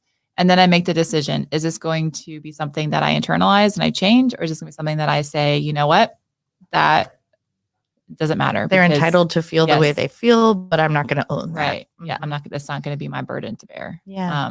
That's really good. I love that advice, that pause, just that listening, and hearing it, and then taking a moment to process. Whereas initially our gut reaction is just respond right in the moment and defend yourself. So, well, I think if you want to get anywhere in life, no matter what ladder you're trying to climb, no matter what industry you want to be the top of, you have to be able to be a listener. Like if you cannot be a listener and you cannot take the time to process what everyone's telling you and to be an active listener, not just listen and like your urge is to reply and to just waiting to hear what you can say back to them. And you're not even processing it. You're never going to be a leader. You're never going to be somebody that is going to be considered a thought leader or someone that they're going to look to or consider, you know, a powerhouse in the industry or whatever, because you think your opinion's more important than everybody else's. Yes. I love that. That was super great. What about you, Courtney? I think that if you are giving feedback and you're like, whether it's like personally or professionally, and you're feeling very like emotional about it, I think writing it out. Because I think oftentimes for me personally, like my words get stuck when I'm like in an emotional space and I am not able to succinctly say what it is that I'm trying to say. And I think sometimes writing it out, whether that's like not necessarily sending them a letter, that would be my mom's advice, is write them a letter. Having a hard time, write them a letter, you know. My mom used to do that to me, send me emails in college. But journaling it out, right? And kind of like writing out your thoughts and like getting to the bottom of it. And I think sometimes when you're reading what you're thinking or the feedback that you're trying to give, it makes it clear as to what you're trying to say. And then you can be a little more succinct in a conversation and give that information. I practice in my car all the time. Yeah. By myself. I pretend what the person's going to say. I think about all the alternate reality, like alternate conversations and what they could say back to me. And then, and I do it a couple times. So when I'm in the conversation, I feel prepared. Yes. That only works when you're like in a less emotional state. Because if I were to do that, like if I were like, I'm preparing for a conversation I'm going to have with Dana after her sister blow up, I would just be pissed before that conversation even started. If I were like, this is what Dana's going to say, and this is what Dana's going to say. And then oftentimes she surprises me and that's not what she says, but I'm already pissed about what she could have said in my head. Yeah. You know? I love it. Yes. You're pissed before she's even said the thing. Yeah. That's right. Not be productive. Oh, I think mine would be curious. To learn more. So it goes back to the idea of one, asking, so receiving, asking and being curious to where that's coming from. So learning more about what they have to say. And going back to the asking, I think asking permission to share and bringing down that. I think I've done that before with Jason and I could say it works. So that's That's great advice. Well, just being able to like get their buy-in in the conversation instead of them feeling like they walked in the door and you attacked them. That would be my advice. Yeah, I have a bonus one that actually I think is great. That when I'm in a conversation, someone's giving me feedback to something, and I'm feeling that like that gut, like, oh, like this, they're wrong. I did everything right. I will say back to them. I'll say, how would you have done it? Ooh. Like, what would you have done? Wow, that's really good. And too. It's been really helpful because there's a lot of times they would reply back and say, I would have done X, Y, Z. And you're like, oh, that is a better idea. Yeah. And you're like, so like it brings the temperature down because you're like, oh, okay. And then sometimes they're like, well, I don't know. And I'm like, well, then what, like how I did the best that I could in that moment because that was what I thought was the best decision. Yeah. And if you, after processing and thinking about it, can't think of a better solution, then that's one of those things where you're like, all right, well, appreciate you saying that. Yeah. I knew I did the best that I could do. Yeah. But asking like, what would you do? How would you have handled that? Like, I really love that. That kind of empowers them as well to feel right. like they can share. Because isn't that why they're giving feedback? Is because they feel like they could have done it better or it should have been done better or they had the advice to give you. Yeah. Right. I just talked about this on Weddings for Real in a podcast episode about difficult conversations. But at Marriott, they trained us on the LEARN model, which I lean on like the first 4 letters of this, which is listen. So just listen, hear it. We've said that. Empathize. So acknowledge their feelings of, I can understand how that would be frustrating, or I see where that would have been upsetting to you. And then apologize. So I'm sorry that you were made to feel that way, or I apologize that I put you in that position unknowingly, and then react. So it's like, I think oftentimes we probably go the opposite direction of the react at the beginning, and then you have to apologize. Well, I've never thought about it this way, but yeah, you go react, apologize, maybe a little bit of empathy. And I'm going to listen to you. Yeah. Damn it. So that sometimes I have to walk that through in my head as well. But I love that tip of asking them, well, how would you have handled it? But not in a like, well, how would you have handled it? Right. That's the key. Not in a defensive way. It's perfect. I'm sure you have a plan for everything. Take a deep breath and say it. Yeah, totally. But I think that's a great model. We got tons of feedback during the COVID about how terrible we are and contracts and all that stuff. So but it was always empathizing that the very first thing was, I'm so sorry you're going through this. I'm so sorry that this is happening to you. We understand the emotions that's going on, and really validating that feeling that they feel unheard, that they feel like nobody cares, that they feel like they have to make impossible decisions. Those are all true things. You have to make an impossible decision. And I'm sorry that you have to make it. I'm so sorry. Yeah. But I would never wish this upon anyone. Yeah, no. Yeah. And it always, most of the time it diffused. Sometimes it just made them, some people just take it as, more empowering, but it's definitely a tactic we use a lot in those conversations. And Dana, I think this was a conversation that you and I had a few times over COVID, was as business owners in an industry that was just absolutely falling apart. We were having to show up for our team, for our clients, for other wedding industry vendors. Our home life was completely out of sorts from what the norm was. And I know that I had moments over the last 18 plus months where my empathy tank was on E, and not the good E. It was the empty. Right. And I was showing up as this tired, burned out, ragged version of myself. And it's really hard to hear feedback in that state. So that my reason for mentioning that is, I think if you feel that you are in that place of just, you don't respond to it well, that's probably a sign that like you need to pour back into you a little bit to get to a healthy spot to hear feedback. Absolutely. Or if you're constantly defensive, like you think you have it all figured out and you don't like it when someone tells you that you're not doing something the right way, perhaps that is like deep down you are just like you're driving the struggle bus right now. I think oftentimes the way that people respond to you is an indicator of where they're at and not necessarily what you're doing. It's the tip of the iceberg of whatever is going on underneath. Right. Yeah. But how would you respond? So I feel like, and there has been a couple of times, like me and my husband have done this, and we have started that, I think a couple of years ago, that, hey, can I tell you something that really annoyed me or bothered me? And I'll say no. Like I do. And I'm like, I am not in the headspace, so this is going to be productive. Yeah. Like we can talk about it in 2 days. Okay. So then I have another therapy tip for you.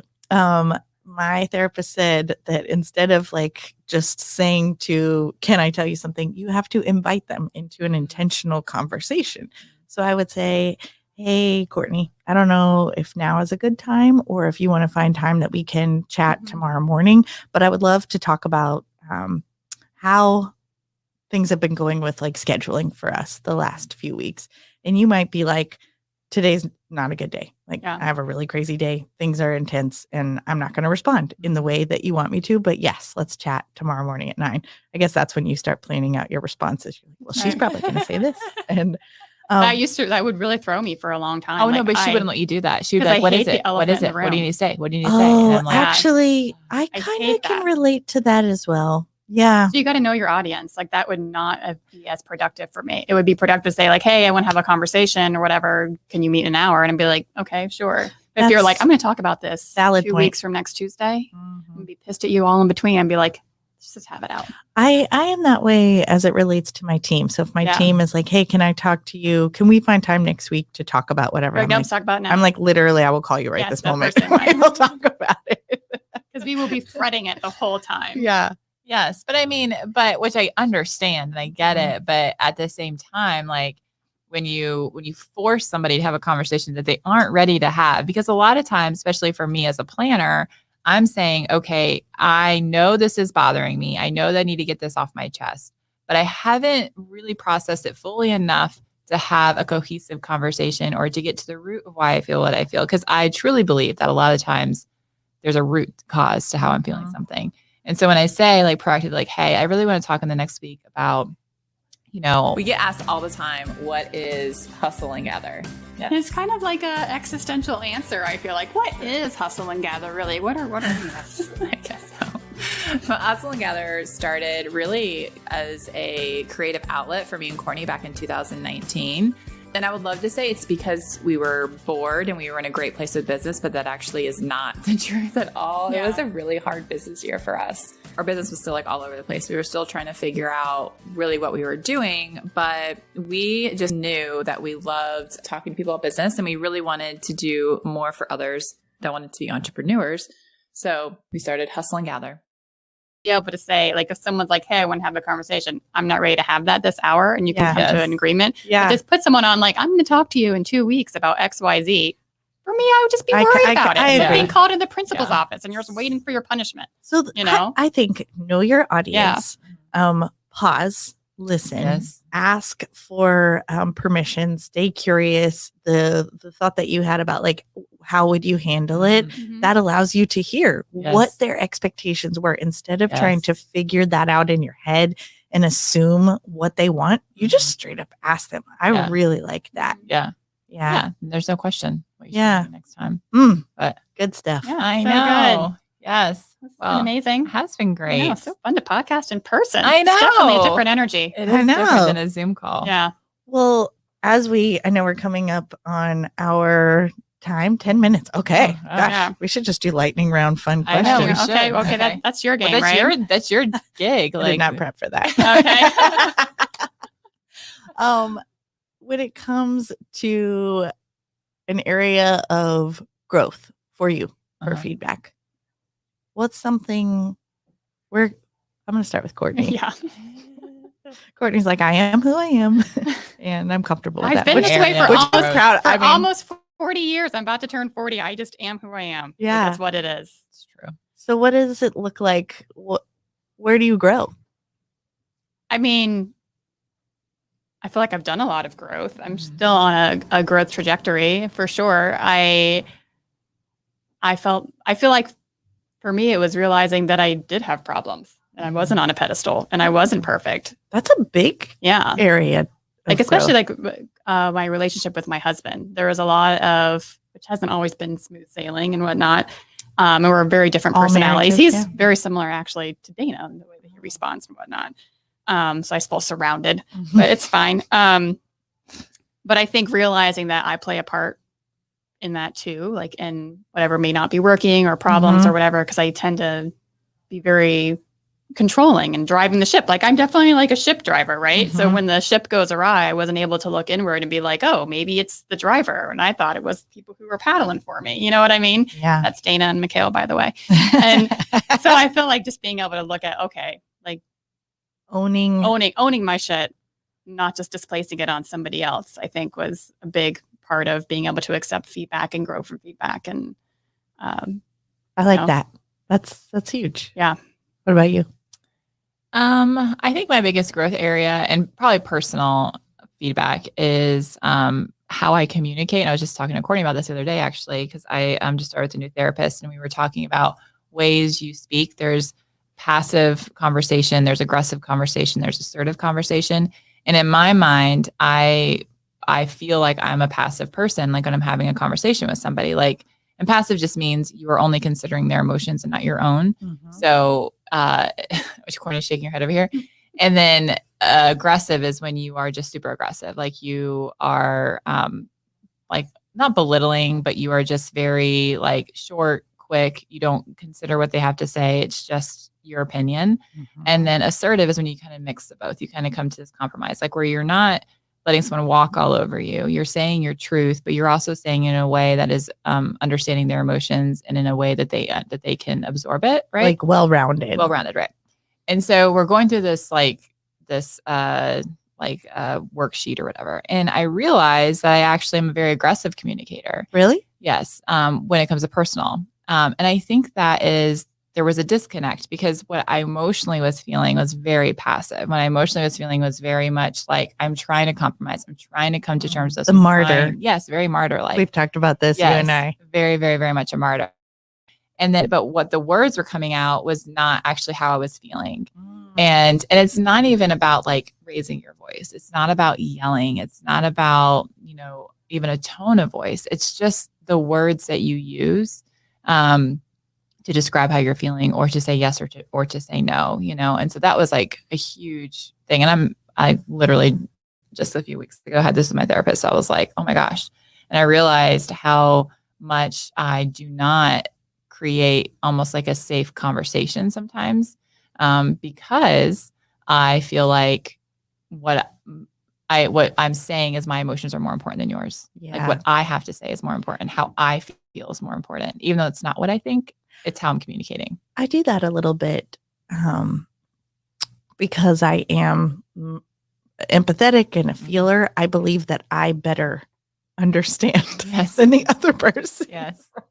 No, so true. Like, especially with in like my husband is Jason. He's much more of like a logical fact thinker. And so I'm like, he doesn't really understand the deeper meaning. Right. And that's not fair. Yeah. No, it's not fair. That's not fair. Yeah. I don't spend a lot of time in that emotional space. Like, I live in the emotional that feels that I hear that. And I think about like you and Jason and other people in my life that are like that. I'm like, gosh, the mental load that I could take off of not doing that would be really, I would welcome it. I would welcome that. But you can't shut it off. No, you can't. Like you can't.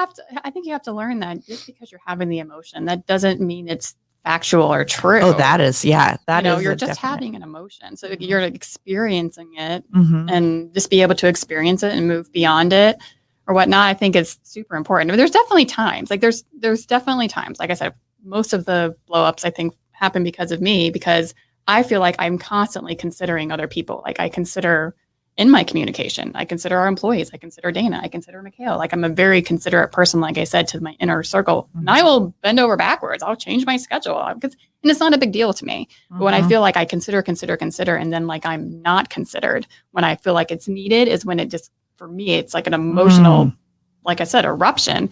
And I haven't even dealt with it at that point because I haven't had all the little emotions along the way to be like, this is coming, this is coming, this is coming. And you're like, nope, it just comes. I don't know if Jason's like that, where it's like, fine. Nope, not fine. No. Maybe that's the female portion of it. I don't know. I don't know where that is. Yeah. It's not in him. I'm like, hello. No.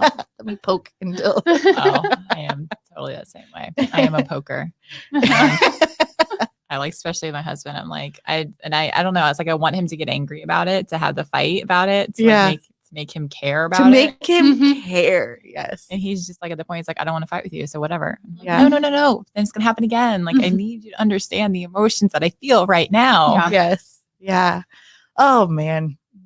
It is it's so interesting how different people process different informations in different situations. And I think that that's just such a good reminder for us on this topic of feedback, that we're all just messy and imperfect, and you put assumptions on other people of how you think they are viewing a situation, but you just have no idea, which takes you back to why, like, we have to be curious and we have to ask questions, and we have to, something that really came to light for me in the whole pandemic is I saw a lot of like people trying to control how others responded or shame them for how they felt. And that's just wasted energy. So much wasted energy. Yeah. Yeah, absolutely. Yeah, we just got the 4-minute sign. Oh, we're wrapping it up. Probably outro. Yes. All right. Well, thank you so much for coming today and doing this live podcast. Has been so much fun. Loved it. Definitely feels like therapy. It does feel It like does. therapy. That is what Hustle and Gather is. I say it every week. It is like my therapy session. I have cried on it. I have come to deep realizations about myself on it. Yeah. It's been great. So yeah. I love chatting with both of you. You're such different people that it's always an interesting conversation. You never know what you're going to get. That was the hardest learning curve for me.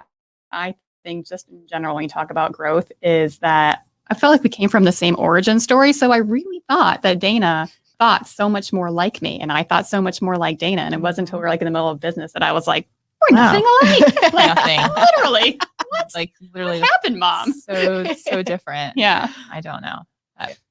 So anyway. Right. Well, thanks everyone for gathering with us today to talk about the hustle. For our episode with Megan, we are going to make an old fashioned next week, and we hope you'll get a chance to make it. And cheers to all of us accepting more feedback so we can grow our businesses even more. To learn more about Megan and her businesses, visit weddingsforreal.com, theplannersvault.com, or follow them on Instagram at weddingsforreal or at plannersvault. And to learn more about our hustles, visit cndevents.com, thebradfordnc.com, and hustleandgather.com, or follow us on Instagram at cndevents, at the Bradford NC, and at Hustle and Gather. And if you like this show, be sure to subscribe, leave us a rating and a review. This podcast is a production of Earfluence. I'm Dana. And I'm Courtney. And we'll talk with you next time on Hustle and Gather. Thanks, everybody. All right, that's a wrap. We get asked all the time, what is Hustle and Gather? Yes. It's kind of like a existential answer, I feel like. What is Hustle and Gather, really? What are we? I guess so. But Hustle and Gather started really as a creative outlet for me and Courtney back in 2019. And I would love to say it's because we were bored and we were in a great place with business, but that actually is not the truth at all. Yeah. It was a really hard business year for us. Our business was still like all over the place. We were still trying to figure out really what we were doing, but we just knew that we loved talking to people about business, and we really wanted to do more for others that wanted to be entrepreneurs. So we started Hustle and Gather.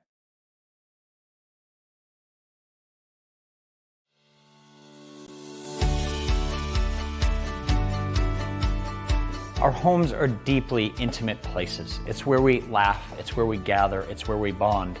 It's where we hang out on Friday nights, pizza night, and sometimes that turns into food fights. But that very home, that very bonding place we have, we don't care for it like we often should. We at Exhale, we become your one trusted property manager to proactively care for your home so that you can have such precious time back for you and your family. Whether it's your pool or your landscaping or on the inside of your house, housekeeping, plumbing, electrical, we at Exhale specifically curate a plan for you and your home. We vet all those vendors so that you don't have to call anyone other than Exhale ever again for home services. I have a really hectic lifestyle. I have 6 children, I have a thriving business, and over time I've really realized that my time is my most precious commodity. My breaking point was that I needed my bathroom renovated, and I hired a contractor. And 8 months later, the project was not completed. And I knew that it was because I was not able to stay on top of the contractor, communicate properly, and also hold them accountable. So at first we had Exhale come in, and evaluate the home. And they came up with a plan. They have such good relationships with their subcontractors that they're able to do the projects, do them on time, do them well, and do that at the right price point. Having Exhale, a part of my team, has really given me the time to do the other things that I really wanted to do. My parents once bought a seriously ugly yellow van, which became a treasure in our house because of the bumper sticker, which read, "The clock of life is wound but once." It has become a mantra for me, my family, and our team at Exhale, as we aim to give back such precious time, to deliver peace of mind, and to turn your home into a haven.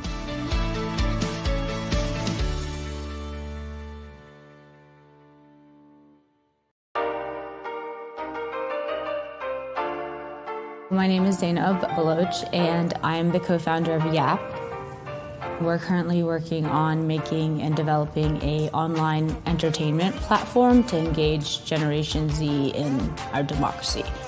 I think Raleigh Founded is a space that's accessible. Raleigh Founded is more than just a host location. It's a place where they really invest in the community. Everyone's really open and supportive. I definitely think Raleigh Founded makes it way more attractive to get really competent and high-level employees. People just come in and are just like amazed with the space right away. And it's not just beneficial to me or the company, it's beneficial to, honestly, an entire community.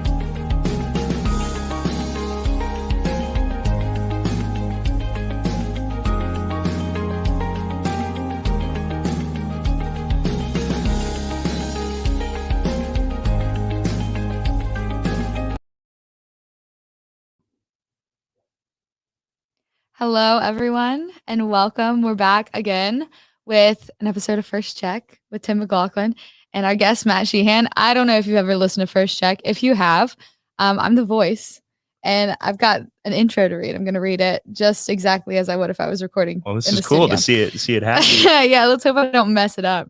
I have to do it. Normally, I can do a couple takes, but not today.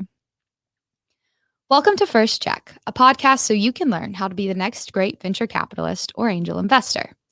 You've seen the Ubers, Googles, and Pindos of the world, the 10x to 100x returns, and you want to know how you can get in on the action. As a partner at Co-Founders Capital, host of First Check, Tim McLaughlin, has raised over $40 million to invest in startups And on this podcast, he's going to share with you what works and what doesn't, so you can be ready to write your first check. Today, Tim welcomes Matt Sheehan, CEO of Exhale, followed by 4 founders from the Raleigh Founded community. So here's the host of First Check, Tim McLaughlin. Well, Cece, thank you. That sounded exactly like I listened to it on Spotify and Apple. Thank you. Yeah, Spotify, Apple, Stitcher, Google Play, anywhere you listen to podcasts. That is great. Well, it's good to be here in person with folks and doing a live event. This is a lot of fun. So thanks for having us, Raleigh Founded. Thank you. This is great. And I'm great. I'm very happy to be joined with Matt Sheehan. We got to catch up last week for the first time and had a great conversation, and I've been looking forward to this. So, Me too. So thanks for joining. Well, why don't you just fill our guests in? Besides being a Boston hockey guy, and we could talk about that we were going to start there for the full hour. You had to do something after that, right? So you just can't be a Boston hockey guy. I guess you will be for the rest of your life, but professionally, what kicked it off? And tell us about your background. Yeah, I majored in undergrad in hockey, I always say, but my minor was entrepreneurship. And I really believed that home grocery delivery was the next thing. Now, this is 1996, so we were unfortunately about 20 years ahead of our prime. But helped join a company as like the 5th person there. And 4 years later, shut the doors on it. So a really great experience about growing, startup, going public too early, and then shutting the company down because 2000 took our legs out. Went to some software, then got my MBA, then joined this little unknown thing called Redbox, where everybody said, there's no way you're going to rent DVDs out of a little red box in front of a grocery store. I said, well, we'll see.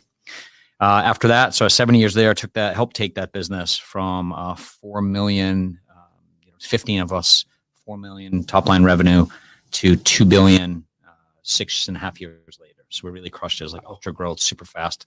Took a little time off, then got called by Primo Water, which is publicly traded, and joined their COO, and then became their CEO. Spent about 7 years there. Market enterprise value when I joined was about 30 million. So struggling publicly traded company. Stock was like 69 cents on my first day. Company was sold January of 19 at 775 million. So we added a lot of shareholder growth to it. So yeah, that's in a nutshell. Adding shareholder value. How great is that? That's good for everybody. Yeah. So you had the experience of a startup learning one that didn't work out, which they don't all work out. But then you jump back in. So when you jump back in and went to Redbox, how many folks were there when you joined the team? About 15 people. So pretty small, unproven business, and about 100 kiosks. How long did it take you to get the sense that maybe this one might make it past where your other opportunity was that did have to shut the doors? When did you have that kind of aha moment, or was there an aha moment? Yeah, I think for me, I think about the economic ladder, and I was in most businesses where I try to think about unit economics. So can you make money at a unit? And that ladders up to market economics. And generally, if you can get to market economics and a lot of physical businesses, then you can scale it, cover your corporate overhead. I joined and we had about 100 kiosks in Denver, and it didn't take us long to realize that what we saw in our first 3 kiosks would replicate, give us enough cash flow in a market to profitably operate a market. And then after that, it was off and running. So it's really interesting. I think in terms a lot of financial models, and I've bored maybe some of our guests talking about financial models too much, but giving investors some proof points around the assumptions that drive your model. And so it's, hey, what would be the cost to launch one of these kiosks? What would be the cost to launch a city, a metro area, whatever that might be? And then what would it look like economies of scale as you grow and scale out?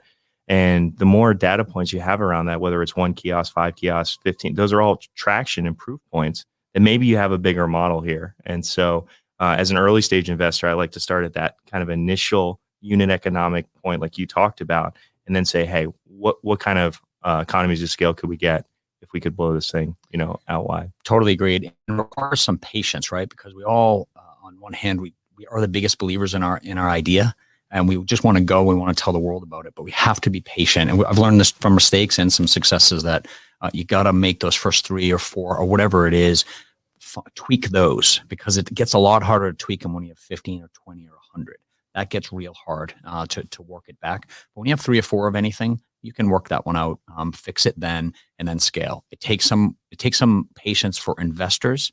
It takes the right kind of investor, and certainly takes some patience from a management team or a founder. And I think all I ask our founders to do is take in the data points and then change those assumptions accordingly, which is, okay, here is what's working with this 1 kiosk or with these 5 here's what's not working. Before we get to scale and blow all our capital, what can we tweak and how do we do this so that we know that we have a good plan to scale? So we always talk about knobs on a stove, and turn the knobs as much as you can until you find that unit, and you have to throw some stuff out. And so many of your assumptions are going to be wrong, and it's okay. Swallow the pride, kick it out, make some changes, and move on. You got to be fast about it. But if you can change those knobs and dial it all in until that unit works, that formula is in sync, then you got something special. I'm going to take your analogy of the knobs. We say 50% of the assumptions are wrong. We just don't know which half, right? Totally. So that's it. So how about the founding team or the management team? I mean, everybody talks about management team, and that's what they want to invest in.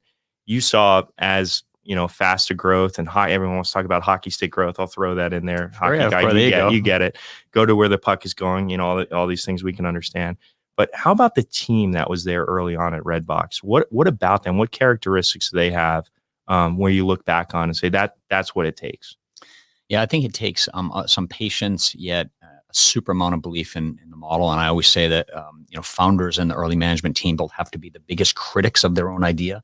They also have to be the soldiers of that idea, right? And so they need that balance, and that's hard for folks. I've learned those lessons too.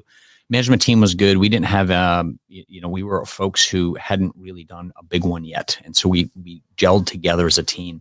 One of our president was Mitch Lowe. He was one of the founders of Netflix. So he knew movies, he knew distribution down. So he brought a lot of content management to it, which is super helpful. And then our founder and CEO is Greg Kaplan, who's a dear friend of mine today. He's very balanced, super smart, super passionate about culture and economics, very financially sound. But he believed in people and delivering a great product and service. And so, they led us. And then we built a team that were really strong, fundamental experts, and we gelled. And the gel is really important. That culture of a management team is hard a lot of folks have written about it. When you've been there and you've felt it, and sometimes you haven't felt it, and I've had a little bit of both, it's different. The trust level has to be huge. And that's the word I always go back to. You have to have the right intelligence.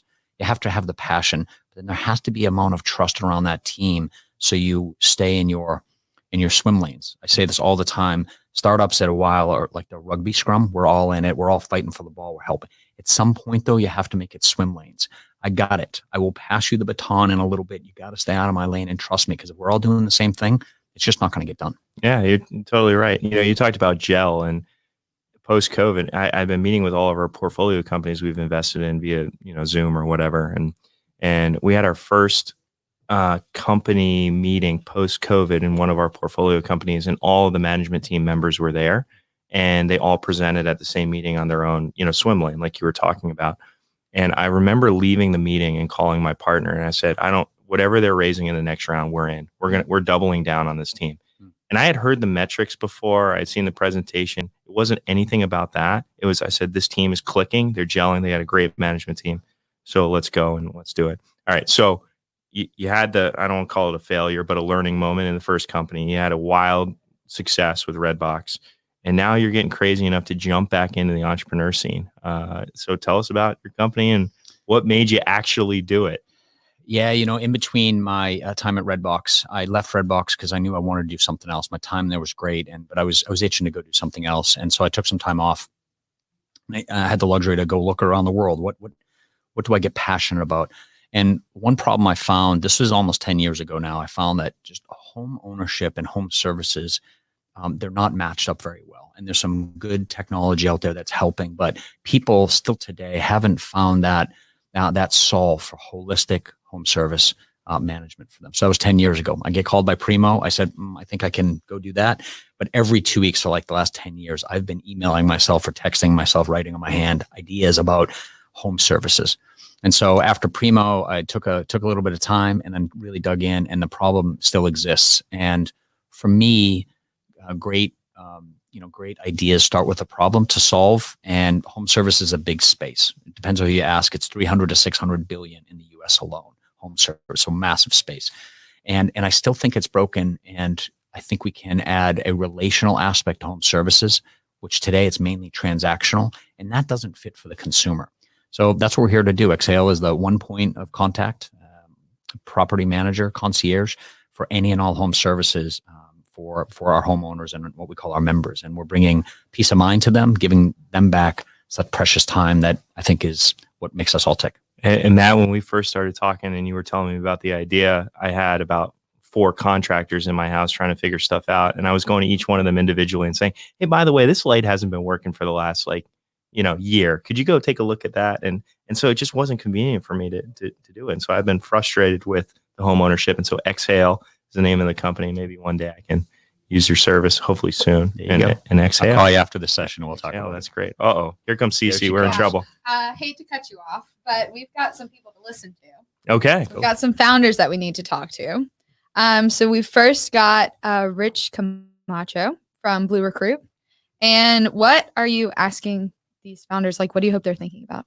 Now, I hope that they're thinking about how can I articulate my presentation in a way that these guys, Matt and Tim, can. And Cece.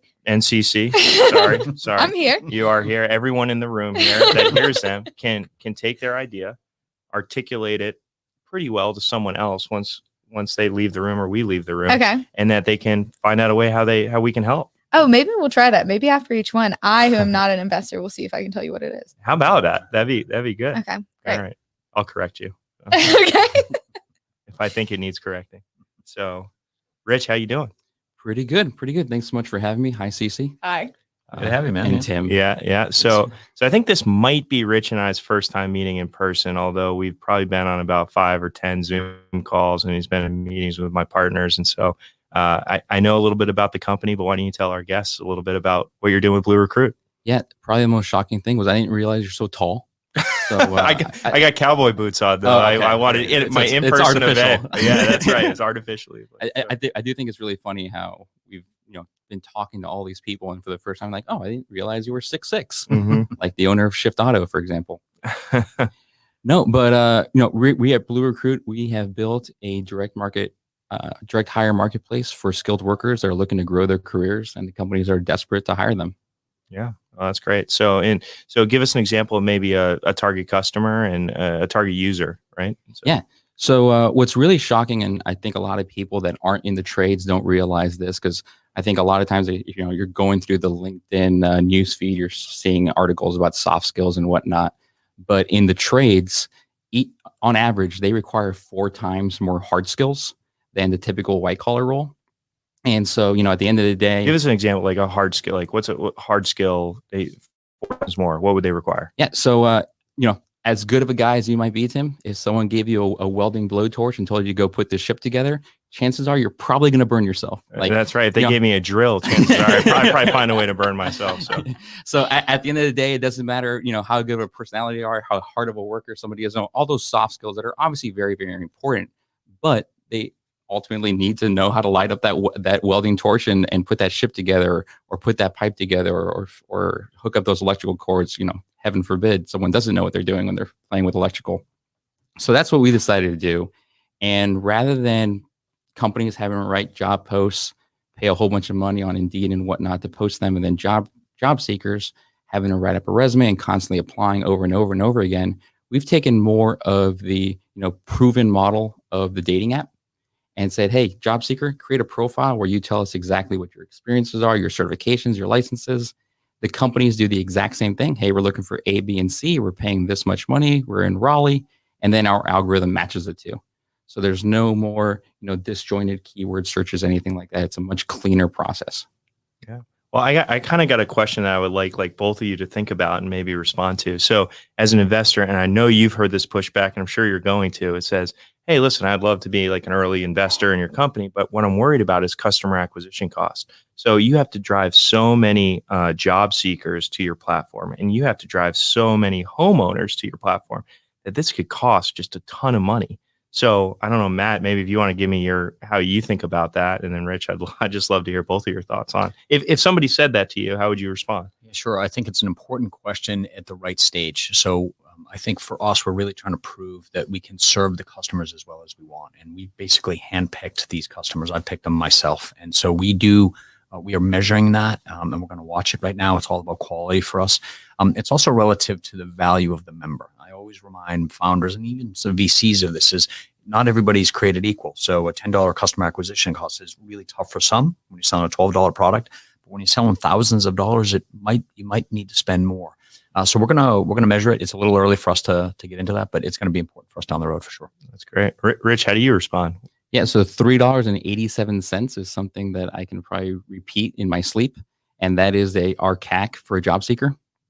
So right now, typical job seeker is obviously it's free for them to get on, but we're really in a chicken and egg kind of a situation where if we don't have job seekers, which is our supply, why on earth would any company sign up and use our service? So our primary goal has always been to service a job seeker, make sure that we're giving them every possible opportunity, encourage them to get on, because the more quality and quantity of job seekers that we have on the platform, customers come on.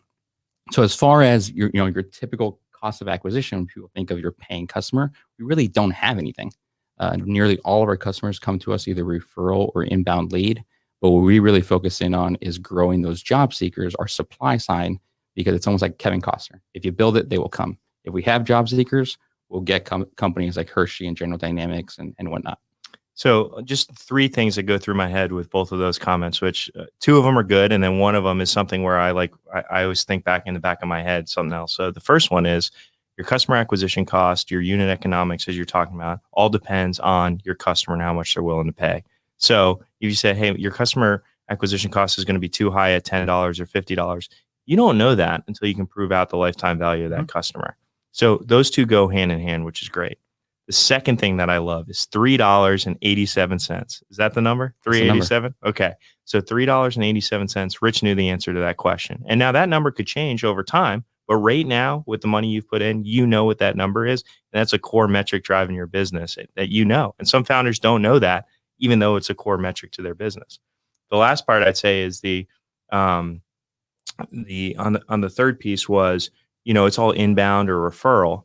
And I'm thinking, okay, what sort of time is it taking from the management team, right, to service those customers and onboard them? So even though there's no like obvious cost there's some cost. And then what would that look like at scale? So as an investor, I'm sitting here and being like, right now, there's not that much cost. What happens when Rich isn't the one doing it? What happens when he's paying somebody to onboard those customers? What does that look like? And let's try to start getting a number around that. And that's just how I'm thinking when I'm thinking about the model. So I do have another. Cece, do I have time? Am I okay here? You have 3 minutes. 3 minutes. Good. We can not. We can Two. tune in. We can easily knock this out. So I always love to ask about the pitch. If you're going to sell me, if I'm one of your target customers, which is I have jobs, I'm an employer, and you come and talk to me as the employer, your top 2-3 value props to me, and how do you quantify them? Yep. So right now, what's really, you talked about how long is it taking? Our sales process is about 3 hours long. And it's because our average customer is seeing a reduction in their overall hiring costs of 74%. And they're connecting with 3 times more quality job seekers than the current industry standard, which is, lack of a better term, Indeed. So, hey, you're going to get more folks and for way cheaper. How about that? More folks, way cheaper, and you quantified it. So, which gives you an idea of what you can charge that customer. You can't know what you're going to charge them until you know the value that they're going to be getting out of your product. Matt, you got anything last minute? Yeah, no, I love the model. You and I should talk. So we're building a business all about home services to the home. So let's catch up after Awesome. this. It's a great model. Thanks for having me, y'all. That's good, Rich. Good seeing you. Cece, how did I do? Yeah, you did great. And we're a minute early. Thank you very Rich. much. You just got to ask a question. You got to have somebody that knows how to answer it quickly. It's great. Oops, sorry. It's okay. All right. Yeah. So connecting people with trade skills to employers who need people with trade skills for $3.87 and a bunch of other numbers. pretty good. Thank you. I'd say that was pretty good. That's great. Well, now that I've given my little summary, we have Venus Lyles, and they are the founder and CEO of QCard. Hi, Venus. How you Good to see doing? you guys? Good. How are you? I'm doing great. So I have to. I'm gonna just come out and say this because I was gonna say it later, but I'll start this off. So I fell trapped to one of the classic investor, maybe angel investor things where Venus was telling me about her business the other day. And I was like, oh, you could do this and you could do that. And this is so cool. And I found myself being one of those investors. And she's like, yes, Tim, I know it's my business. I've thought of these things. I wasn't that mean. No, you were, but I did. So I had to take a step back and I said, okay, Venus, you thought about this. Now tell me. Anyway, tell our guests what your business is and what you do with G Card. Yeah, sure. So G Card, JK. G Card, sorry. It looks like a Q. Q card. Okay. No, it's Q card. I'm sorry, Q Card. It is Q Card. I apologize. It works. I wrote it down wrong. Yeah. So imagine walking into an Airbnb and walking up to a coffee maker and instantly being able to see a video about how to use that coffee maker. Or opening your front door and seeing a bouquet of flowers from a loved one on the doorstep and then a video message explaining how much they love you and how awesome you are. Or if you're a small business, seeing videos used throughout downtown Raleigh to promote your new launch. So that's what the power of Q Card provides. We have a very flexible platform software on the back end, and then we use QR codes on the front end currently so that anybody with a smartphone can instantly add a video to a tangible object. And that's how we give you the power of video in your hands. That is. I just so did great. this out in the other room. It's lightning fast. Yeah, it's really cool, impressive. actually. Oh, I got to do it. That's awesome. That's great. So when we were talking, one of the things that I loved is you immediately went to a use case. So as an investor, I hear so many different pitches that use all the same words. Mm-hmm. We're an AI-enabled tech platform, B2B, SaaS, right? Mobile, web, whatever. And I'm hearing all this and I'm like, just tell me what you do. Yeah. And when you started, the very first thing you said is you're in an Airbnb and you walk up to a coffee maker and you have no idea how the hell to turn it on. Right. And you stand there for 20 minutes and you look like an idiot and everybody else is yelling at you for the coffee. Yeah. We solved that problem for you. Got it. Now I know what you do. So I love just that approach when you're taking it. Just talk, entrepreneurs that are listening, talk about a use case and build your value props into that use case. It's human and everybody can understand that scenario, right? So that just becomes a product for everyone. And not to go back to what Rich was saying, but Rich looked at me and he said, Tim, I bet you don't know how to use a blowtorch. And I'm like, you're right. I do not. And he goes, okay, but somebody's looking for somebody that can use a blowtorch. So I thought it was pretty cool. So there are a lot of different options for you and your company, like where to go, where do you put this? How do you sell it? When an investor tells you, hey, you need to focus, you need to go after one lane, right? And really attack it. And then in your head, you're like, there's so many opportunities. How do you respond to it? I absolutely agree with them. That is where our business is right now, is figuring out what lane to choose.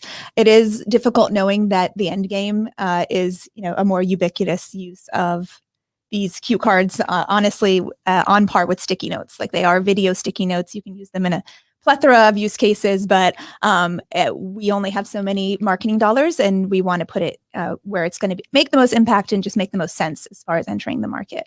Yeah, no, that's great. So if I had to read that back to you or say that back to you, I would say we're figuring it out, right? We're taking a more shotgun approach right now to figure out where our laser focused market is going to be. Mm-hmm. And what are some of the things that you're looking for or that you're testing that's going to help you make that decision?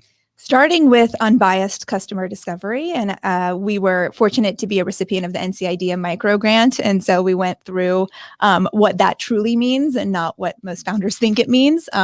So doing a lot of customer discovery and the different use cases, who the ultimate customers would be. So in the Airbnb scenario, talking to Airbnb hosts, gift giving, trying to figure out the personas to talk to, and then talking to them about their gift giving process. That's really the thick of it right now. And then we are doing a few pilots where we're putting it in people's hands and trying to get as much feedback as we can about how it's working out for them. That's so cool. The unbiased customer discovery. I'm going to start using that in my term. I'm going to use your knob analogy that we talked about later, an unbiased customer discovery. When I was doing diligence when I do diligence on companies, when I first started, I would lead with, hey, we're thinking about investing in this company, right? Tell me what you think when I was talking to a customer. Mm-hmm. And they'd be like, okay, they're about to make an investment. I don't want to make them feel bad about it or talk them out of it or anything. So I'm going to tell them what's great about the product. Right. Instead, I try to get unbiased when I talk to them, which is, hey, listen, we're looking at a company in this space. I'm not sure how it fits or how it plays. What do you think? What else have you seen? And I try as hard as I can to get that unbiased customer feedback when I'm thinking about making an investment, but you're thinking about how to hone your product. That's right. Yeah. And it's tough because you know what your product does and how it can help them, and you have to kind of stay silent about all of that and really just figure out what their experience is. So keeping in mind just past tense. So only talking about past tense, not the sort of, would you use this? Would you pay for this? That struggle exists not just for founders, but for large companies too. When you go do surveys and you ask everybody in the country, like, how many miles do you run a week? Everybody runs 20 miles. Sure. No, you Absolutely, don't. I do. Yeah, of course. Yeah, I ran 20 miles this morning before I came in. Yeah, Sure, somebody exactly. asked. So that's not just for founders. That exists for a long time, and you got to get into to the meat of it. One thing, if I can, I love where the business is, and I get excited about thinking about how you're going to test the product. And you've built a cool platform that can test fast and rapid. Not all businesses are like that. So I can imagine all the ideas you have in your head to go test those day by day and channel by channel and avenue by avenue. Get really excited about how fast this business specifically can learn. So that's great. Awesome. Hopefully I'm not ruining this for any potential buyers or like tipping your hand a little bit. So I'll ask it if you're not comfortable answering, that's fine. I'm thinking about, we talked about pricing. We talked about pricing based on the value you're providing to the customer. Right. So how are you thinking about pricing this differently? And maybe give us a couple examples to a couple different potential customer channels. Right. So the simplest is the kind of gift giving example where you would put a video and a bottle of wine, flowers, box of chocolates. That's more transactional. That's more one time. You can think about it in connection with a greeting card that some people dispose of. And that would be sort of, a flat fee for this amount of cue cards, 5 cue cards for $19, for example. The value there is different from an Airbnb host that wants something that they can, on the back end, be able to change the videos for potentially, if they're not always going to be checking on the house, but the information that they want to provide to the renters would be different. That would be more perhaps of a subscription model. And then we've thought about also the data is very valuable about knowing how often certain videos are being watched, times of day that they're watched. All of that is important to like a small business, no matter the industry. And so providing kind of data-based, value-based pricing. Sure. No, I think that's awesome. I was just thinking about I'm blanking on it right now. So Matt, you got anything? Help me out here. I had something really, so let me really ask, good. so just you right now? Yes. And what's your plan? I mean, again, to testing, and this is pretty nimble business from what I gather, but what's your thoughts on team? Is it too early yet? It's a little early. We're still kind of I say we because I'm trying to be inclusive. It's just sure. me. Yeah, but I have folks that are helping me out, software developer, marketing, folks like that. But I'm the sole founder, and just really looking for, can this make an impact? Are we building traction? And then if so, definitely grow the team and look to take that leap. I'm going to, Cece, can you go back live and edit me like you normally do with all the other podcasts? Yeah. But I remember my profound question, right? Which is every investor sits there and they say, Amazon's just going to do it. Why wouldn't Amazon just do this? So why wouldn't Amazon just do this? I don't think that they're that focused on that part of the experience right now. They're really just about, delivering, getting the goods out there. We are very customer focused when it comes to how can we deliver video content and bring it down to people's hands. So it's just a different focus. And how about IP? I mean, on the software side, is there some barrier you're going to try to create there? So I am lucky that I have a lot of attorney friends because I am an attorney. So IP protection is first on my mind. And we are definitely putting our ducks in a row right now with regard to IP protection. So we will hopefully provide a pretty big barrier right there. If you can add IP protection, then throw the Amazon in there. I mean, we talked about that in the hallway, but that becomes a pretty special model. Yeah, I did hear something funny the other day. It was if Amazon would never be interested in your line of business, get out of your business because it sucks. if Amazon is in your business, watch out because they could probably do it. But so I think that's funny as I sit here and look investing in software and tech companies, and that's just like a classic comment everyone can make to every pitch that comes in. So sometimes it's funny to throw it out. Cece, how am I doing? You've got exactly 30 seconds left. Okay, Venus, question for us. Shoot any question. I know I'm flipping it on you. Do you got any? What am I missing? What am I not thinking of this early stage?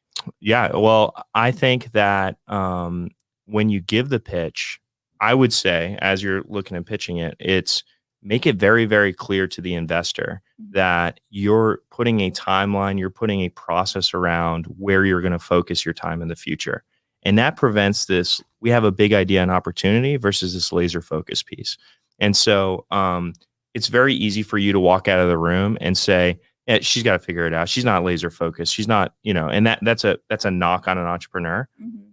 But then at the same time, people say, hey, I want that entrepreneur to like test the data points coming in and figure out what they're going to do. So the hybrid response to it is, hey, here's what I need to see over the next 3, 6, 12 months to decide where I'm going to spend my time and focus my energy.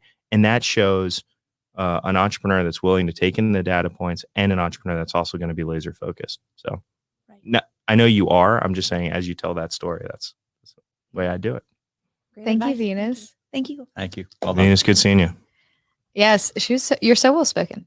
So that one, just like you said, makes you not look like an idiot when you don't understand how to work something, or sends a really nice, lovely message to your family when you send them a present in the mail. Or I don't know, I like that one a lot. I think it's awesome. My in-laws own a rental property, and so they just get calls all the time, or people are trying to connect with them through Verbo or whatever, and it's how do I use the XYZ, and they could just cut that out of their lives if they just film the video, put it on this, and it's a real pain point. It's awesome. Well, now we have John Stark, and I'm not even going to attempt to say the name of your company because I don't want. My Matter. Yeah. See, I can help. I helped you out a little bit. I got you on the last one. You got me on That's this one. good. Yeah. All right. Well, John, welcome to First Check Live. This is exciting. It's I've awesome. been on a isn't it? podcast before. Yeah. Oh, really? Well, welcome. Hey, this is a good first one to be on. Well, we'll see. I could still mess up quite a bit on this one, so we'll see how it goes. Well, doing well so far. All right, tell us about My Matter and what you're doing. So My Matter's mission is to increase recycling efficiency and collect data at the source of disposal. To do this, we've developed an automatic sorting waste container, the next generation of IoT smart waste containers. And this container also, it can identify, sort, compact, and determine the fullness of your trash and recycling. That's awesome. Well, so I sit there and I'm throwing out all these boxes, I'm throwing out all these cans, right? Maybe a beer here or there. Right. And I'm like, who goes through and figures out where to put this and how to recycle it all? That's what's going on in my head. Without trust. When I look at them, they're not really figuring it out. Right. So when the truck comes, I'm like, they're just throwing it all in one. Yeah, and half the time they take it to the dump anyway. Sure. And that's like so depressing. It's like I tried to be good and they didn't even care. Sorry. It's amazing. Just real pain point. So. Yeah, it's amazing just getting into this feel. Like 5 years ago, I didn't see myself in trash, but there's just it's a very complicated industry with so many layers. So yeah, we talk about, you throw stuff away at the source, and then you get into, all right, once it leaves, the curbside or it's picked up on the street, then where does it go? And people don't know. And the sad thing is that due to changing markets and conditions such as COVID, a lot of stuff ends up going to the landfill because prices change, commodities change. So conceptually, I understand the problem, right? But maybe explain the problem to me, to your target customer. So your target customer is, well, let's start there. Who is your target customer? Well, I like to think that the broad target customer is anyone who has a public waste container, but narrowing that down, it's really the people right now who want to focus on sustainability, having a high diversion rate. You want to get stuff out of the landfill. Well, to do that, use technology. There's a lot of push for education. NC State, they have a great program that helps to educate people. But when that leaves the campus, you then have the real world where it's a lot of people who, as you say, like sometimes you take the time to throw something away, but do you really know what the rules are? And that gets back to a term called wish cycling. It's like you throw something away thinking, oh, this is recyclable, but it's really not. So it's really trying to make sure that we're using technology to help increase the recycling efficiency, because there are studies done by the EPA that show that recycling efficiency across the country is just plateaued around 33%. And that's the big scale. Now you've got, well, what's the region like? What's the, a university or a town like? Just there's so many different numbers across so many different levels of efficiency. So let me just real quick, because as a potential investor, you could hear that and you in your head could say, okay, I get it. Right. I get it. I see how I could use it. But me, after years of doing it, I have a question after that, and I need to make sure I follow up. So I'm crystal clear on what you're saying, because otherwise I go through the rest of this conversation confused on who your actual customer is. So this is how I would follow up to that. You mentioned the individual user at the home, right? You mentioned that there's folks at the dump that have an issue with it. You said university at one point, and maybe folks at the university. So I would follow up and say, so your paying customer who gives you money for whatever your product, is it the concerned homeowner? Is it the university that wants to reduce their carbon emissions or something like that? Is it the actual landfill that's going through this? Could all of them be your customer? So who would pay my matter money? Yeah. So the target customer right now, and I should be clear with this, is I would say universities and towns, municipalities that have these sustainability goals in mind. So the device is really focusing on diverting material from the landfill, but there also is cost reduction involved as well with the compaction and the data that lets you know when to pick up the material. So I like to think there's 3 levels of stakeholders. You've got the users, the people who are throwing away, anyone who uses the container, the people who collect the waste from the container. The second level of champions, which I like to call, are those who really want to look at these diversion numbers, who want to make sure that their organization is hitting the goals that they set out. And then the third level is, I like to say, the executives, where they're going to be seeing, all right, are we saving? Do we have good PR for our company? Yeah, I like the process of, here are my stakeholders, right? And then I'm going to clearly define the nomenclature around who the stakeholders are. So I got my user, I got my whatever they're going to be, the university, the waste management center, the dump, the actual where the landfill, right? Or not the landfill, right? The recycling Please center. not the landfill. So here are my stakeholders. I'm going to clearly identify them, and one of them or several of them could be a subset of my customer. Correct. Right. So your user, your customer, and your stakeholders, and try to keep consistent the nomenclature you're using to find each one, so people don't get confused as you go through it. I was just going to add, as I hear you talk, I think about what's the revenue model? So it ties into this. Who's going to pay? And it sounds like you're a manufacturing company going to sell to those universities. Is that right? Right. So the focus is to sell waste containers. Yep. With that, there's a lot of data collected on what is the waste stream like. There are organizations out there that do waste stream audits, dumpster diving, and those can be fairly expensive due to, the amount of effort you want to put into it. So with this unit, you'd be able to know what your waste stream is right away, because every single item discarded, that image is captured. I got 2 things. Do I have time? Am I 2 minutes? 2 minutes. So right. 1 minute for lightning round. Okay. We'll go quick. Well, Matt, I was going to ask you. I mean, when you hear something like this, when we had just talked about your Redbox experience, are you going back to like the unit thought, which is like all of it, right? We talked before. You have 1, right? You have 1 right now, and the journey to 3 is a massive journey, and you'll learn a ton there. You may learn more from 1 to 3 or 4 than you will from 4 to 20. And so you're in that you're in that cockpit right now. Yeah. Let me just say one thing is I love when entrepreneurs have a mission about them, and all can. You started with your mission. You literally said our mission is, and I think that's great. And it also, I think for investors and certainly the community at large, it just gives us a sense that you're here to do something bigger than just that box in the corner of the street. So I think that's great. I was playing hockey the other night. In between periods, I refilled my water bottle from and it has the counter on how many plastic water bottles have been saved. And so that's a company that probably started with the mission, which is the mission is to reduce by, I don't know, 100 million plastic bottles over the next couple of years or whatever it is. And then you see that right there, that they're going after their mission. All right. So here, as an investor, is a question I like to always ask, which I think it's important. Does it work? Does your does your product work? And what is the stage of development? And because right now I'm thinking that this thing is just shooting off. Here's a newspaper. Here's a bottle. Here's whatever. Throwing stuff back at me. Like, I just have a random number generator in there. No. Right. So we did a pilot program at Cardinal Gibbons High School, and we're doing one right now at NC State, looking for other places to pilot. And we got at Cardinal Gibbons High School a 91% accuracy for our recycling stream, which was the goal, to have at least 90%. That's an A. Yeah.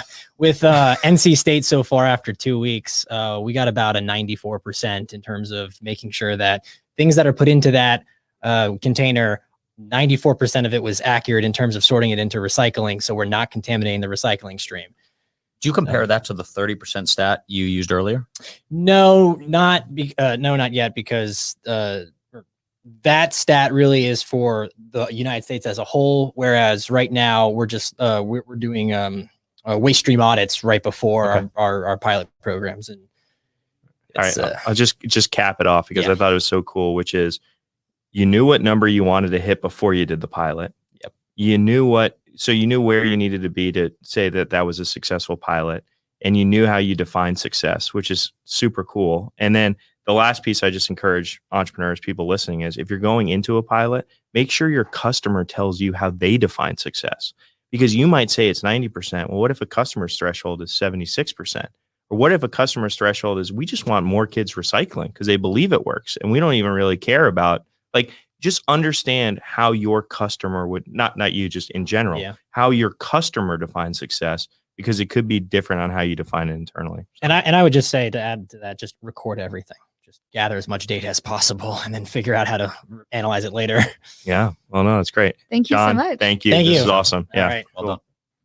Yeah, so recycling bin that with magic and math sorts your recycling so you don't feel like a terrible person when it inevitably gets thrown in the landfill later. Yeah, that's good. Thank you. I think it'll be interesting to see who is paying customer, how it evolves. So Yeah, that's really cool. I've seen my friend, she worked on a recycling conveyor belt where she had to actually take the stuff out of the recycling that wasn't supposed to be in there. Oof. It's a scary little scene. Yeah, I bet. But now we have Maddie Schaefer from Vade Park.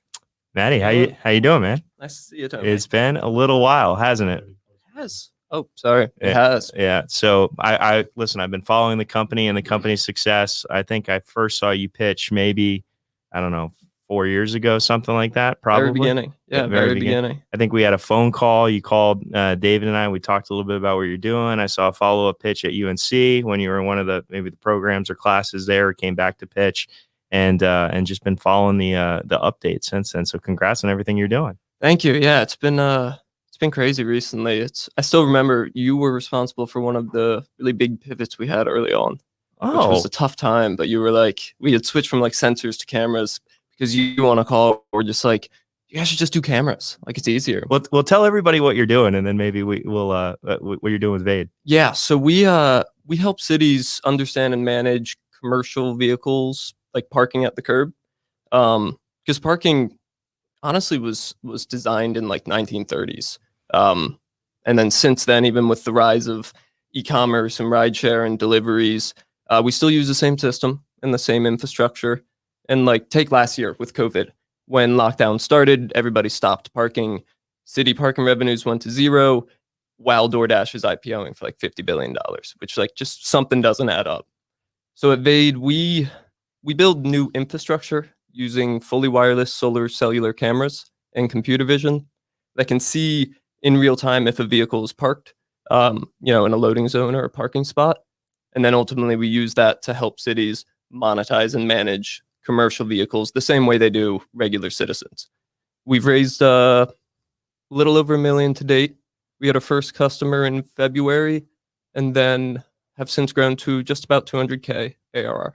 Congratulations. It's so awesome to see and the journey, and then hear about the fundraising and the customer. And so it's great. So so that's good. You didn't get any, last time we talked, you didn't get any money out of us or co-founders, but you got an idea out of it, right? And something that you took and ran with. So hopefully it was a positive experience and outcome. Without a doubt. I mean, that switch to cameras was really key. It was so early on, and I think it was a year into it where we had a lot of sunk costs, both of money and actual time and stuff.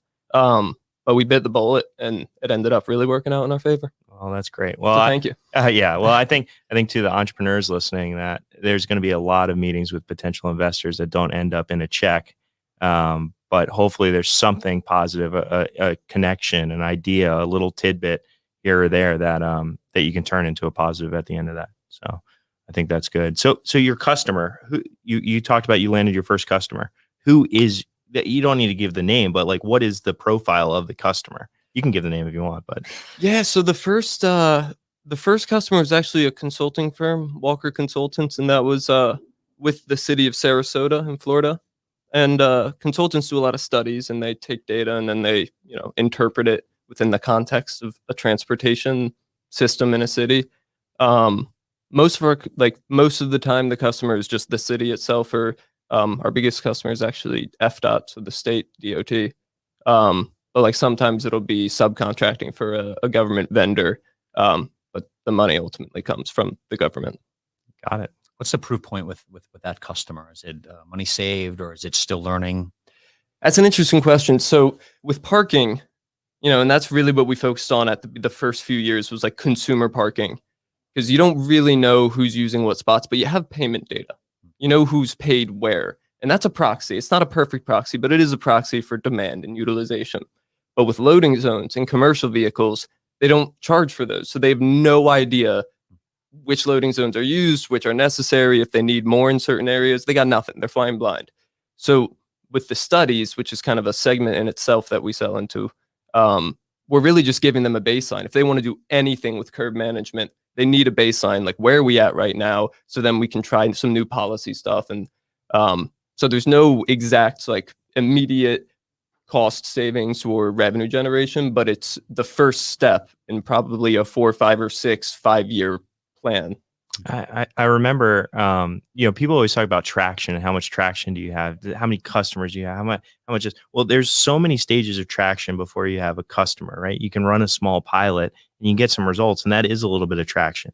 Before that, you can talk to 100 potential customers. That's a little bit of traction, right? You've done some things along the way. So an entrepreneur shouldn't say, if you're going and talking to an investor, you shouldn't say we don't have any traction. You say, now, if you mean revenue, we don't have any revenue traction if you're pre-revenue, or we don't have any customers. But let me tell you about the traction we've had in the last couple of years. And one of the things I still remember so many years ago, we're at Keenan Flagler, and you put up a slide on one of your initial pilots, which is, if this town was using, or the city or whoever was using Vade Park, we could have just made them another couple $100,000 over the span of like 30 days. Or there was hundreds of thousands of dollars in inefficiency over the last 30 days. And I was like, that's a value prop. You walk in with that, that's demonstrable ROI. The city has to take action, or somebody should get fired, right? Because they're not doing their job. Do you remember that slide? Do you kind of know what I'm talking about? Absolutely. That was a pilot in Radnor. It's actually my hometown. And that was like one example of a bunch that we would run into and like find this great value, but then realize the go-to-market was like all messed up, too much red tape. Like we had to kind of find a different angle.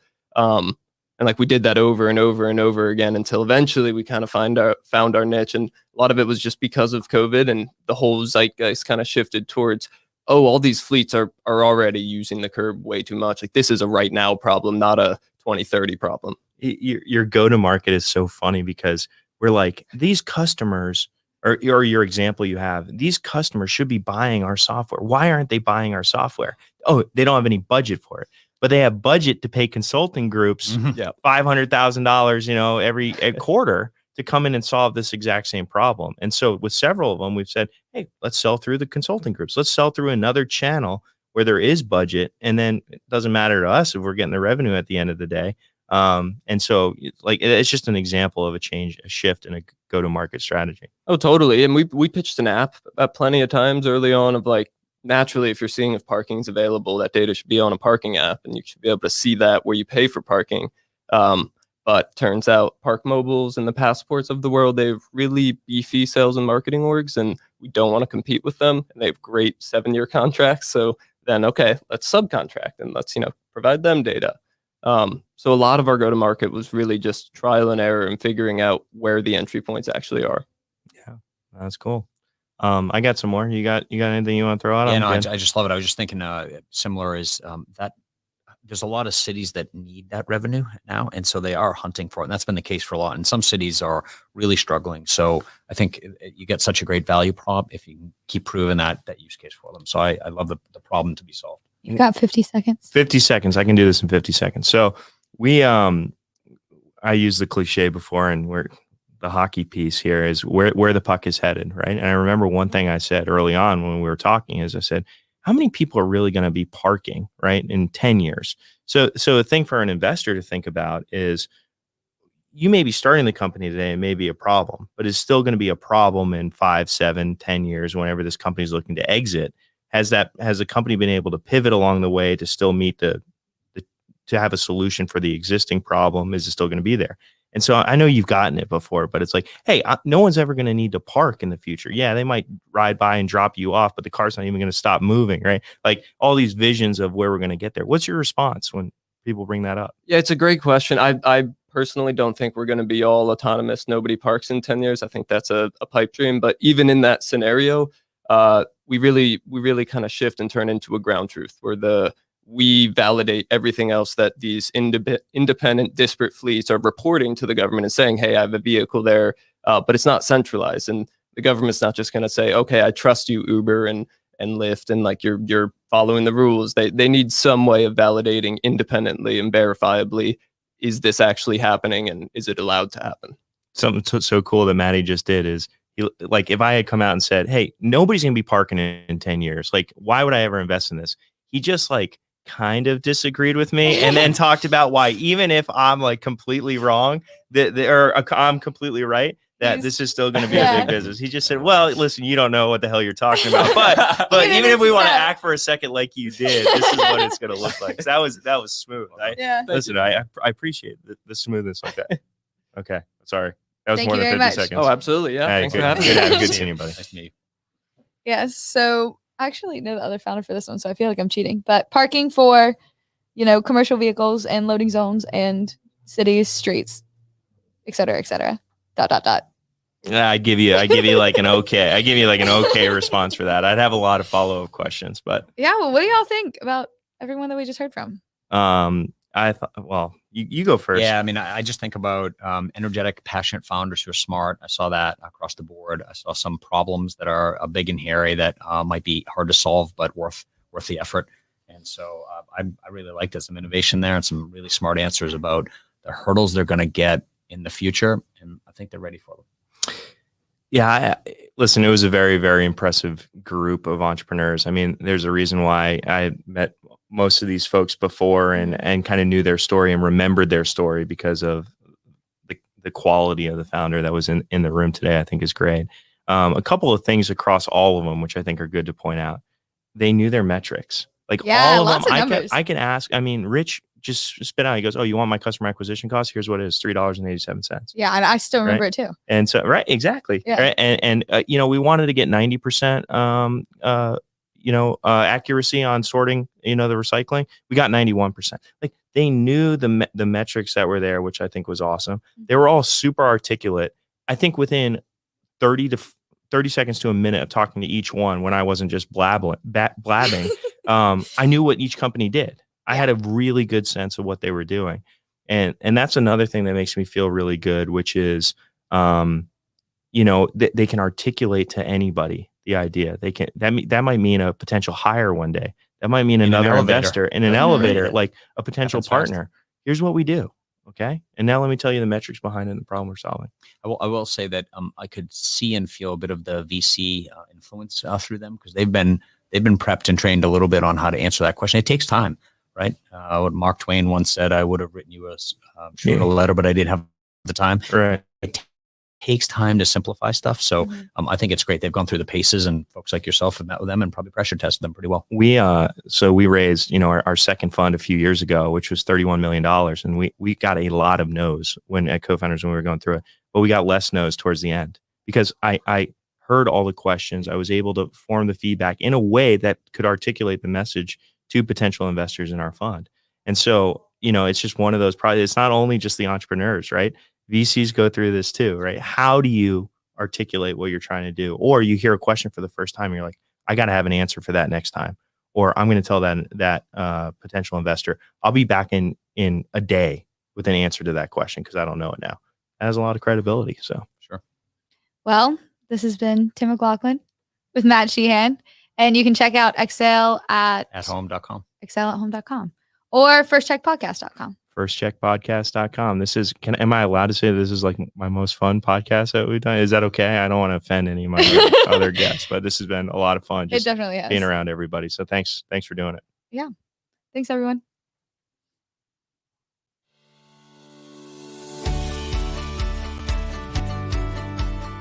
Our homes are deeply intimate places. It's where we laugh, it's where we gather, it's where we bond. It's where we hang out on Friday nights, pizza night, and sometimes that turns into food fights. But that very home, that very bonding place we have, we don't care for it like we often should.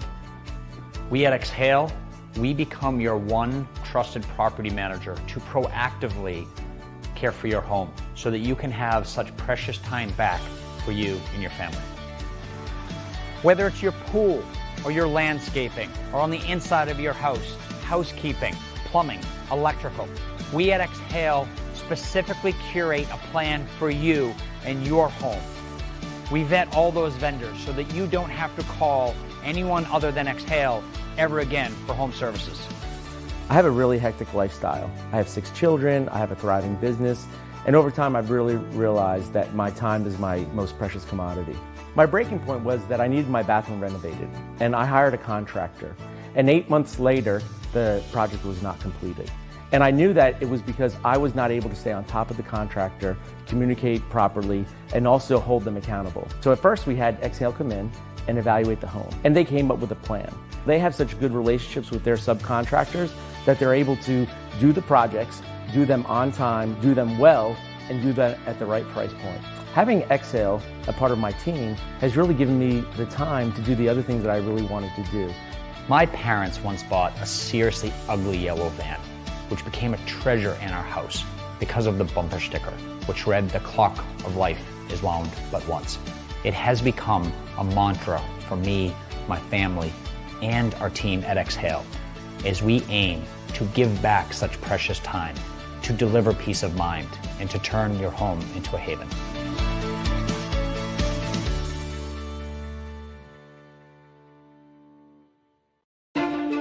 Whether you're looking to advance your career or your company is committed to fostering an inclusive culture, Diversity Beyond the Checkbox provides the knowledge and materials you need to achieve success. The e-learning course is designed to build the foundation for diversity and inclusion. It's comprehensive, engaging, and thought-provoking, and meant for all learning types. This course incorporates video lessons, slide decks, podcasts, compelling content, ensuring that the material resonates. The course covers 5 major topics, beginning with understanding diversity. It stretches way beyond race and gender. It also covers the business case for D&I. Did you know that successful D&I initiatives can actually increase your bottom line? Plus, unconscious bias, how to integrate D&I initiatives into your organization, and how to make D&I a part of your brand strategy while avoiding missteps under pressure. Diversity Beyond the Checkbox, a course that serves as a strong foundation toward creating a diverse, inclusive, and thriving organization.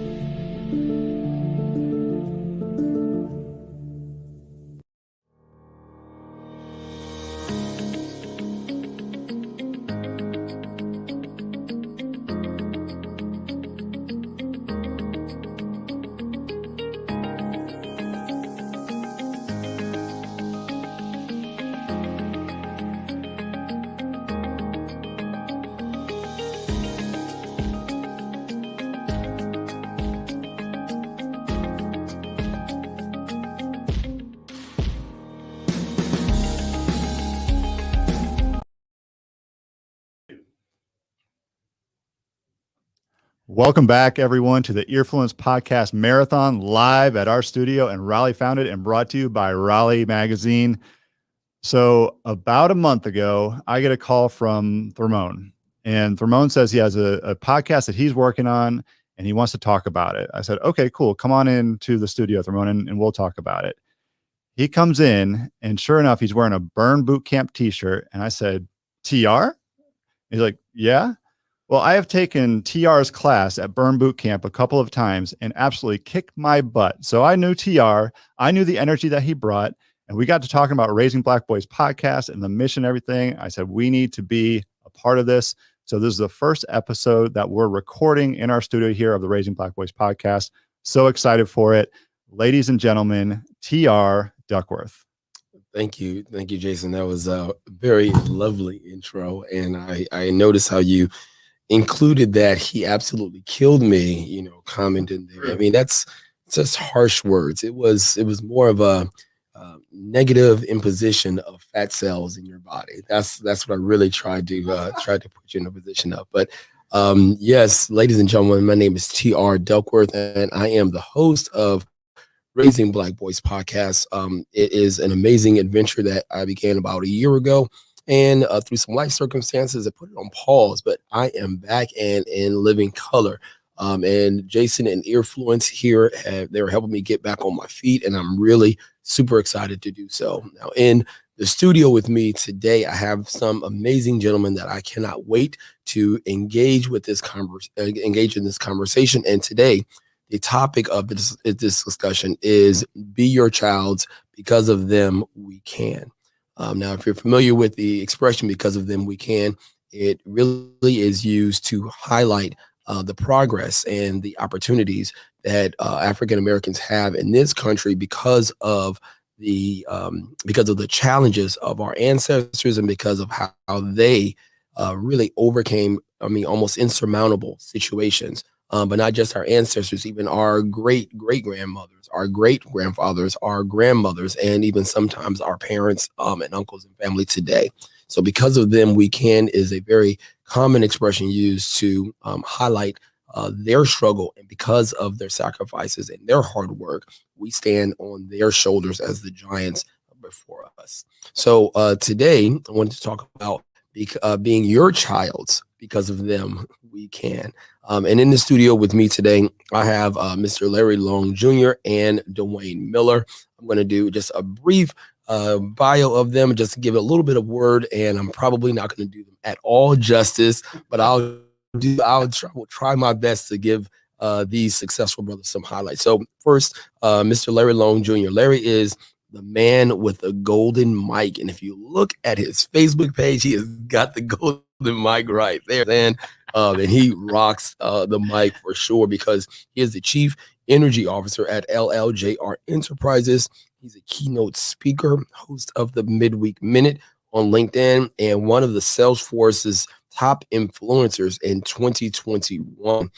This guy, you may have seen him on podcasts and on videos, just bouncing off the screen. His energy level is at a level 12 on a scale of 1 to 5. So it's pretty impressive.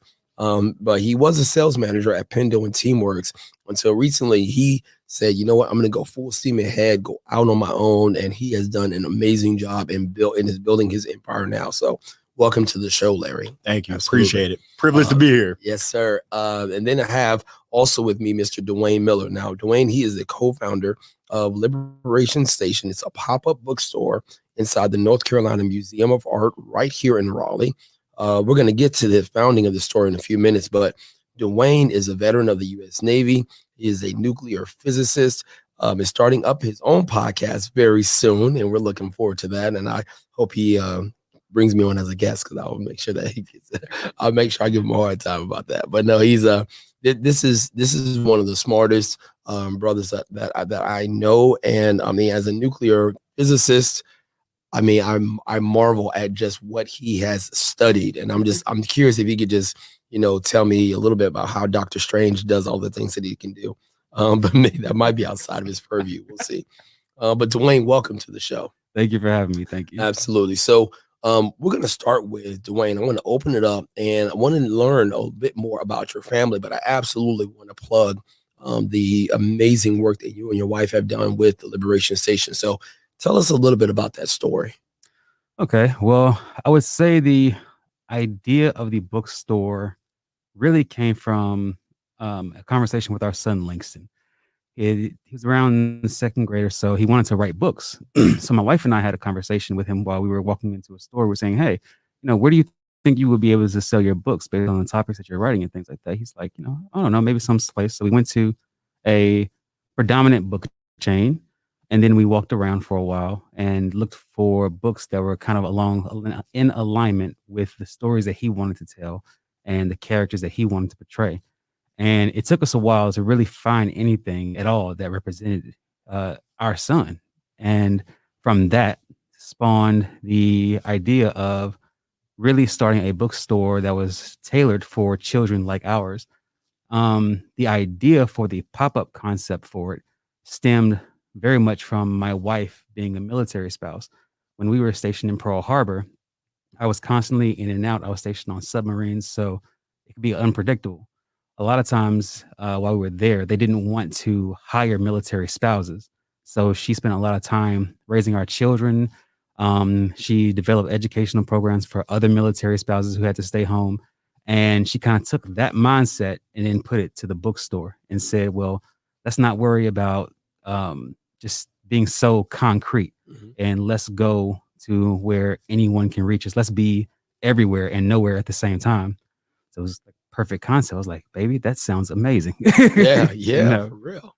So then came Liberation Station Bookstore as a pop-up.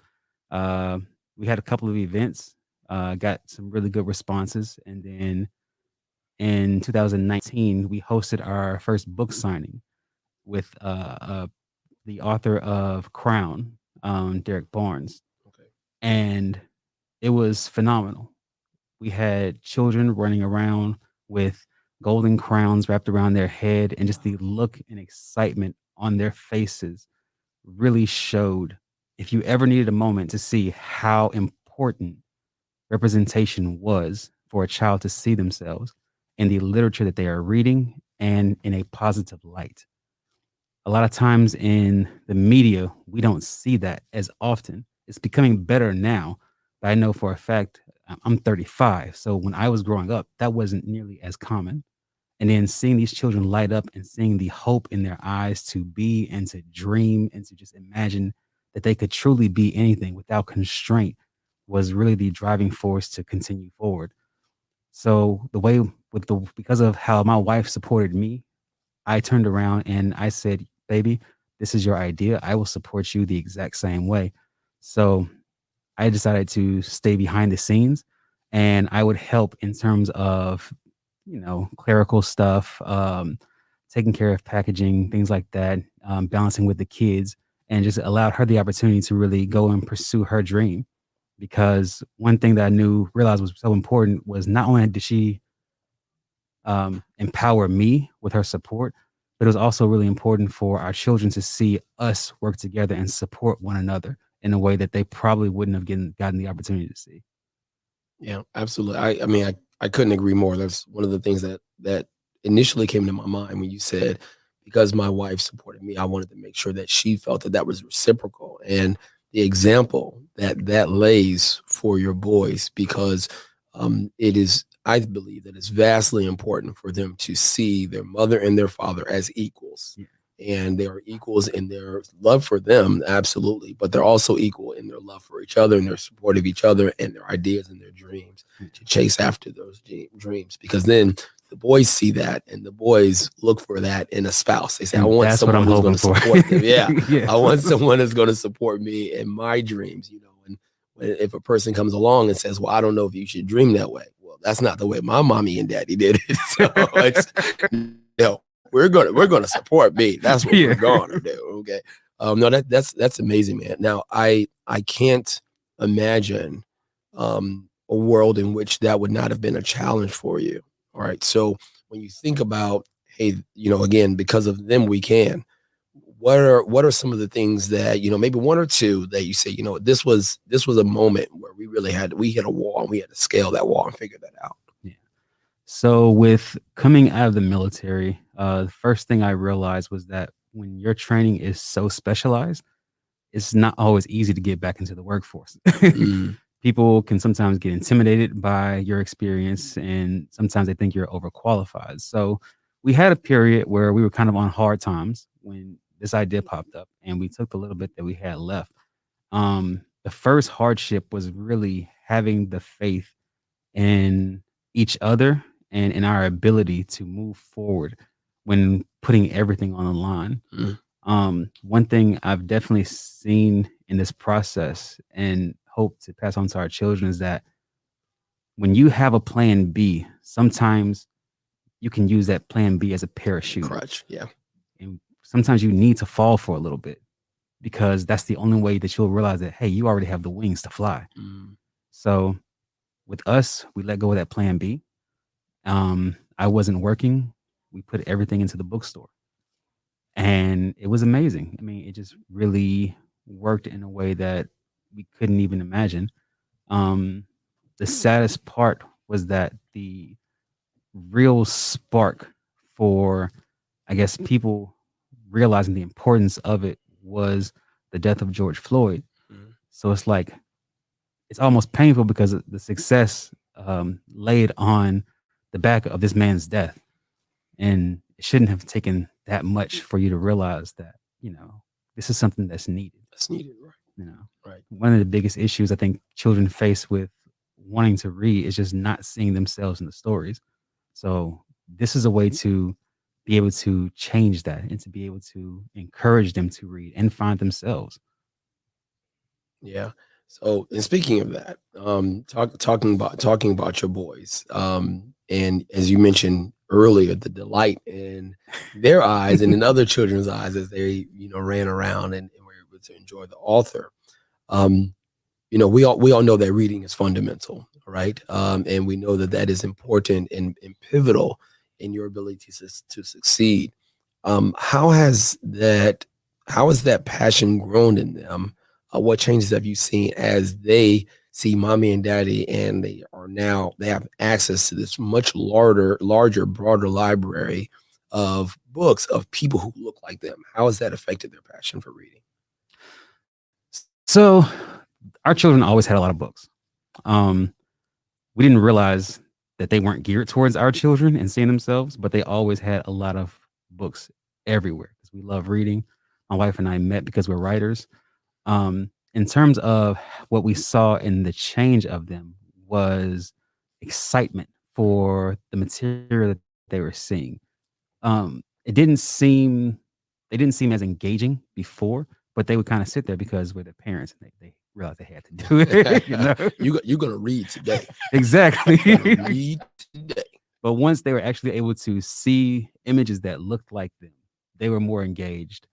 Our youngest would actually go and reach for books continuously. Our oldest began to look into more fictional things because now the characters aren't just the ones you see in movie screens. You know, now they're right here and I can read about them. And I know that this person is looking like me.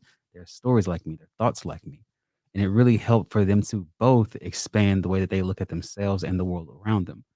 Now everything is a slide or a castle, or all the things in our house get repurposed because the imagination has grown so much. Flourished. Yeah.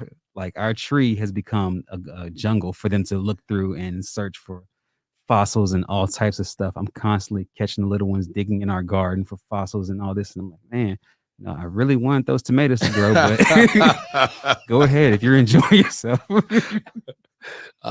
So if I could make a suggestion for you, and this is out of the utmost respect for you and your wife, you know, there are lawnmowers that reach a little bit lower. You can get them going and just say, listen, I understand you have this passion for this landscaping. I bet you that grass would be if that grass was lower, it would be a lot easier to find those fossils. It's just a suggestion. All right. And if you take it, you know, no copyright, you can use it. All right. You're golden. I mean, no, that's amazing, man. I mean, I think that you're a living, breathing example of, because of them, we can, and how your boys see them, see you and your wife, and you're laying a foundation for them. And you can see it live because you see their imagination growing. You see it spawning in them, and something that wasn't there before. So, I mean, I can only imagine how proud that is for you as a father. And then, of course, for your wife as a mother, where you ought to see them and just say, oh, yeah, look at our boys. Look at them. So much. Because, like, our oldest, he remembers me being in the military. So he remembers all the looks that he would get when he talks about my career, and people didn't believe him, or this and that, or people thought that I wasn't around. Because that in itself was a struggle. The idea that a black man was operating nuclear reactors on a submarine. No one really believed it until they literally saw me show up in uniform with my medals. It's like, yes, this is really my job. This is a real thing. So I think this really allowed him to do some healing from that process, because now it's not just him saying, hey, these awesome things exist, but now he can say, hey, other people have these experiences too. Other people think this way and see these things as well. Yeah. Oh, that's amazing. I mean, yeah, and when you, in my mind, what I picture is literally, two young kings seeing a royal lineage in their parents and saying, well, I'm going to grow up and I'm going to have certain standards and I have certain goals and dreams and aspirations, and I'm going to reach for those, despite the challenges. And I think that it's important, just as you said, for them to see you all face those challenges, but then also overcome them. Yeah. And I imagine, I know there were some stumbles along the way, but to be where you are, that's amazing. And if I may, Larry, just to kind of really bring you in here, Dwayne mentioned the financial hardship, the challenge of that, the challenge of support within the family. I would imagine support within the community as well. Based on your experience as a consultant and as a growing empire mogul, are these common, challenges that people face? Definitely. And I mean, just hearing your story, Dwayne, the things that stood out, number one, representation lacking. You can't be what you can't see. Yeah. And a lot of times we've experienced being the only.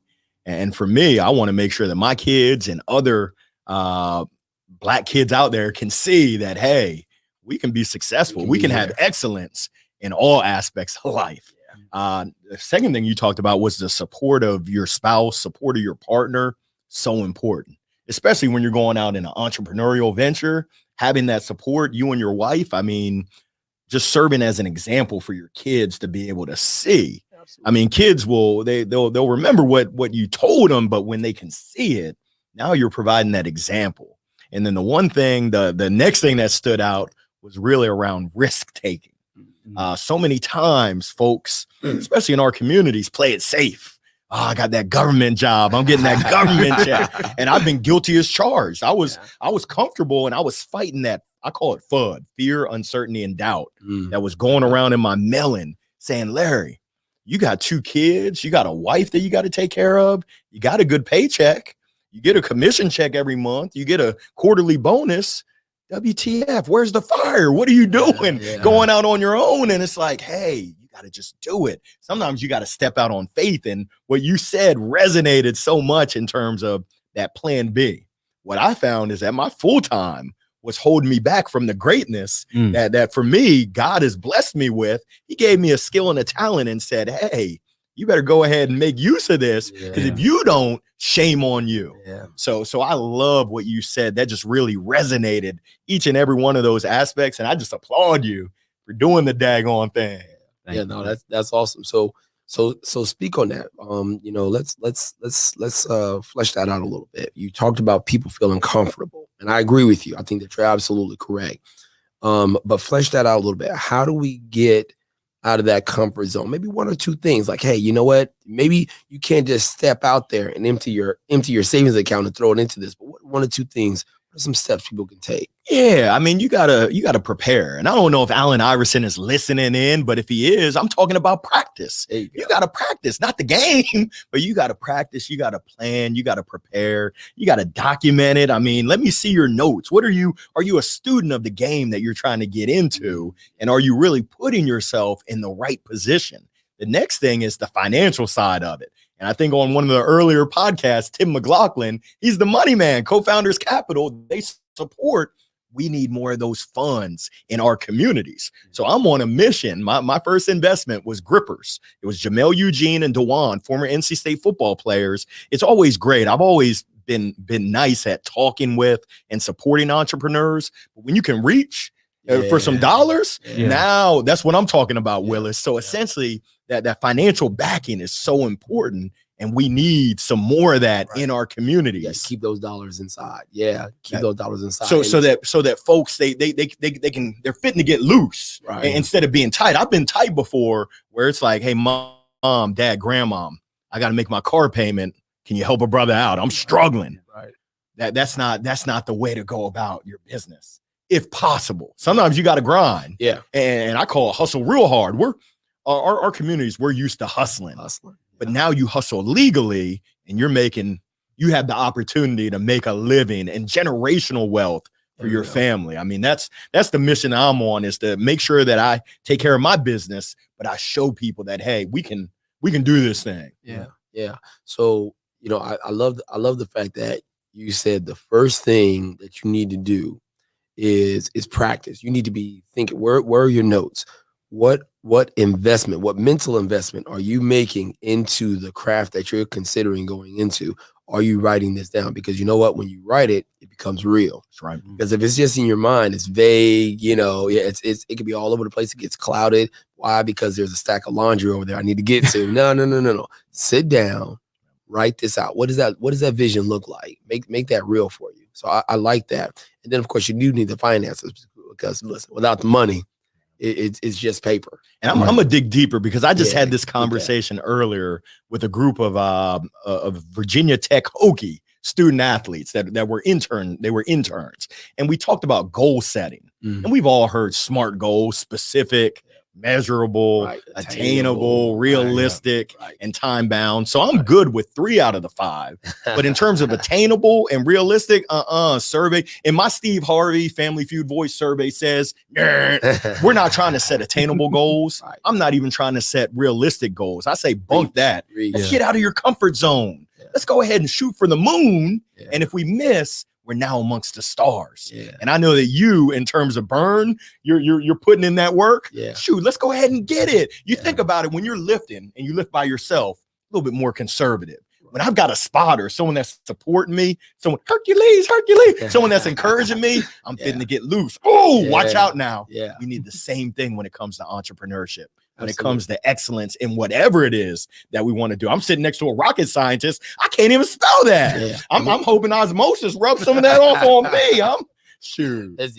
I agree with you. I mean, in fact, when I introduced him, I said it's one of the smartest brothers I know. I want to put the cards out there on the table. I just met this brother. I don't know if that speaks to the brothers that I know, but I'm thinking that it speaks to just his level of intellect. I'm just want to put that out there. So, though you mentioned the internal, all right, and then we have the external, right? So you have internal challenges as far as putting that down on paper, making that dream big, make it a big dream, right? And then you have the external factors as far as capital is concerned. When somebody is on the couch right now and they say, I've got this blazing idea, okay, and that was me. I was on the couch. I said, I gotta figure something out. And I'm thankful that I came across Jason at Earfluence and met with him at CC, and it's been amazing since then. But that person who's on the couch, and that was me. Speak to that person. Yeah, I think Nike says it best. I'm not sponsored by Nike. At some point, you got to just do it. You got to get off the couch and get yourself in motion. You got to be a student of the game. What are you doing to grow your skills? What are you doing to network? And we've all heard, your network is your net worth. That's so true. There's a saying, I'm going to ask you, it's not what you know, but who you know. Survey says, it's not even who you know. Okay. It's who knows you and who trusts you and who believes in you that really makes things happen. So are you out there showing people that you're trustworthy, showing people that you're a hustler, showing people that you really care? Because people can smell BS from a mile away. So if you're serious about it, it just opens up doors. It opens up windows of opportunity. But if you're sitting on the couch and you're thinking about it, in the words of the great philosopher, Mystical, show me what you're working with. Show me what you're working. What are you doing? Yeah. So when you I love your energy, man. By the way, I just want to put that. I want to put that out there. I don't know if you all can feel it through the speakers, but he's sitting across the table from me, and I'm ready to run a mile in about 3 minutes flat. So thinking about talking about that energy. All right. What excites someone is what's going to get them moving. Right. How have you found that in working with people that has helped you, and then bring your family into it? How has that helped your children in your family structure? Talk about that. You got to pursue your passion. So I opened up an indoor baseball and softball academy to help youngsters. My passion is baseball. I love the game of baseball. I love being able to help youngsters to have success, to believe in their self. I mean, when I think about my kids, some of the things I want to make sure they have is that self-confidence. I think Kevin Hart says it, say it with your chest. I want my daughter to know that she is somebody. Yeah. When I was younger, I moved around a lot, and my mom, we would say our prayer at night. She used to make me stand up in the middle of the room and say 10 times, I am somebody. You do that 365 days times 10. I'm not good at math, so I have to add it up, but that's a lot of I am somebodies. I want them to believe in themselves. So that's what I'm trying to instill in my kids. I'm also trying to instill the organization, the preparation, because essentially if you're out there without a plan, I think Benjamin Franklin said it. It's something around if you fail to plan, you might as well plan to fail. And it's like, nah, we're trying to give ourselves the best chance. I just got back from Vegas. We're trying to stack the odds in our favor. Now it takes that belief in self, but you got to work hard. You can't just go out there, and we used to say it in baseball, just throw your glove out there. Nah, that's why you play the game. You got to put in that work. So for me, I'm trying to encourage my kids. I'm trying to show them the example, but I'm also trying to provide them with the resources, with the tools, with the network, with the allies that can support them. Because I don't know about y'all, I didn't grow up in a country club. I grew up in some apartments where we were on the struggle bus, but I saw my dad grinding. I saw my mom supporting my dad, giving him that pat on the back. I saw the love, and essentially it was that example. It's one of those things where I want to provide that example for not just my kids, but also the other kids in our neighborhoods, where they can see and say, hey, I might not have it in my household, but I see this cat who's just a normal cat. I'm a normal cat, but I'm trying to be a normal cat doing big things so that other people can say, if he can do it, I can do it. Right. Now imagine, and I think that this is important, and I want to just put this out there, right? As you were talking about your children doing, you're talking about your children, and the example that you all are representing for them and providing for them, just as you mentioned a moment ago. Imagine the children that are around them and how they see the work that you're doing, and then they see your children moving up in a way that's like, well, they move a little different. They walk a little different. They talk a little different. And when they become leaders like that, it just enforces what you all are doing, but it enforces what you all are teaching and showing, because then they begin to own it on their own. Yeah. But then also they might find some friends around them. They say, listen, we're gonna grow up together, and we're gonna do this together. I mean, I think that's important. You influence the neighborhood. You influence your circle of friends. I mean, maybe you don't get everybody, because that's not going to happen. Everyone is not going to be with you. But you might find one or two people, and those one or two people might affect one or two people. It's contagious. We got to keep our droplets to ourselves. And I appreciate you rocking the mask. Keep our droplets to ourselves, but we got to pass this positivity. We got to pass this excellence. And essentially, if we're moving up, we need to go ahead and pull up those behind us, those to the side of us. Hey, come on. I think Jim Rohn says it best. You are the average of the 5 people you spend the most time with. I'm writing a book. One of my chapters is you are what you eat. You are what you consume. And that's not just food and beverage, but essentially, what books are you reading? What podcasts are you listening to? What TV shows? Who are you surrounding yourself with? If you're with negative Nancy's, negative Nellies, and I apologize if your name is Nancy or Nelly, but if you're around negativity, guess what? You're probably going to be negative. Nah, we ain't about that life. That's the old. Up until now, that might have been the case, but sometimes you got to cut it. You got to cut people. You got to cut people off. Yeah, and I want to bring it back to you a bit, Dwayne. So with that, when you talk about bringing people up around you, I love the fact that you all had an author come in, because you recognize that, listen, this is not just me and us. It's not just my boys, but also want to have the community involved. Yeah. What are some ways that community can be involved? How can they support you? What can they do with Liberation Station? Well, Liberation Station, we have a pop-up bookstore in the North Carolina Museum of Art in the gift shop. So that's definitely one way to support. A lot of what you can do is really that, or you can attend some of the story times that we post about on Instagram. It gives the dates and locations with different places. The Durham Hotel is one of the ones that we do. They typically have a sign-up list. I think with the North Carolina Museum of Art, there'll be some in-person ones in the auditorium. The biggest thing, more than anything, I think, is just give your kids a story time. Mm-hmm. More like just take 5 to 10 minutes out your day to sit there and read something, anything. Before we start the bookstore, I would read Shakespeare to the kids. And not because they like Shakespeare. Trust me, they hated hearing me recite Shakespeare. But they enjoyed the fact that their father would get off of work and come and sit down and read a story. And I would act out every single character and try to give a different voice in the hopes that if I can do this and make this interesting enough, they'll be drawn to it. Don't ever be afraid to just be yourself with your kids. You know, I think one of the biggest, the worst thing we could do to our kids is to allow them to believe that we're superheroes, because we're not. Superheroes are unfallible or infallible. Can't remember. Yeah. But, you know, they don't have the realistic boundaries that we do as humans. So if your kids are constantly looking at superheroes, then they don't understand that there will be a trial that may seem bigger than them, and they're going to have to work up the courage to push forward anyway. I went into the Navy not knowing how to swim. When I went to boot camp, they sat me on a platform 15, 20 feet in the air, and they said, jump. I watched as people had to get pushed down. I decided I'm going to jump, because either I'm going to swim or I'm going to sink, and hopefully somebody will get me. But, you know, you just can't have that fear. So I decided to jump. So in life, jump. Jump for your dreams, jump for your kids, jump for the kids in your neighborhood, jump for the people that you don't even realize are watching you day to day, who are being inspired by your actions. Okay. Now, you know that you are so wrong for putting that cliffhanger out there. Did you swim or did you sink? I mean, you can't.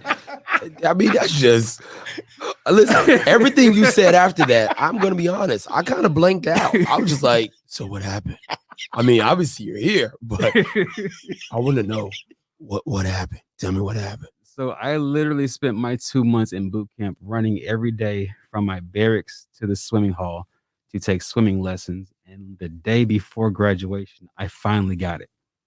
Wow. I was one of those people who does not float well. Yep. I came in very muscular. I didn't have a lot of body fat. So my buoyancy was literally below the surface of the water. I didn't sink to the bottom, but I just wasn't floating at the top to breathe like everyone else could. Yeah. So I kept pushing and I ran. I got really skinny. I got really fit from all the running, but I was determined to make it, and I made it. Yeah. I mean, that's what it is. That's grit right there. That's hustle. I mean, I think that's built into your DNA. That's built into our DNA. I mean, I don't think that, and I'm not a historian. I'm not trying to make any factual historical statements here, but just bear with me.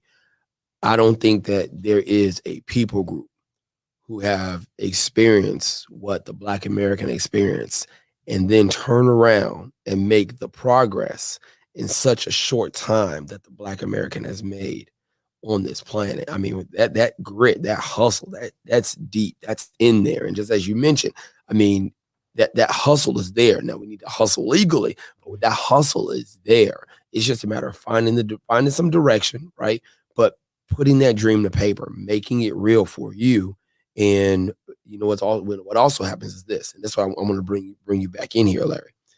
When you write it down, it becomes real for you. You know what else becomes real? Failure, the possibility of failure. You're looking failure in the face. You looked failure in the face in that water. It didn't look pretty. See, now we know why you didn't. Now we know why you put that cliffhanger, because it didn't look pretty. You didn't want to relive that non-pretty moment. Okay, listen, I respect that, man. I respect that. I'm sorry to bring up those wounds, right, of unprettiness. I'm sorry, but that hustle is there. So speak to that hustle, that drive, writing it down, making it real, and facing failure. How should someone face failure? You should expect it. I'm pretty sure you're gonna say that. But when failure comes knocking, because it will, what do you do? It's that resiliency. It's that inner grit. It's the entrepreneurial spirit. And if you think about it, our communities, we've had to be innovative. We've had to be creative. I can keep throwing out the adjectives. We've had to be adaptable. We have to be flexible. You got to be street smart. You always got to be on your swivel. Yeah, and it's one of those things where, hey, you live and you learn.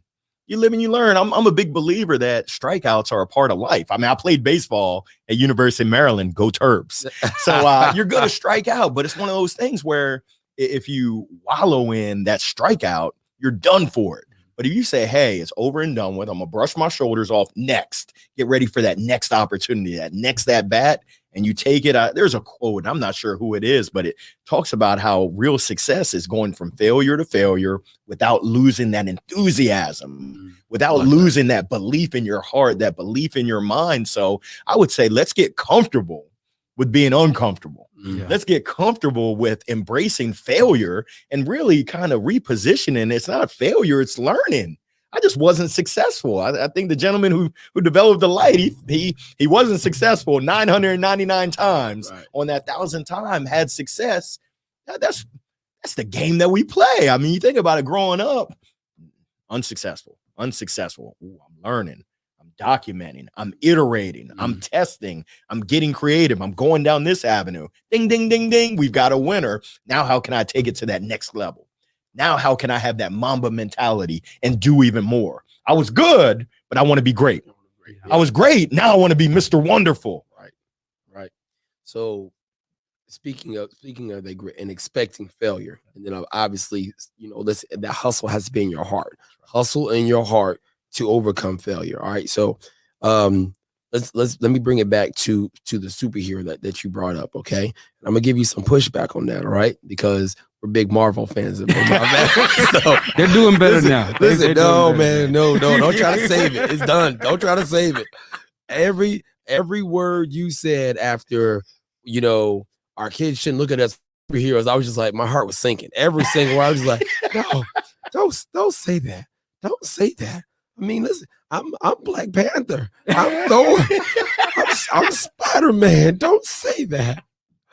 Oh my goodness. So, but you know what though? But I agree with you. I agree with you. But I'm gonna give it a little pushback. This is what we tell our boys, right? And I've had this extensive conversation with my older son. Again, we're big Marvel fans. I say to him, you notice how when they fight, they're always face obstacles, and there's a way that they can lose. I said, now think about it, and this is not a plug, all right? But if y'all want to send me some merchandise, I wouldn't mind. You think about Thor. Thor can fly. He has a hammer that no one can lift, basically, right? Why doesn't he just, go to the bad guy, drop his hammer, and call it a day?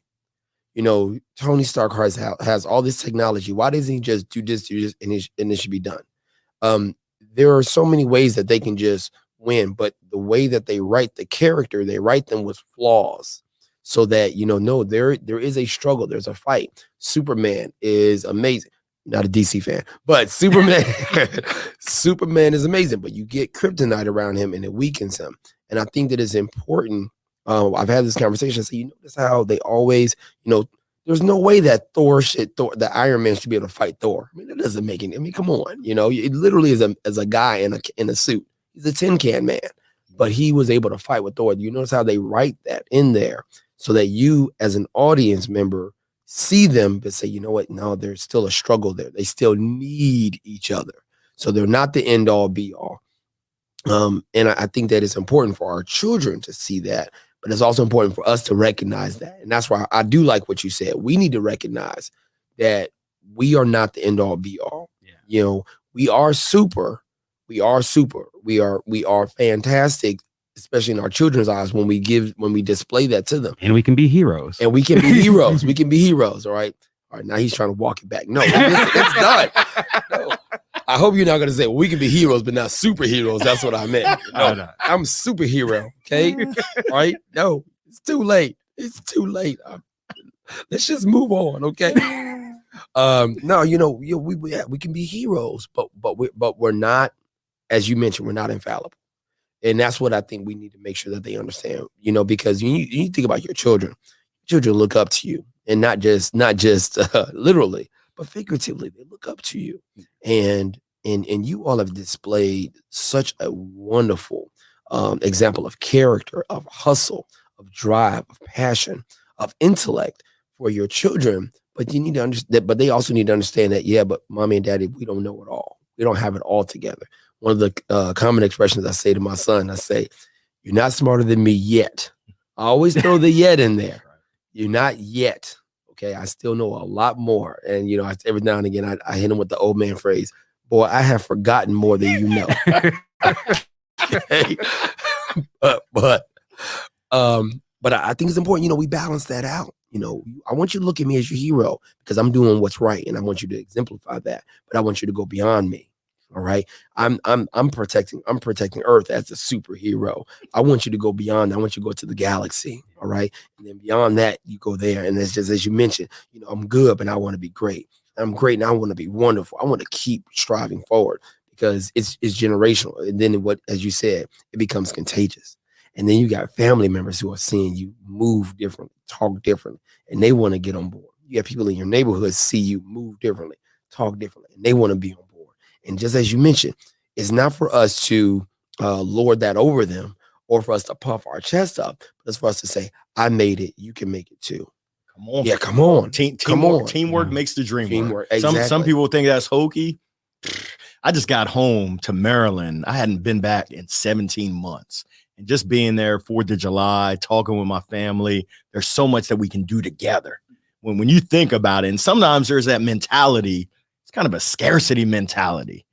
No, we can raise all the tide. We can raise all the boats. Right. Let's go. Let's not be like, and we were grubbing on some Maryland blue crabs. Let's not be like crabs in a barrel. Yeah, pretty much trying to pull each other down. Let's go ahead and lift each other up. The sky's the limit. Or if you're a Carolina fan, I think they say the ceiling is the roof. I'm still trying to figure that one out.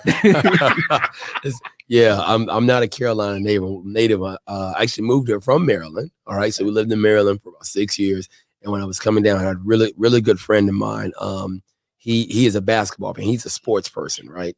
And he said, oh, you know, you're moving down to Raleigh, man, you got to figure out what side you're on. I said, what do you mean? He said, there's NC State, there's UNC, there's Duke. And I said, I don't speak Russian. Can you translate that? So as much as, you know, I'm into fitness, I just never really got into sports that much. So I don't know the sports world that much. All you need to know is you got to be a Terrapin, Maryland Terrapin fan. Go there Terps. we go, man. Go.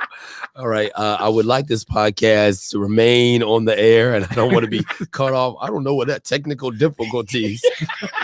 Jason comes on all of a sudden, starts talking about, well, we don't know what happened to them. The mics went out. We're on the phone with IT. We're gonna support. We're gonna fill out a support ticket. We'll see what goes on. So wherever you are in the Carolinas and whatever you support, just know that I care. All right, and I'm with you. All right, and if there's a friend next to you who supports someone else, I'm with them too. All right, I can multitask. That's how we roll with that. But guys, let's talk about with our children, right? And I don't want to end there. I want to end with us, but I want to just put a cap on this with our children. When we're thinking about the future, I've got an episode called the future, the amazing future of Black America. We have made such progress. How do you share that with them? Hey, you know what? The bright future of Black America, excuse me, this is the title of the episode. How do you share that progress? How do we, you know, highlight Barack Obama without saying, oh, well, racism is over? How do we highlight these giants without saying, well, now we're there? No, we still have work to do. We've made progress, but how do we do that? You know, is that a conversation that you all are having? Is that something that you're thinking about? Oh yes, all the time. Yeah. Our son Langston asks so many questions about the things that he sees going on, from police brutality to even, I guess, some of the more mainstream things with like the last presidency and some of the things that came up with in that time period, without giving too much into it. But the thing that we focused on was saying that the life that you live is a spectrum. So you have your everything from your ultraviolet to your infrareds. Everything is in there. So life is not necessarily good. It's not necessarily bad. That what determines that is the way you measure the experiences that you have. The same way you've had the cops who are abusing their powers, you've also had cops who are doing a great job out there. who are actually in the community trying to do things. My wife, I was on deployment at the time, but when Michael Brown was killed, my wife took our son to the police department to actually speak to the police, to get a conversation with them, to get a better understanding of not only what may have happened during that interaction, but like what is expected of him as a person and how he should really internalize that moment. So he doesn't grow up with a fear of the police, but he does understand that just like there aren't all good people, there aren't all good cops. It's a balance at the end of the day. Yeah. I love that. And I love the fact that you all took that initiative, because I think that's one of the challenges that all communities face. This is not particular to our community, but I do want to be specific to Black Americans. We see something egregious occur and we want to cut it off. No police. I think that I don't think that's a wise way to go. No. I think it is a much more wise position to just, as your wife said, no. We need the police, and we know that there are good and bad people, and there are going to be good and bad police. So let me take you down there. So when you see the boys in blue, so you don't get nervous, you don't get anxious. I want you to not have a fear of them. But I also want you to understand that there are some bad ones. So you need to be on your P's and Q's at all time. All right. This is not playtime. When you see the boys in blue, it's not playtime. You are on your P's and Q's as though your life depended on it. Because you don't know which one you're getting. Because you don't know which one you get. At the end of the day. Right. These problems are not that cut and dry. Right. They're not black and white. There's so much gray in between. If you look at the fact that police are responding to mental health crisis, well, until we as a community require there to be an establishment to address this issue, that's who's going to show up. It's going to be them. Because if you look at it, there's the police, there are EMTs, there's fire department. These three categories do not cover everything that happens in life, in society. So we need to build the infrastructure for it. We build infrastructure for roads when we need to get from one city to the next. Why do we not do that for our everyday issues in life when there's a drug addiction or there's a schizophrenic mental health breakdown or just all these other things that are going on? Yeah. We're trying to oversimplify some things. Absolutely. We've got a lot of work to do. I love what you mentioned in terms of the spectrum. I look at it as exposure and education, communication, and really keeping those lines. I mean, my kids have questions out the wazoo from what they see, and some of it is age appropriate. I've got a 7-year-old and 11-year-old, but also, and I love that you're in the bookstore industry, because our stories, letting my kids tell their story, tell their thoughts, and then sharing with them what my thoughts are. And we don't always agree. We don't need to always agree. But having that open dialogue, and dialogue works both ways. Right. So it's really about making those strides and continuing to make improvement. And over time, I mean, my hope and my prayer is that we can get to a place where my kids get older just further than where we are right now. We've come a long way. You're absolutely correct. We have a long ways to go. Yeah. So on that note, to cap it, capping it on children, right? Let's talk about you two. All right. You two. I mean, you all are inspiring me. You all are inspiring me. I mean, I look at you, as I mentioned, I look at you, Larry, and I'm like, I need to go run a mile in 3 minutes flat. I look at you doing, and I'm like, I need to put my face in a book and just hope it just absorbs. I'm just going to rub my forehead and like, come on. I know it can work. You all are doing it. You all are doing it. I think you all need to be acknowledged, applauded, and congratulated for it. But what, and again, I want to cap on children, focus on you. What drives you? What's something? And I know that's a broad thing, and I'm sure there are thousands of things that drive you. But if you could pick out one or two that you might want to share, that might, lead another father. I need to get on that. I'll bat lead off. So for me, it's really personal. I lost my father 5.5 years ago. My father grew up in Baltimore City. If you've ever seen The Wire, he was in the projects. Only one from his family to graduate high school, and track was his ticket out. He ran track at University of Maryland, and he shared with me. He said, hey, little Larry, that's what he called me till I got taller than him. He said, hey, we've been blessed. We're so fortunate, But if you don't pass that along to others, shame on you. Shame on you. I've had so many people invest in me. He was talking about his own experience. So many people that really looked out for him, supported him, and he had to garner up the courage inside. But so many supporters, and he said, I'm passing that along to you and everyone else that I've come into contact with. You've got to pass that baton. And he always had a baton because he was a track guy, stick. Yeah. So essentially, I'm on a mission to pass that baton to as many people as I can. And it starts in my home. It starts on my block. It starts in my community. But then I'm trying to go regional. I'm trying to go worldwide, global, to have that impact on as many people as I can. Because you mentioned it earlier, when you touch one, the exposure that they have, they can touch many. If you touch 10, now all of a sudden it's 100x. So that's really what inspires me every day, to make sure that I'm exhibiting excellence for others to see, and I'm touching lives, having an impact, and really making a transformation. Wherever you are today, if you're listening to this, know that whatever it is you dream of, you can do it. I love that. I love that. Go for it, Delaney. What you got, brother? My growth comes from my ancestors. I look back and I look at the things that they faced and they struggled with.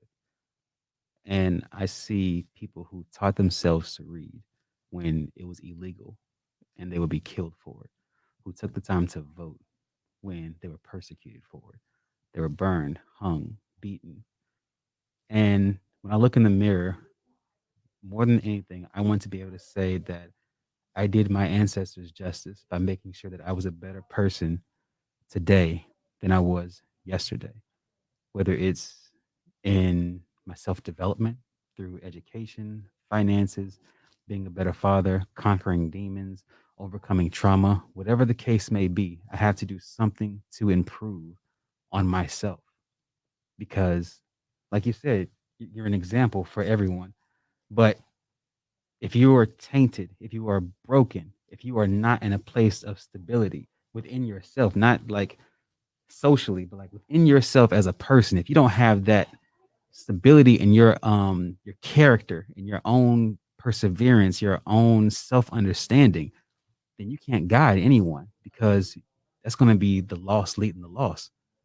They're going to be looking to you, and then you're going to lead them out into the wilderness and be like, well, here we are, you know? So I just always want to be better. I don't want to be perfect. I don't think perfection is attainable, because my idea of perfection changes all the time based on my life experiences. You know, at one point I thought being perfect was running around in underwear or Power Ranger suits and things like that. I was like, this is the perfect life, you know. Yeah. But you know, now that I'm older, I have different understandings of the things that I want to achieve. So I push for them, and if I fail, I push again and just keep trying to improve. Love that. I love that. I mean, everything about that, you know, except for you still trying to put down superheroes, because the Power Rangers. I mean, can you talk for a few minutes without putting down my dreams? I'll be honest. I'm actually a big Marvel fan, though. Oh, okay. No, like seriously, okay. And that's why I say like they've been doing really good now. Because I will say, I think we can say this. I love what they've done with villains. Because there's no one that's just that evil in life, you know? Well, there are very few people that are that evil in life. Let me correct that. Yeah. So when you look at the Marvel villains, it's like, you know, come on. There's something in there that's driving them to that. And it's been really good to see that they've developed a real person in these characters, because that's what you face. You know, even that bad cop, there's just something underneath that's driving that. Yeah. I love that. I totally agree. We're gonna have to do a podcast alone on Black Panther and Killmonger. I mean, because I could speak for hours. Yeah, that can go. But listen, this has been Raising Black Boys. I have thoroughly enjoyed this conversation. Thank you so much, Larry. Thank you so much, Dwayne. Please check them out on Facebook, Liberation Station Bookstore, Mr. Larry Long Jr. On Facebook. Please go to their sites, support them, find out how you can get involved, and find out how also you can continue to encourage them, support them, but also glean from them, because they have a wealth of information and resources that they are putting out there for the community to grow from.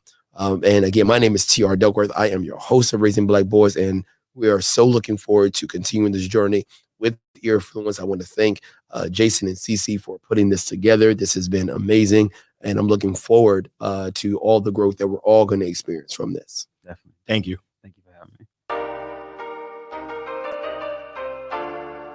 My name is Zainab Baloch, and I'm the co-founder of Yap. We're currently working on making and developing a online entertainment platform to engage Generation Z in our democracy. I think Raleigh Founded is a space that's accessible. Raleigh Founded is more than just a host location. It's a place where they really invest in the community. Everyone's really open and supportive. I definitely think Raleigh Founded makes it way more attractive to get really competent and high-level employees. People just come in and are just like amazed with the space right away. And it's not just beneficial to me or the company, it's beneficial to, honestly, an entire community.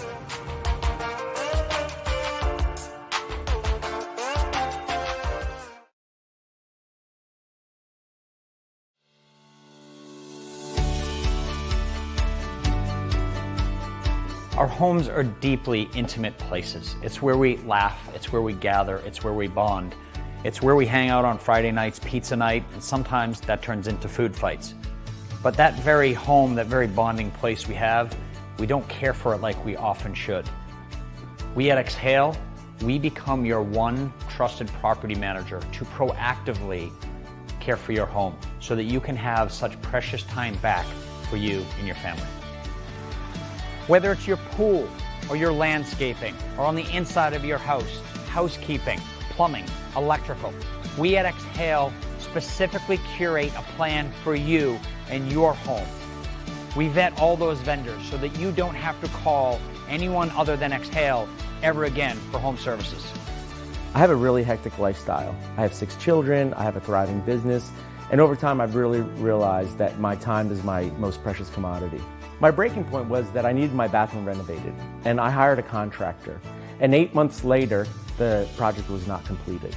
And I knew that it was because I was not able to stay on top of the contractor, communicate properly, and also hold them accountable. So at first we had Exhale come in and evaluate the home, and they came up with a plan. They have such good relationships with their subcontractors that they're able to do the projects, do them on time, do them well, and do that at the right price point.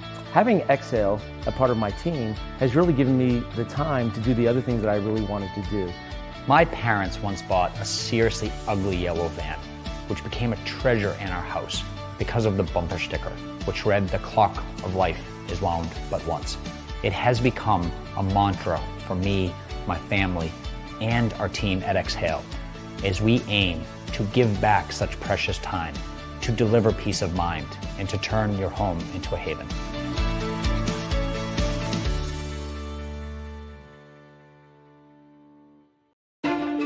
Whether you're looking to advance your career or your company is committed to fostering an inclusive culture, Diversity Beyond the Checkbox provides the knowledge and materials you need to achieve success.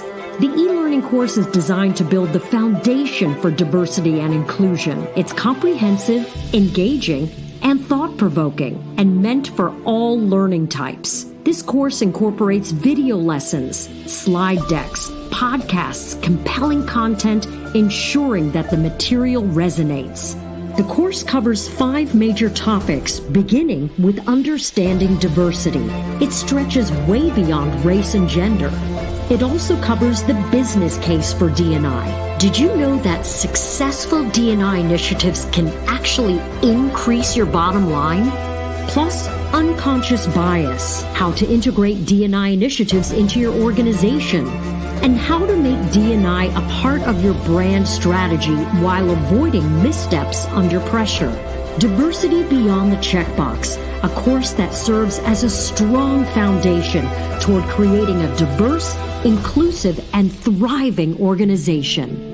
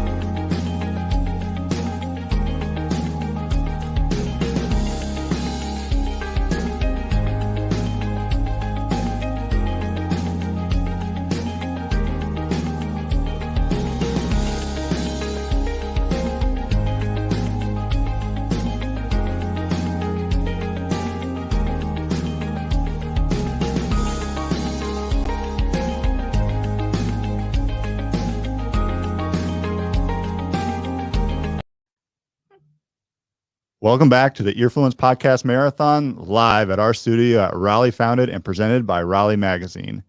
This next podcast showcases what makes NC State different as a higher education institution and what makes the Poole College of Management specifically unique.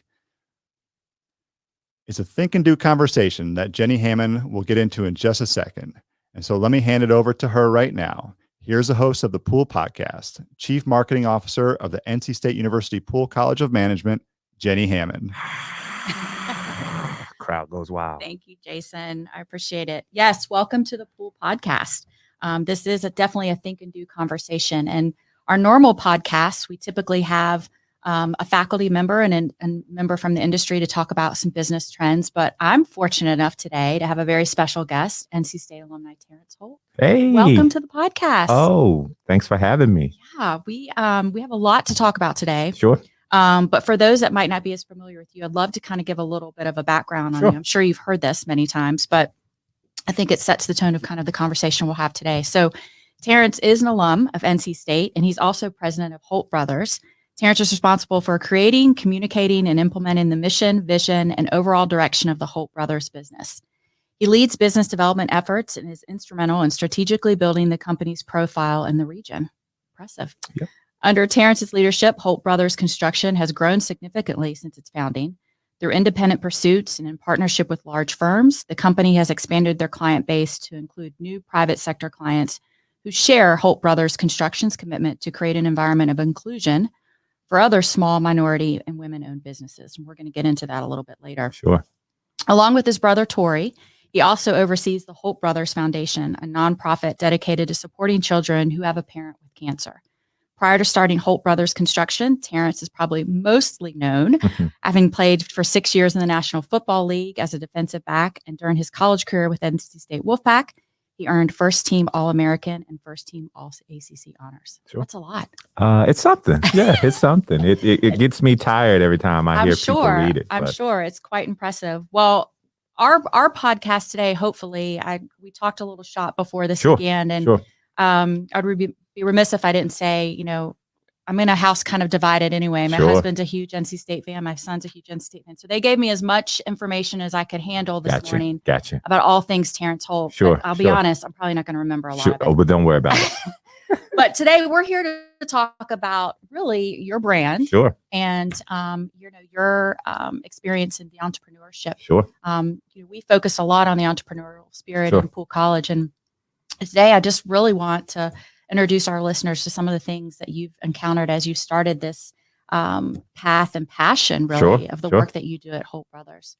So let's start from the beginning. So when I was doing my research with you, Holt Brothers is really kind of a huge conglomerate. But Holt Brothers Construction, Holt Brothers Football, and Holt Brothers Foundation. And Holt Brothers Development. And Holt Brothers Development. All right, I missed one. Yes. So maybe from a 30,000 foot view, tell us a little bit about that and kind of how all that came to be. Sure. So Holt Brothers Inc. is the parent to all of those entities that you mentioned: Holt Brothers Construction, Holt Brothers Development, Holt Brothers Football, and Holt Brothers Foundation Inc., which is an affiliate company of ours. And what we wanted to do was we had multiple interests, and we wanted in kind of counsel with different folks. We needed a kind of a arm for all of those different entities. And so we set up an S Corp in Holt Brothers Inc. to house all those different LLCs. But Holt Brothers Inc. is the management parent company of all those different interests that we have. And so we're most active in Holt Brothers Construction and Holt Brothers Foundation. Holt Brothers Foundation was founded prior to any of our business interests. So it was founded in 2000. So we're now running almost 21 years supporting kids and families affected by cancer. And so that was sprung by us going through our mother being diagnosed with cancer in 1986 and ultimately passing away in 1996. And so we wanted to do something for kids and parents who went through a similar situation and give them some support. And so we founded Holt Brothers Foundation to provide kids and families affected by cancer support through different programs. And some of those programs include Kids Can, which we're happy to state our partnership with area hospitals like UNC Rex, Duke Cancer Institute, and then Alamance Regional Medical Center, which is now owned by Cone Health, and having partnered with them to house our Kids Can program. And then we have a national a partnership with a national organization called Camp Kesem, that is, from a microcosm standpoint, a sleepaway camp for kids whose parents have cancer. So, Hope Brothers Inc. Was just born out of interests that we have. And not to interrupt you, but I was Sure. doing some research and I thought it was interesting.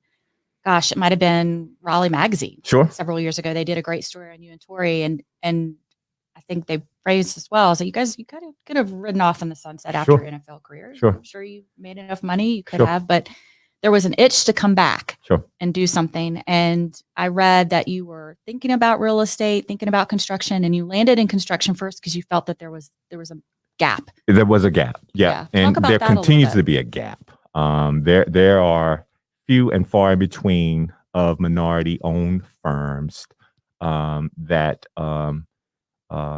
work in our particular market in the state of North Carolina. But it's not just the state of North Carolina or Raleigh-Durham or city of Raleigh issue. It's a nationwide issue. And there's just not the breadth and depth of minority-owned firms that there may be of majority-owned firms. And so we had a business advisor by the name of Farad Ali, who at that time was working for the North Carolina Institute of Minority Economic Development in Durham, and called the Institute. And he was counseling us prior to our pro careers ending. And just as soon as they ended, we linked back up and talked about the opportunities that were out there for minority-owned businesses. And so that kind of directed our path towards construction and how we can make a difference to that space. And as much as we love construction, and we do, it was, in our opinion, a vehicle to continue to affect change here in Raleigh and here around the state and in other states. And so that's what we decided to do. I think it's interesting. I think it might have been and maybe the same article. And we talk about this a lot with entrepreneurs that come on the podcast. And, we teach entrepreneurship in the Sure. Poole College of Management. And so a lot of times students look at entrepreneurship as this kind of sexy thing. Sure. It's glamorous. And, what we try to make sure it can be, Yep. but it's not always glamorous. And I would love to hear maybe your perspective on, you came out the gate with a well-known name. Sure. You had a great reputation. Sure. But from what I understand, it wasn't a smooth road out the gate. No. It's so funny because I feel like our pro careers, our athletic careers kind of mirror, especially mine, mirrors our entrepreneurial career and our career in for-profit and non.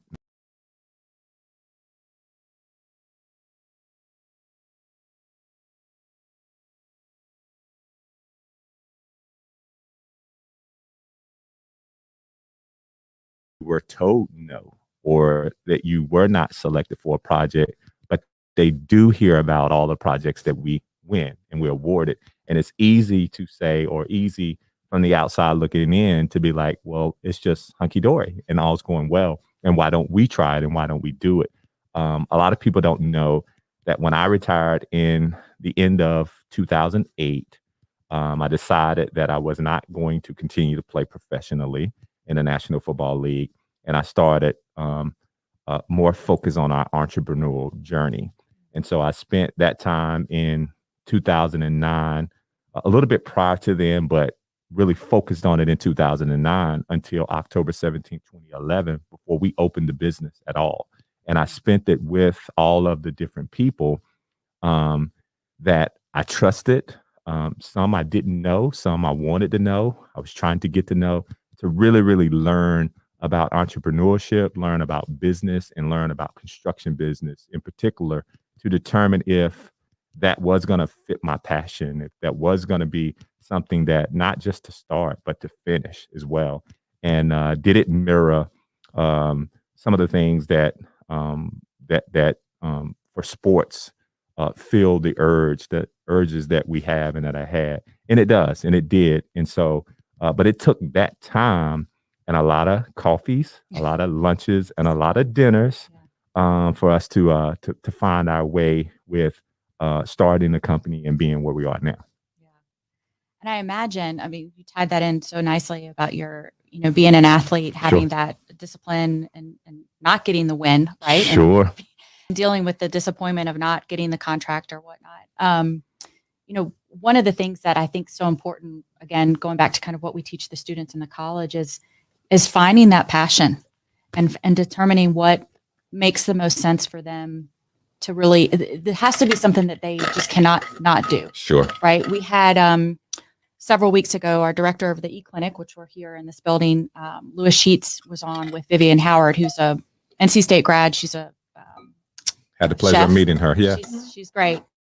And I asked her, I said, how did you know this is what you want to do? And she's like, because there was just no way I couldn't do it. Sure. Not do it. Sure. And that's what has driven her. Sure. So I'm curious that you have a unique dynamic, your brothers, which I'd love to dig into that a little bit later, but how have you been able to stay kind of laser focused on the same path when you've had kind of bumps in the road? And one of you, I mean, I'm sure it's happened where you said, look, I don't want to do this anymore. Or are we doing the right thing? And yes, being on the same page about it. Yeah, it can be scary, entrepreneurship. There's no rope, or not necessarily rope, but nothing to catch you oftentimes. And you're out there. And, one of the things that most recently someone said to me about our business and why they were attracted to come work for us was the fact that we put our names on our businesses. And for them, that meant that we can't hide, that there's something that with our names on it, we are going to value, like we do value our names. We're going to protect, and we're going to do our darndest to make sure that we live up to the things that we said we were going to do. And that was attractive to them. That's why they wanted to come join our team. So I say that to say that we can't run, and a lot of the things that keep us going is the fact that we are employing people. We have people that also are responsible for others. It's the same thing in relating to our football careers, that a lot of times I may not want to practice. It was seldom that I didn't, but it may be sometimes that I just don't feel like it. But it's because of the 10 other men on the field that are depending and counting on me to do my job, that I get up at 7 or 6 or 5:30 or stay up to 3:30 like I did most recently on Tuesday night to finish something that someone needed in the morning. And I wanted to make sure they had it because I told them that I would give it to them and they'd have it by that time. So it is a lot of that is the driving force behind. Tori and I are conscientiously aware that we not only carry our names and our namesake, which represent our mom, our dad, our sister, our grandparents, your families. Yep, my families, our kids, my wife, his wife, and his kids. But we do so. We carry the pail for other athletes. We carry the pail for the National Football League and players that transition and hopefully transition with success. We carry the pail for African Americans. As I talked about the inclusivity that we're seeking in different industries, especially construction industry, we know we carry that when we conduct our business and we do our business. So it's very important that we succeed. And so those are driving forces behind a lot of the decisions that we make, a lot of what gets us up in the morning, a lot of what keeps us up at night, and why we quickly, block out the notion and the interest to say, no, let's not do this anymore. So that's what drives us. So how did you come to the decision that you would run Holt Brothers Construction primarily, Sure. and Tori runs the foundation, is what I'm understanding? Yes. How did that come? That is correct. So Tori was responsible in 2000. I was still at NC State and playing for founding the Holt Brothers Foundation. And it was always the case that he's been that driving force behind the foundation. And we both, again, there's not an important decision that he or I make without each other's counsel. But for the sake of balance and for the sake of some responsibilities and know who does what and responsible for what. It just made a lot of sense for him to continue that effort. And for me, construction, is something that he's passionate about, but it drives me every day. I'm wired in a way to run our construction business and to be consistent, or try to be consistent every day, and to manage our people. I also very inquisitive, am the person that seek the general contractor license, and to learn more about construction and really dive into it if this is something that we're going to be doing. So naturally, that's set up for me to preside over the construction company, and him continue to run the foundation. Him, along with our new executive director, I saw that, in January of Liz McClain. So we're excited about her coming on board. But it just, for our personalities. I'm like I said, we as much as we are close and brothers and best friends, we are different and have some differences, but it's that balance of our differences that make our partnership work. Anybody that knows us know how close we are, but they know our little subtle differences.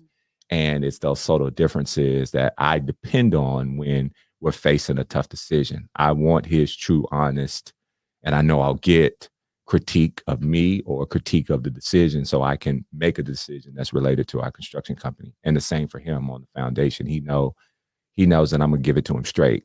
And if anyone can, it would be you, anyone right? can. And though I'm not at the meeting with him and he not at the meeting with me that we have, which we hear about all the time from other entrepreneurs, transitioning NFL players or athletes. One of the benefits of he and I is the fact that we have he and I. So I can be somewhere and being representing us, and he the same, so we can cover more ground. And so a lot of times in this entrepreneurial journey, it is having somebody to lean on that helps you get through.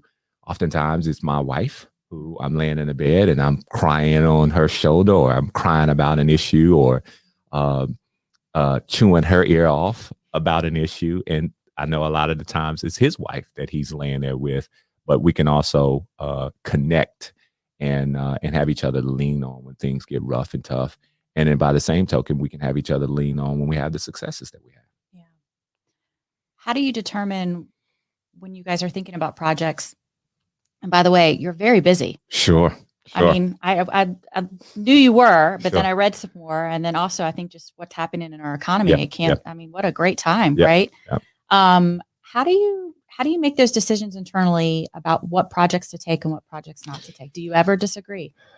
Yes, we do. And it's healthy. It's a healthy disagreement. But it's not just Tori and I, it's our staff as well. So we have people who we rely on, depend on, to help us analyze whether this project is best for us versus another, to analyze the cost associated with the risk, what we can make, how profitable we can be, what resources may take. It's very, very easy as an entrepreneur to have an overinflated thought of yourself or thought of your team's capabilities. And sometimes it's good for you to have people to reel you back in. I am a big thinker. I like to dream big. I like to think big. I like to think 30,000 feet, where we can go, where I'd like us to go. It's good to have my brother to reel me in. This is where we're at. This is the resources we have. This is what I feel like we can do. But it's also good for him to have me, because we want to be like a rubber band and stretch. We don't want to just be in a box. And for us to grow, but I heard a saying that someone said to me, you're either growing or you're dying. And in our business, while it may seem as flat of revenue, or your revenue just ticks up a little bit, that's growth, and that's good. Oftentimes when you're staying stagnant, you're being left behind.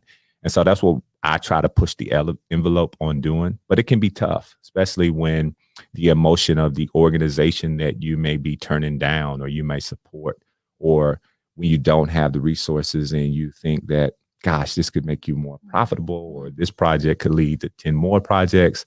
It can be tough. But fortunately for us, we do a whole lot of partnering with larger firms.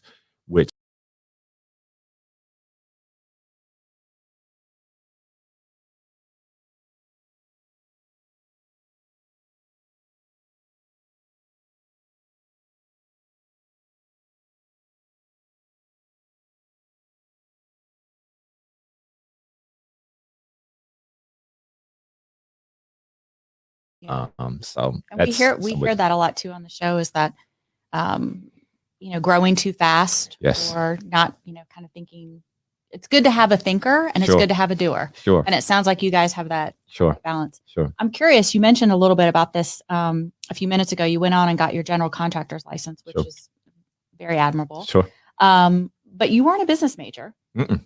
So what were some of the things that you had to ramp up pretty quickly and learn as you started to create this business that, one, I'll take it a stretch further. Sure. If you're talking to a student who's, saying, what are some of the skills that you think are just pertinent to have to be an entrepreneur? It's a lot. And I say a lot. Vivian said in her podcast, grit. Oh, grit for sure. And curiosity. Yeah, curiosity. You got to be inquisitive. You can't be scared of what you don't know. You got to be always interested in learning. But I jotted a few things down because you were graceful enough to provide a few questions to guide our discussion today, which is good for me because as people will learn if they're watching this, I don't mind saying a few words. And so this is good. But the thing that your questions provided for me, and the reason why I jotted some answers down, was to give me discipline. And that's what you need as an entrepreneur. And that's what helps oftentimes when things do get tough and rough, or when you are faced with, hey, if I take this opportunity, we can do so much with it, versus staying focused and staying disciplined. So focus is another one.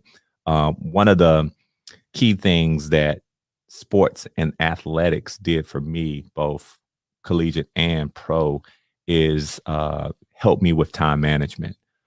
We all only have 24 hours, even though we try to make 27 or 32. I don't know about you. I get 27, 28. I'm ready. So, yeah. So you that's the one common thing that we all have. It's how you spend those. And, I am, very, very eager to try to maximize my day. But I also have a wife and I have kids that they deserve my attention too. Our staff deserves my attention. Clients deserve my attention. And so it's trying to balance that and weigh those. Another one is from my collegiate days that kind of helped me prepare for this particular role. But I think entrepreneurs should have is the ability to overcome adversity. Position yourself to face adversity. Some people are like, what do you mean? Like, why would you tell me to put myself in a position where I'm vulnerable? But that teaches you so much about yourself. And it could also teach your team about you. And because adversity is going to happen with the business. I don't care if you're on the highest of highs and you win the project that you want to win. There are going to be times within that project that you're going to be faced with things that you have to overcome. And if you're not interested or willing to expose yourself to potential adversity, then you're probably shortchanging yourself on the opportunity to grow, because that's what can come out of adversity. There were a lot of lessons in success and failure that came from my collegiate and pro days that helped me in this role. I could go over so many games, so many times I was beat, so many times I won.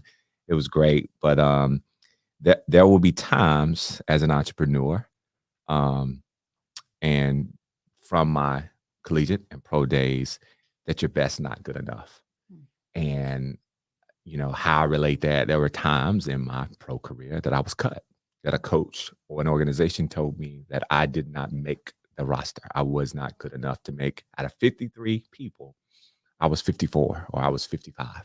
And but I knew I tried my hard and I had done my best. And so there'll be times when you put together the best proposal. You feel like you have the best team. You just done 3 projects like this with this owner, and this owner or this client tells you, you know what, we're going to select another firm. You have to be strong enough to overcome that and to realize that there's growth in that as well. And things can turn out okay, even when you wanted something so bad or you felt that you were prepared for the thing that you were getting ready for. There are some lessons in that. And so I was taught that through my college and pro days. People management. That's good. Yeah. Is a big deal. People are our biggest asset. People is our business. People, are our business. And if you manage most the people side of the business, okay. Yep, I do. And I am so happy to be hiring someone to serve in a role to lead our operations that I have less direct reports, but I still feel it incumbent to have a relationship with all of our staff and all of our people. If I'm asking you to do something and we're asking you to do something, I want you to know, if you don't know the reason behind it, I want you to know that there's a person, not a machine that's making these decisions. There's a person that lives, breathes, cries, laughs just like you. And I wouldn't ask you to do something that I wouldn't do myself if I was capable of doing it. The reason you're doing it is because you're more capable than me, and you should be doing it. You deserve to be doing it. And so, but yes, people management is big. And I learned again that I think can be helpful to entrepreneurs is time is finite. And so it makes it of essence because it is so finite. When you think about it was a great time in my life, but it was only 4 or 5 years that I was in college. It was a great time in my life, but it was only 6 years of my life that I played professionally. And though I did not think about every day that, I only got 4 or 5 years of college, or that, my time may be limited in the pros, I think it's important for you to think about that as an entrepreneur, because it makes you savor every day. It makes you savor the people that you have the fortune of potentially employing. It makes you savor the clients that you have. And when you do that and you have a passion, a feel for great client and customer service, when you have a passion to serve your internal client, which is your people, that just makes you wake up with a different motivation, makes you wake up with a different passion, because we shouldn't take our place as entrepreneurs for granted, because as COVID and other crises can show us, it can be over with very quickly at no fault of your own. Right. And so we should savor and understand that time is finite and it should be of essence. So that was a few things. Yeah, no, I think that's great. And I think through that, you also, inadvertently have also talked about vulnerability. Yes. Humility. Yes. Yeah. Those are two bigs. And those are hard. We talk about that within the classroom. Those are hard to teach. I mean, you can't get that without experience, right? Sure. In the college we have right next door to us is the entrepreneurship clinic. And I'm going to probably butcher this, but Louis Sheets, who's the director, always talks about it similar to kind of like a hospital training ground where we put students through these real world experiences. Sure. So they can be exposed to these many facets of entrepreneurship. Yep.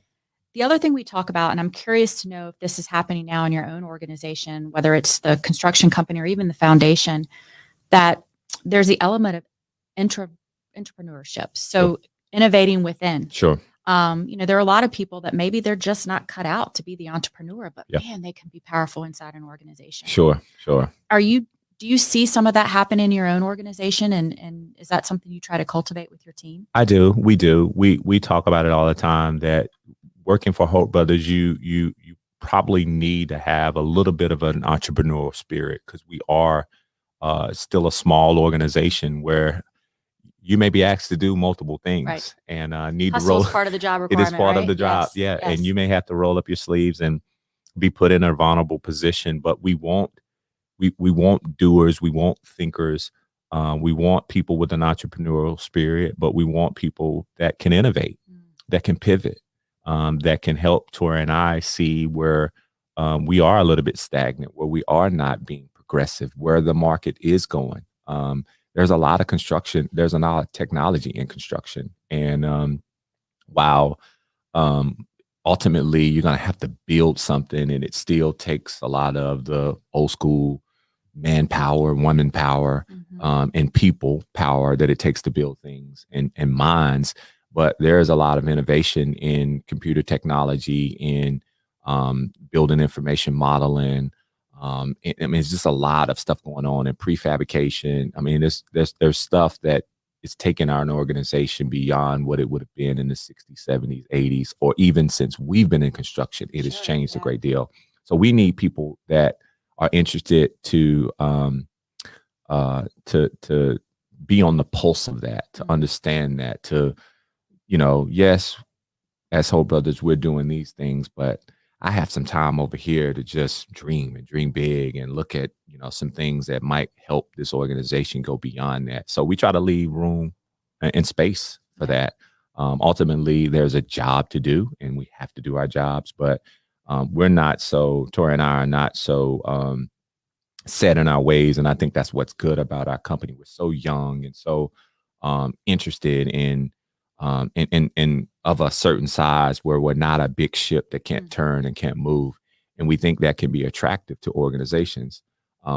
While I know experience is the greatest teacher, we feel like our ability to be malleable and to change is a strength and a competitive advantage that we can bring to an organization that may need to innovate itself. And so that's what we try to convey when we get a chance to talk to different clients that we may not done any work with. Yeah. And, we're hearing that too, from industry partners that come in to hire students. Sure. The agility, to think critically, differently. Sure, the soft skills, all of that stuff's important, but they really want students that can come to the table and think outside of that box. Sure. And that's different. Back when we were kind of around the same age graduating, we just weren't taught those type of things. Do right? a job, right? Do a job. We need these done by the end of the day. I give you a little latitude to do it, but just get it done. That's what I am. That's what I'm basing your capability or production on, is how many did you do of these? And it's so different now. We will beg the question that, yes, we know what we need to do. At the end of the day, especially for construction, we got clear goals and objectives. There's a schedule that governs the work that we do. There's a budget that governs the work that we do. But oftentimes our clients give us the latitude to get there. You can get there how you need to get there. And sometimes you have to pivot because things happen. In this current climate, material prices are soaring, as well as lead times on those materials. So clients are expecting a contractor and organizations to come with some out of the box thinking, because they have, again, finite time and dates that they need to meet. They're willing to listen to the fact that and it may not happen. It may be tough to make it happen, but they're not interested in hearing that you didn't try, or that we didn't evaluate the opportunities that we have to get as close as we can to that schedule. And so that takes critical thinking. That takes out of the box thinking. The problem solving. Yeah. And that's what we are looking for as a commercial for Hope Brothers Construction. We're looking for problem solvers. We're looking for folks that, yes, you recognize it. That's great. Put your hand up. Be the person that says, hey, we got an issue here. But in that very same breath next, we want you to tell us how we're going to solve it. That's what we're looking for. We're looking for people to identify it, but also be ready and prepared to solve it, and be challenged by that, and being in a space where you don't know it all. That's fine. That's okay. We think, and we want to encourage that. That's great to hear. And that's certainly, I think, what we're trying to prepare students to walk into. I want to pivot for a minute, if it's all right with you. You talked about this at the top of the podcast, and I read about it, maybe about an article back in 2016, that you were, I think, one of the first construction companies that hired a director of diversity and inclusion. Not the first. Okay. But that was still very early. I don't know I'm trying to think of any other locally minority owned, especially African-American owned companies that had hired a director of diversity and inclusion. She was actually a VP of diversity and inclusion for our organization. And if there was one, I don't know who it was. And we were very interested and moved by the individual the skill set the individual brought to the table in our experience with them when they were working for another company. So we were really driven to what they brought to the table to include the experience working with diverse suppliers. And so that was our initial interest was the person. But by that same token, we were also very interested in that, yes, we're looking to afford ourselves all these different opportunities and go talk with clients and, you know, architects and engineers and sell ourselves, but we want to reach back and pull somebody with us. And so we wanted to mirror and marry those two together, somebody that we knew that was passionate about it, that others knew and were very fond of, with our own interest to do that and to deem that very important. And we wanted that person to have the title of a VP because we wanted to show the significance that that person was to our organization. And so that's what we went about doing when we first, probably 6 months into our existence. We currently don't have that role filled. That person moved on as, you know, things happen over 10 years. But I can tell you part of the reasons we've not refilled the role is because we don't want it to just be lips service. We are very interested in matching that role, our interest to do right by people, diverse suppliers, with a person and people that can help us do that. But it's something that's still very important to us. We do it. I do it. You know, I and a lot of the projects that we participate on, especially public, and very often now private clients, have diversity and inclusive goals.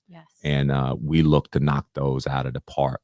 And we think through innovative ways to do that. And because we do so much partnering with large firms, majority-owned firms, that is certainly something that we suggest to first-tier and second-tier trades. We, you know, as much as we can with it not being a conflict of interest, we try to put first-tier suppliers with second-tier suppliers to help bolster their minority spend, make introductions where there might not be a relationship that has been set thus far. And so those are some of the things that we try to do to, again, not just be a firm that has benefited from organizations' interests to spend and do work with diverse suppliers like Hope Brothers Construction.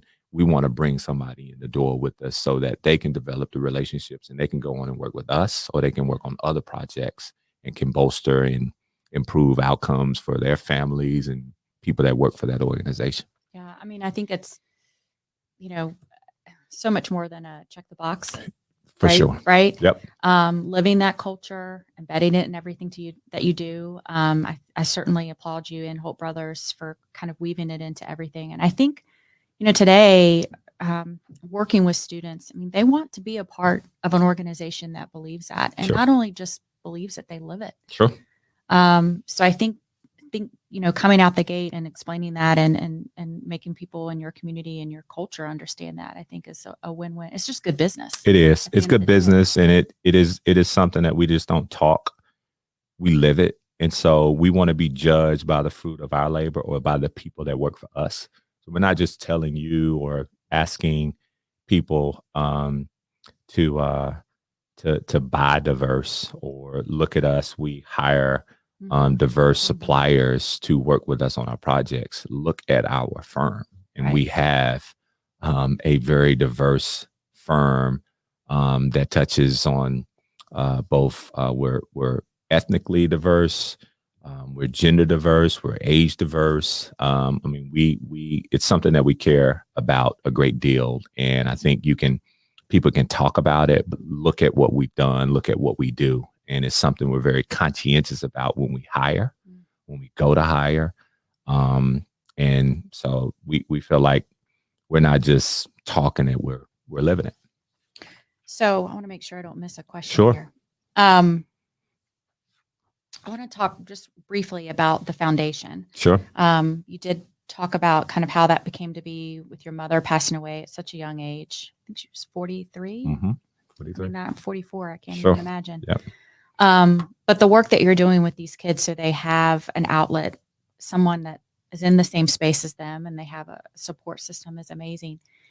How do you take that work? I know they're separate entities, but how do you embed that community outreach into the construction part of the company? Sure. Well, it's a part of everything that we do. So, we think it's a differentiation to when you're considering Holt Brothers Construction to do work on your construction project. The fact that we care about this community, and we've been doing things in this community long before we were vying for any construction projects.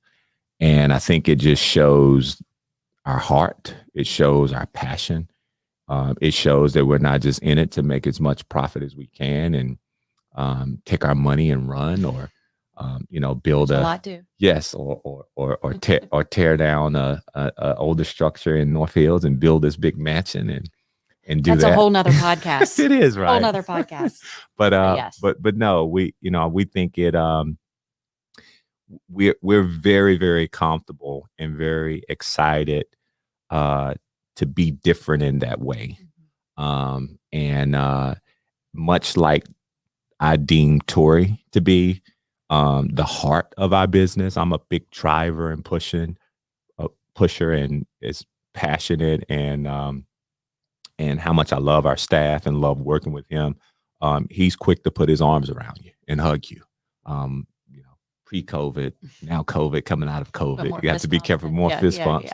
But the same is such for our foundation and what our foundation represents. It's the heart of our entities. It's showing our heart. It's showing our passion for things broader than any bricks and mortar or any profit that we can make for our projects. So it's something that's that is very important, and we weave it into what we do, because not only from our foundation, the work that we do in the cancer space or philanthropic work we do there, it also having the perspective of running a nonprofit, it helps us make decisions when we're faced with budget versus do we support this philanthropic effort. Knowing some of the journey that nonprofits have and how much your dollars can support the mission of organizations. We do things as Holt Brothers Construction to support and provide money or provide sponsorship or sponsor different events.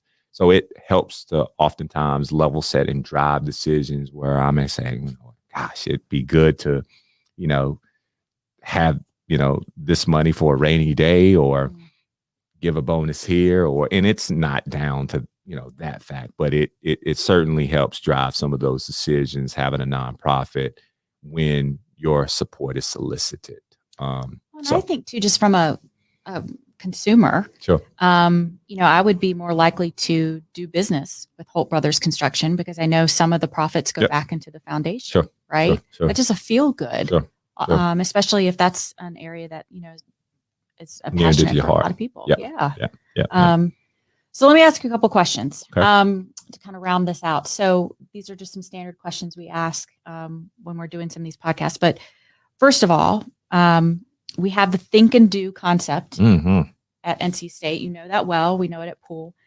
And I like to always ask our entrepreneurs, do you feel like entrepreneurship is more of a think initiative or more of a do? And given your setup with you and Tori, that might be an easy answer. It kind of is. Yeah.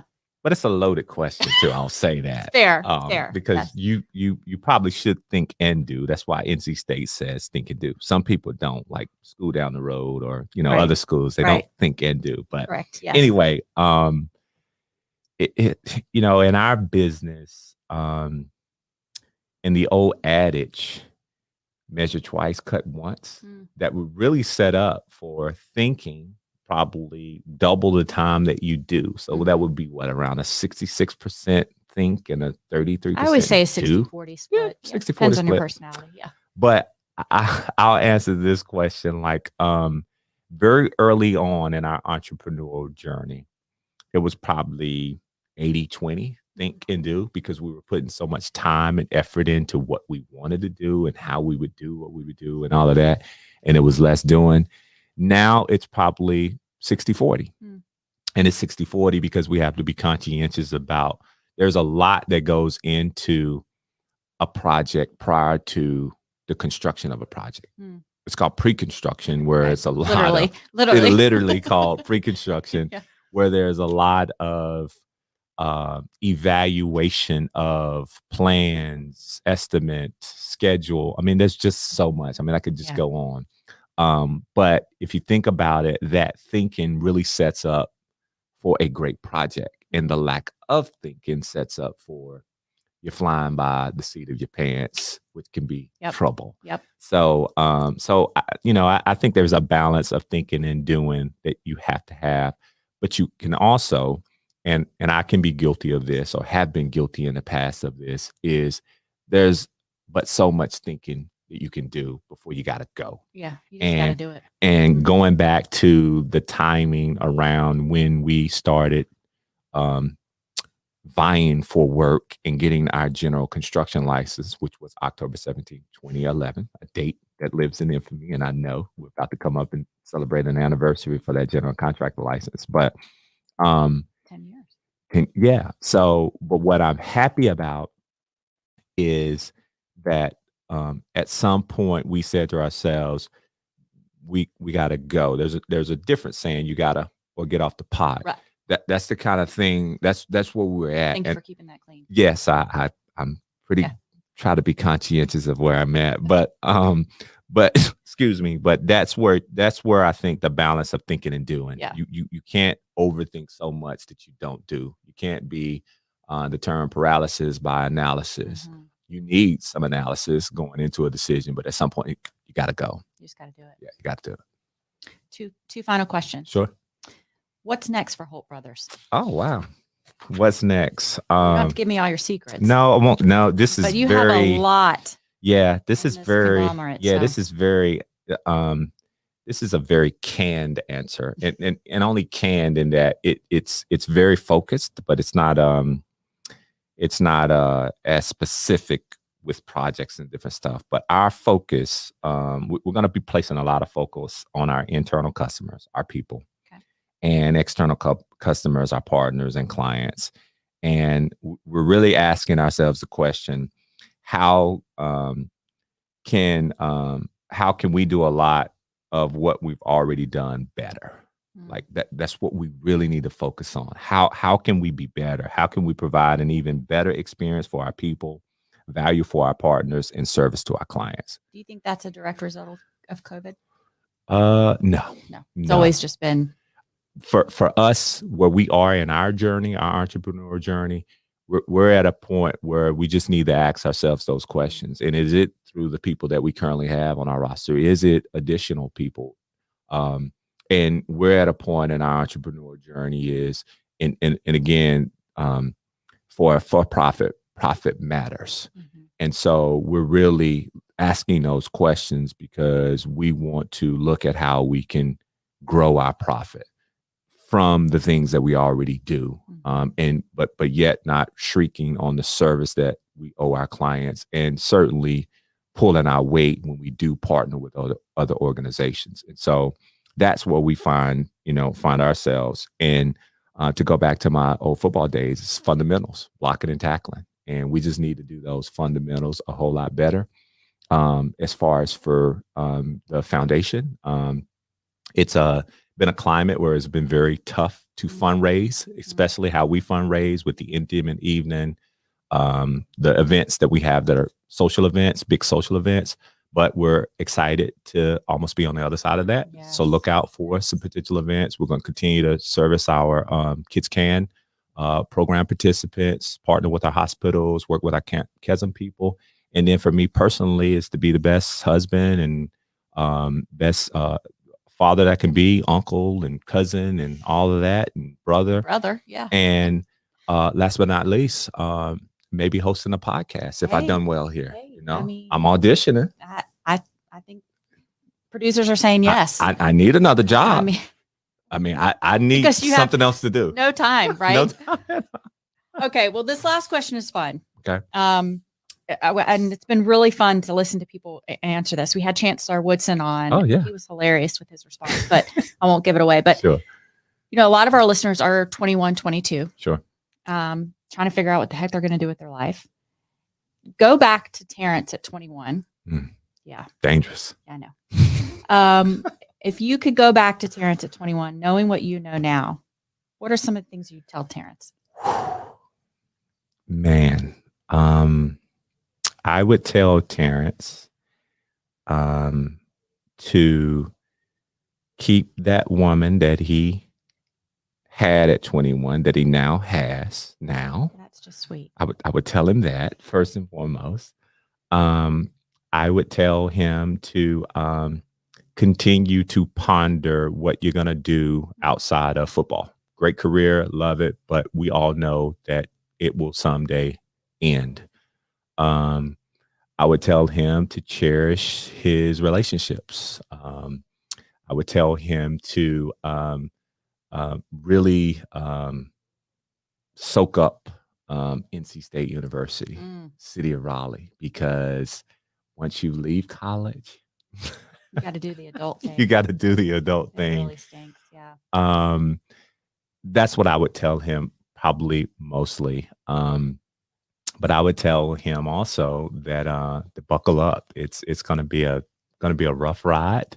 There's going to be some highs and some lows, but to enjoy the journey, because the fun is the journey. There's all kinds of lessons in the journey, and I tell him it's going to be okay. I've seen the other side. It's going to be okay.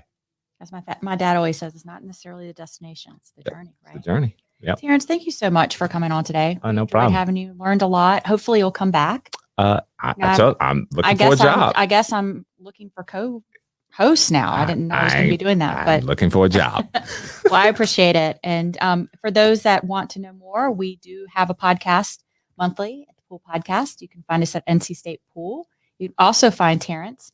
HoltBrothersInc.com, and you can follow Terrence on social media as well. I checked it out. You're on all the platforms. I'm on all the platforms. I'm trying to get better, to be a better follow. But if you follow me, I'll get better. So it's kind of chicken or the egg. So I'm looking for a certain count of followers before I get really good at it. Got to start somewhere. Start from where you are. That's right. Well, thanks for joining us. Really appreciate it. Thank you for having me, Jenny. Are you one of those people who gets nervous before a big presentation, a business review, a client kickoff? No worries. Walk West is here to help. I invite you to the brand new Rock Your Next Talk Masterclass. It's an online course offered through Walk West On Demand. In a recent interview, billionaire Warren Buffett said it best. If you want to increase your value by 50% in the business world, he said you must become a better communicator. When you enroll in the Rock Your Next Talk Masterclass, you're going to join an interactive experience where I'll give you direct feedback on your presentations so you can continue to improve and build your confidence as a speaker. You're also going to get lifetime access to engaging, actionable content. And you're going to get an exclusive invitation to our online community so our conversations and our support can continue when you're beginning the course and long after. Enroll in the Rock Your Next Talk Masterclass today. Remember, this is a course that companies spend thousands of dollars for, and you are getting for a fraction of the price. Learning at your own speed through Walk West On Demand. Join us as we rock your next talk. Whether you're looking to advance your career or your company is committed to fostering an inclusive culture, Diversity Beyond the Checkbox provides the knowledge and materials you need to achieve success. The e-learning course is designed to build the foundation for diversity and inclusion. It's comprehensive, engaging, and thought-provoking, and meant for all learning types. This course incorporates video lessons, slide decks, podcasts, compelling content, ensuring that the material resonates. The course covers 5 major topics, beginning with understanding diversity. It stretches way beyond race and gender. It also covers the business case for D&I. Did you know that successful D&I initiatives can actually increase your bottom line? Plus, unconscious bias, how to integrate D&I initiatives into your organization, and how to make D&I a part of your brand strategy while avoiding missteps under pressure. Diversity Beyond the Checkbox, a course that serves as a strong foundation toward creating a diverse, inclusive, and thriving organization.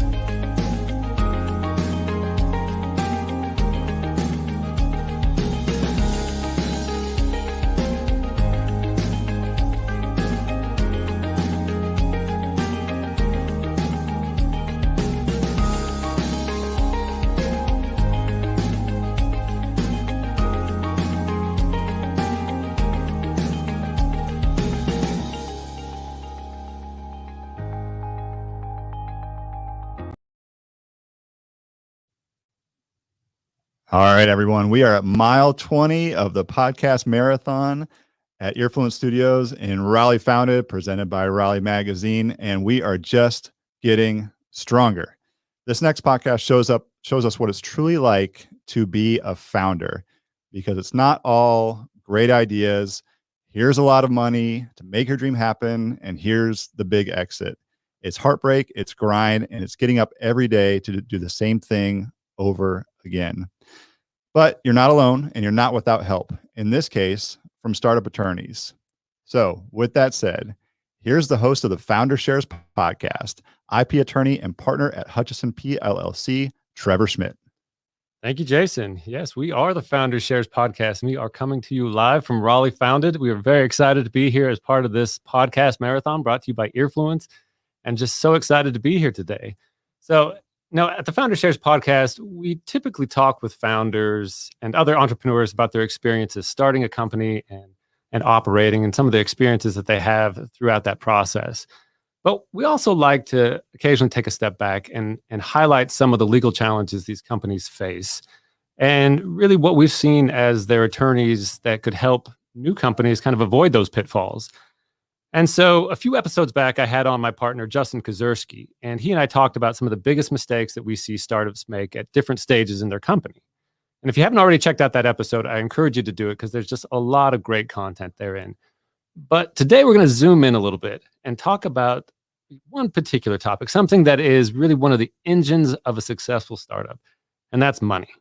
How you make it, who you get it from, and what you're giving up to get it. And that's why I'm so excited to have my law partner, Anna Tharrington, here with me today, because not only is she just a great person, fun to hang out with, but she has just got extensive experience with all things related to angel and venture financing. It just is a delightful person to talk with. And so I'm so excited that you're here with me today. So welcome, Anna.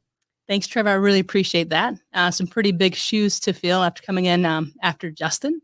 So really appreciate you having me. I'm excited to talk to you. Well, great. Well, so tell us a little bit about you and your practice and what people need to know about you. Yeah. So hopefully folks are familiar with our law firm, but we specialize in working with what we call growth companies. So typically in technology or biotech, life sciences.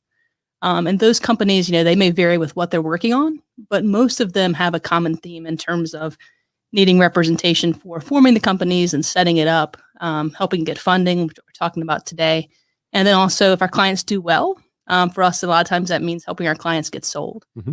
And so my practice is one of a general corporate practice at Hutchinson with a specialty sort of focus in on this financing and fundraising piece, which is, again, a sort of a common thread for most of our companies. Yeah. So when you say that, when you represent companies for financing, what does that look like? Kind of what is your day to day? Yeah. So it all starts, piggybacking again on Justin's talk with you, it all starts with sort of our general business and corporate representation of clients. And as they grow, fortunately or unfortunately, most of them have to take outside capital of some sort in order to grow and scale their business and to get to that ultimate sell, which is what most of them are going for. And so for me, in a day-to-day way, there's a lot of general corporate guidance and getting companies ready to raise money. And so, often we hear from founders that they spend, a decent amount of time sort of getting ready for funding, a lot of time trying to get checks in the door, and then a little bit of time enjoying it and rinse and repeat, do it again. And so we're involved with that in a host of different ways, ranging from sort of getting the companies cleaned up as they started thinking about financing and fundraising. Also sort of as they move into deal mode, helping, do quality scrubs on their documents, and then also helping with the actual legal documents and some general business advice around that as well. Yeah, and there's a lot in there that I want to kind of dive into as we go on through this conversation. But the real critical question, what is it that your kids really think that you do on a day-to-day basis? I love this question. And it's a great one. So my kids are 8, almost 8 next month, and 6. And so it's evolved over time. It went to just, I type things. But I think now the newest description from the older son is that we play a lot on the computers and get to wear AirPods. And so I think he's convinced that I may be a super gamer or something, a closeted gamer, but he seems interested, told me he wanted to be an attorney the other day so that he could play games on one of his monitors. All right. So that would be it, probably sending emails and wearing AirPods. There you go. I think, he should be hired as a recruiter for law schools if that's what he thinks attorneys are doing. Job market, yeah. Yeah. So my youngest right now, I think her most recent description of what I do is stare at the computer and do a bunch of boring stuff. So I think he's got a positive view of what you're doing. So that's good. Absolutely. So talking about kind of financing or fundraising that companies might do, can you talk a little bit about the different types of fundraising or different ways that a company might bring in money and when or why a company would choose one over the other? Yeah, absolutely. So fundraising or financing, getting money in the door is a little bit like 32 flavors. So there's a lot of ways to do it. And there's not sort of a one size fits all option for companies. We see companies that are lucky enough to raise capital from non-dilutive grants. So there are local grants and others that are national grants where the company is able to get money in the door, SBA loans, by not selling part of the company. And that's what you mean by non-dilutive. Exactly, yeah. So non-dilutive, when we say about those, we're talking about grants or loans, things where someone doesn't either purchase part of the company in equity round, or they're not entitled by virtue of some sort of convertible note or something to eventually own part of the company. Okay. So you see that some, but for most of our clients, that's just not enough. Because to get to the level of growth and scale they need, they're going to be talking with angel investors or venture capitalists about getting larger checks in the door and to enable them to sort of ramp up that growth quickly, get a competitive edge, and eventually get to sort of their next round. And so the ways that we see in our practice, most commonly that happens, I would guess, sort of 2 categories. One would be what we call convertible securities. And by that, I mean, when an investor comes in and writes a check to the company, what they're getting out of that. Sometimes you hear convertible notes, and sometimes you hear the term safes. But those in the bucket of convertible securities means that an investor is purchasing an investment in the company that will eventually turn into stock if things go well. So again, thinking about a convertible note, it's a lot like a car loan. Okay. So we're all familiar with debt. Yeah. What makes it a little bit unique for companies that we work with is there's this feature in it that's convertible, meaning that when the company raises a future round, it will convert into equity. Okay. And then that note holder will be able to own part of the company, a slice of the pie. So sort of bucket one, convertible securities. Bucket two, which is one we do probably even more than that, deals with selling equity in the company, selling common stock or preferred stock, where an investor comes in, writes a check, and actually owns a slice of that pie. Mm-hmm. And investors, obviously, for companies, that's a big deal because you're giving away part of your baby. Right. And so part of our job as lawyers and as counselors to these companies is helping them work through which one of those avenues makes the most sense for them now. And for a lot of companies, if they are at a point where they need a couple $100,000 to get them to a really big contract or get them a big PO that they could sort of satisfy, debt or a convertible instrument may make a lot of sense for them because once they have that money in the door, they may be able to use it and then increase their value, which means at a later round when they go to sell stock, they'll have a higher valuation and sell less of their company, which is good for founders. Right. So I want to ask a question here because sometimes we hear about angel investments versus a venture capital investment. For our listeners, kind of what's the difference between angel and VC or kind of those levels? How do you think about that? Yeah, definitely. So when we think about angels, we're typically, there are different flavors of this as well, but most commonly it could be a sophisticated, sort of wealthy, we call them accredited investor, an individual or a couple individuals that have come together and pulled their money together, but are writing checks to invest in companies. Those check sizes are typically, not always, smaller. Okay. And angels may be equally open to sort of starting the process with convertible securities or with actually purchasing equity in a company. So angels you can think of that way. Mm-hmm. Venture capitalists, which a lot of folks are familiar with and have, I guess, both great and not so great reputations. I like to think the ones we work with and that our companies get checks from are pretty great. But VCs are sort of angels, but to a supersized degree. So the check sizes are typically larger. Mm-hmm. Think about 7 figures. Okay. As opposed to hundreds of thousands. And those investors are typically wanting to write checks into companies in exchange for equity. So you won't see as many of those convertible securities with venture capitalists. Okay. I think that's helpful. And so as you think about this and you think about your role as the counsel for the company and the role of the business, as you get into fundraising, where do you draw the line or the differentiation? What are you doing for the company and what does the company really have to do on its own to get this money in the door? So I hope we're doing some really good stuff to help them, right? And so the way we do that, again, is we start with day one with our clients, thinking about what the last day looks like. And again, for most of them, that's I'm going to go down a winding path and hopefully at the end of this sell it for a lot of money. Mm-hmm. And so we start working with clients with that proactive approach in mind. So trying to get their corporate house in order so that as they go along that winding road and they have to raise capital, they are ready to do that with as little hiccups. I mean, there'll always be bumps, but helping them get to that point with as little hurdle as they can. And so in the fundraising process, one of the things that we come on board early and do, in addition to sort of all the great cleanup and corporate housekeeping stuff that Justin probably talked a little bit about, we help out with term sheets. Mm-hmm. And so a term sheet is sort of how the party gets started with fundraising. And so you can think of it as, some people call it letters of intent, but it's a summary of what this deal is going to look like. Is it going to be a stock deal? Is it going to be a convertible debt deal? If it's going to be stocks, or what are those basic terms? What's the valuation? Mm-hmm. What rights are the people that are writing the checks going to get in the company? And sometimes, one of the things we see from companies is that they come in and have already done part of that process and come in and hand you a term sheet and say, we're ready to close on this, like want to close in a week. Right. And in reality, there's been a lot of value lost sort of with not working, not just with legal, but with advisors generally in that term sheet process, mm-hmm. because that's where you can start setting out what we call company favorable, or if you're on investor side, investor favorable terms, and fleshing out some of the things that could eventually make the deal less likely to actually close. Right. And while it takes some time and some money to do that, what we find is that a well baked out and well thought out term sheet helps sort of the next phase of that, which is sort of drafting all those fund documents, go a lot more smoothly. And your deal is actually more likely to happen once you have an agreed upon term sheet.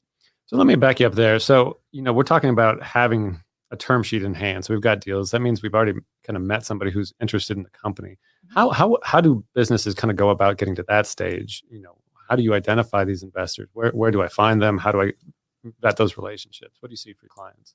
Yes, so I think there's probably hodgepodge of ways people do it. Some folks are lucky enough to be in a ecosystem like ours, where you know who's doing the deals. They see the publications that come out of who's invested in what, who's raised money, and they're able to sort of source connections from that. There's also sort of publicly available documentation. Like one of the resources we provide for our clients is we're able to use a resource called PitchBook, which for companies that are in certain industries, we can sort of intel, go backwards and figure out what investors are writing Series A checks in those types of companies and see if anyone in the firm's familiar with those. And I think that's probably how good advisors, not just legal ones, work, is that they're able to do a great job in their professional service area. So at a bare minimum, do great lawyering. But above and beyond that, also able to make good connections for the companies, introduce them to folks, give them feedback of, we see this happen a lot. So for companies, they might do this process 3 to 5 times. For us, we're going to do it as a firm hundreds of times a year. Right. And so there's value sort of in having those folks who do this regularly as part of sort of their job help you so that you get the best deal for your job. And so I think that's part of sort of seeing the value in firms like ours as you go towards fundraising. Okay. And so as a CEO or as a company, when do you recommend they start thinking about their next raise or think about raising funds? I mean, obviously there's got to be a point where it's too late because you don't have any money left, but. Yeah, that's a tough thing, right? I think that if a company that's going to be a growth company is sort of doing this the right way, as they start out as best they can, knowing that things are going to change and morph like all businesses do, but I think most of them have to start thinking about their capital resources pretty early on, because that's going to guide things like how you grow your team. It's going to guide how fast you can grow your technology. And if you talk to founders who have gone through the fundraising process, there's usually a very heavy transactional period with us where there's documents and diligence, and then there's this check that comes in, or checks. And that's a really great period. But usually within a couple of months after that, depending on sort of how long they've expected that money to last them, you'll find that they're sort of back out there with investor updates and thinking about, we may need money in 12 months or 18 months. And what's that going to look like? Because it's, when you raise capital, part of around the strategy around, I think, for our clients is trying to raise the right amount of money, which is pretty important. And by that, what I mean is that companies that are doing really well and have a great trajectory, often, they're lucky enough to have folks really wanting to write indefinite amounts of money into them. And so they have to decide what's the right amount to take, because if what you really need to get you to the next round and a higher valuation is $500,000 or $1 million, you don't really want to take $2 million at sort of this lower valuation, because you're going to give up more of the company, right, which isn't great for you as a founder. And so that's we're having those conversations with companies too, as we help guide them through term sheet. You'll see sometimes we're raising up to $2 million. And what they'd really want is somewhere, around 1.5, and giving themselves some flexibility. But those conversations start really early. And it does take longer than people expect. Not necessarily the hot and heavy transactional part. That can run like a well-oiled machine. Right. I call it a month of sort of going through the process and getting to final documents. But the harder part of that, and the part that takes longer, is what you're talking about, which is getting to know investors, figuring out sort of when they write checks, what you need to show them, getting early and often contact with them, and sort of getting a relationship going. It's very hard to go and meet investors for the first time when you want to check. And so having those relationships early on is really beneficial to our clients. Yeah, and I think that's the critical point, at least that I've seen, because I'm somewhat more tangential to this practice. But it just, the first time you talk to an investor is not when you're asking them to write a check. It's really kind of as you're starting the process, and you want to be able to show these investors that your business is on a certain trajectory and it's going well. So you start that conversation months in advance, if not years in advance, of when you're going to actually ask somebody to write that check, so that they have that opportunity to see the trajectory of your business and why they would want to invest in you. Yeah, and that's super important too, is if you wait until you really need money to try to start those conversations, I think one of the risks in that is that you're giving up as a company some of your negotiating leverage, right? Because you have to get the money in the door. And so maybe the valuation's not what you would have hoped or would have wished or could have gotten if you had a little more time to go out and make more connections. Right. And so earlier is better in terms of getting acquainted with and meeting investors who can eventually write checks into your company. And like you said, sort of repetitive contacts of, hey, this is going on with us. Can we put you on our investor update and let you know what's going on? But the more times they sort of see you succeed and also sort of tell them what you're going to do and do it, I think that builds credibility, which makes writing the ultimate check a bit easier. Yeah, I think that's absolutely right. So as you think about kind of working with investors, aside from the size of the check, what are some of the issues that a company should be considering when they think about who to take funding from? Yeah, so this is a pretty nice segue into another part of our practice, which is that Hutchinson, since we were formed 25 years ago, so celebrating a big birthday this year, which is a pretty weird year to do that. But part of our practice now, one of the growing pieces is actually working with investor side representation, and perhaps my personal practice that's even more so true. And so we work on the venture side for quite a few clients representing the investors, right. Which is a little bit of a different hat to wear. But it's also for the firm been a good practice to get involved with, because we get to see sort of both sides of this equation a little bit more. And it's nice too to have a little bit of the investor leverage behind you as you negotiate things. But with investors, for companies, again, sometimes the best deal on the table is the only one that you have. And when that happens, we try to assist and help get the best, most marketable terms, the norms as we can. But for others who have multiple term sheets on the table, and one may be slightly higher valuation, but they don't want a board seat, or there's sort of trade-offs for that, and we're helping companies evaluate that. But there's also the part of the sort of intangible calculus that goes on with those companies is figuring out, what else in addition to the check am I getting from these investors? So, for example, investors who have had success in your industry. Or investors who have worked really well with other investors who might be your next big check. Those are sort of the intangibles that go beyond just, I'm getting a 7-figure check in from this investor. This is sort of the forward-looking process of how can they also help the company in addition to just writing that check. Right, because in many of these cases, not only are they putting money into the company, but they'll have some sort of an ongoing role in advising the company. And potentially you talked about board seats. So this is somebody who's going to have a long-term relationship with the company potentially. It is. Yeah, it's a little bit like dating, right? Because at the end of this, what happens typically, again, going into we wrote a check to get stock or ownership in the company. Those investors, even after the check, they're now a part of your company. And it's going to be very hard, if at all possible, to sort of get them out of the company absent sort of this liquidity thing that we're hoping is going to be a great one. And so with that in mind, you do want to have a good relationship with your investors and feel like they're going to be value adds to the company, so that as you go forward, and perhaps they are on your board, but at a minimum, you're going to be dealing with them as you go out for things like stockholder approvals or providing information each year about the company's budget or how you're doing. And so obviously we'd like for that to be a positive experience for the company, because especially when you're sort of coming in with your first round, one of the conversations we have with companies as they raise their seed round, their A round, is that the terms you take and sort of how you phrase or how you sort of steer that deal sets the precedent for future deals. So you give away a board seat, if you give away certain rights, it's quite likely that in future rounds they're going to stack onto that. And so you try to start out like you can hold out with some of those things, but having great investor relationships early on really helps the company, because they will be the best sort of missionaries for the company as you go forward and grow, and the best advocates for getting additional checks or eventually selling the company. I want to go back to something you said, because, for some of our listeners who maybe have zero exposure to venture funding, when you say things like Series Seed or Series A or Series B, what is that? And what does that really mean? Yeah, really, really appreciate that. So Series Seed, it's funny that there's not a 100% solid definition of what that is. But as sort of a lawyer and a person who does this as a practice, when I hear a Series Seed financing, I'm thinking that a company is coming to us and telling us they're going to raise their first or very early round of funding.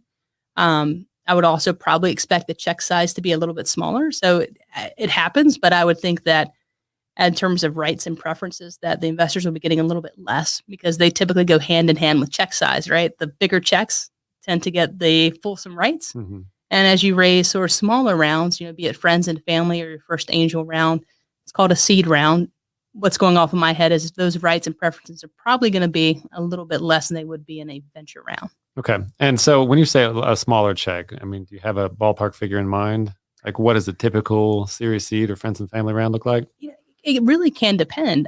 We've had companies that raised $100,000, right? And that was what they needed to sort of bridge them into their Series A round. They got that big contract by sort of deploying the 100,000.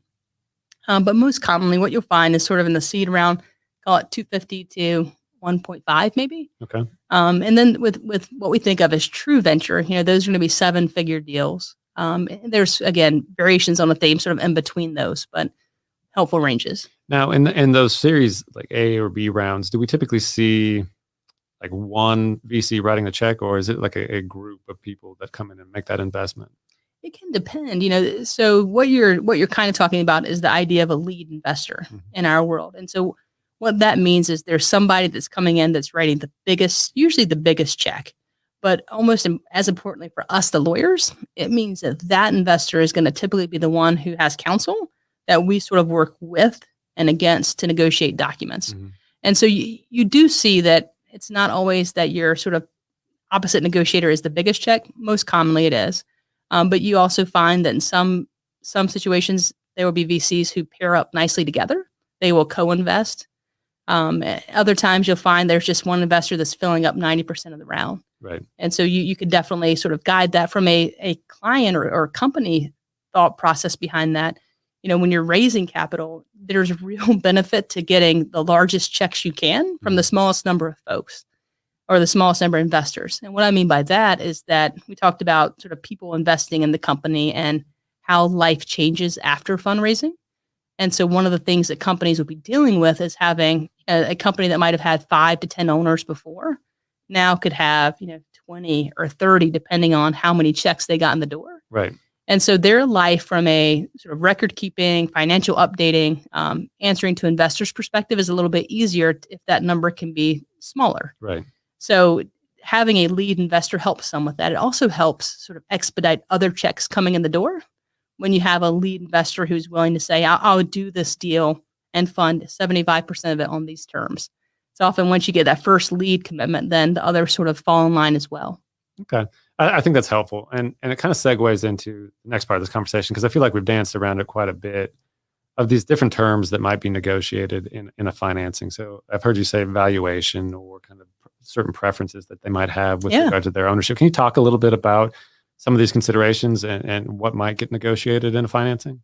Yeah, absolutely. So most of these come out, most but not all, come out sort of at that term sheet stage. And so you could think about the largest 2 buckets of rights, one being what we'll call sort of economic or financial rights. So things like valuation. And by valuation, I'm meaning what's the company worth today, sort of the price tag of the company.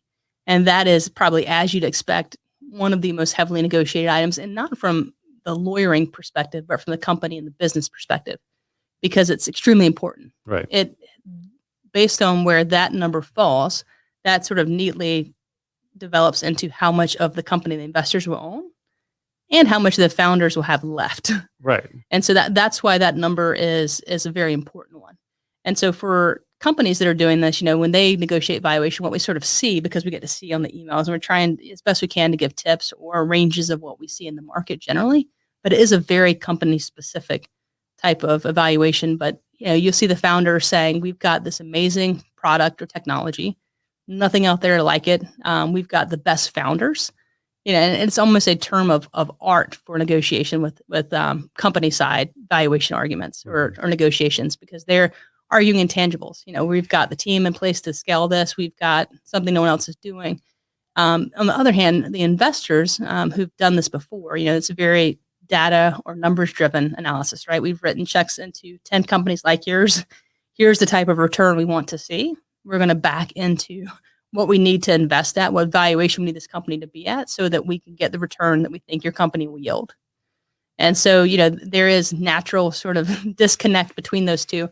But honestly, most of the time it works out okay. Like, I'm sure both sides come away with not feeling like they've completely won.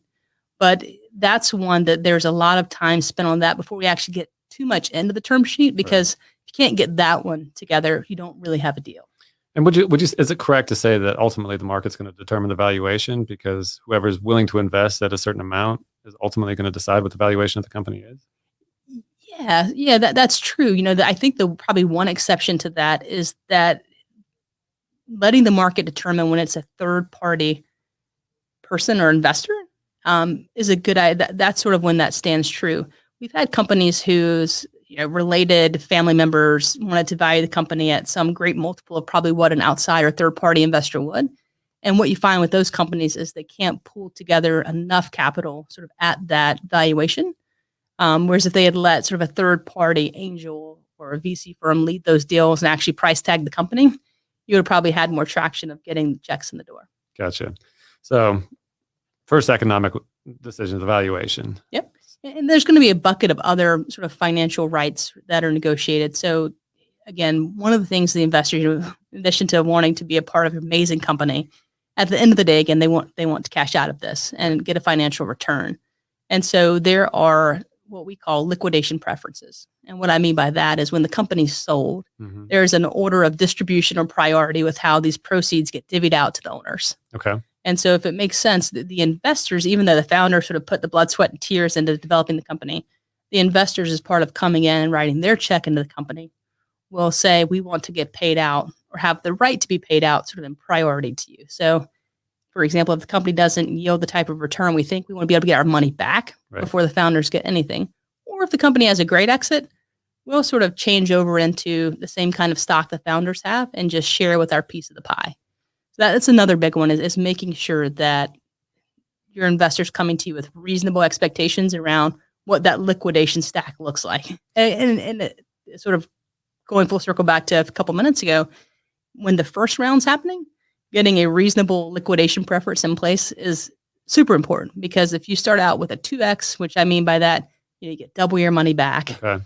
If you start out with something like that, you can almost assure yourself that in future rounds, you're going to be looking at the same. No one's going to say, okay, just kidding. Let's go back to just give you a 1x. Right. So that's important in the beginning. Okay. So valuation, liquidation preference.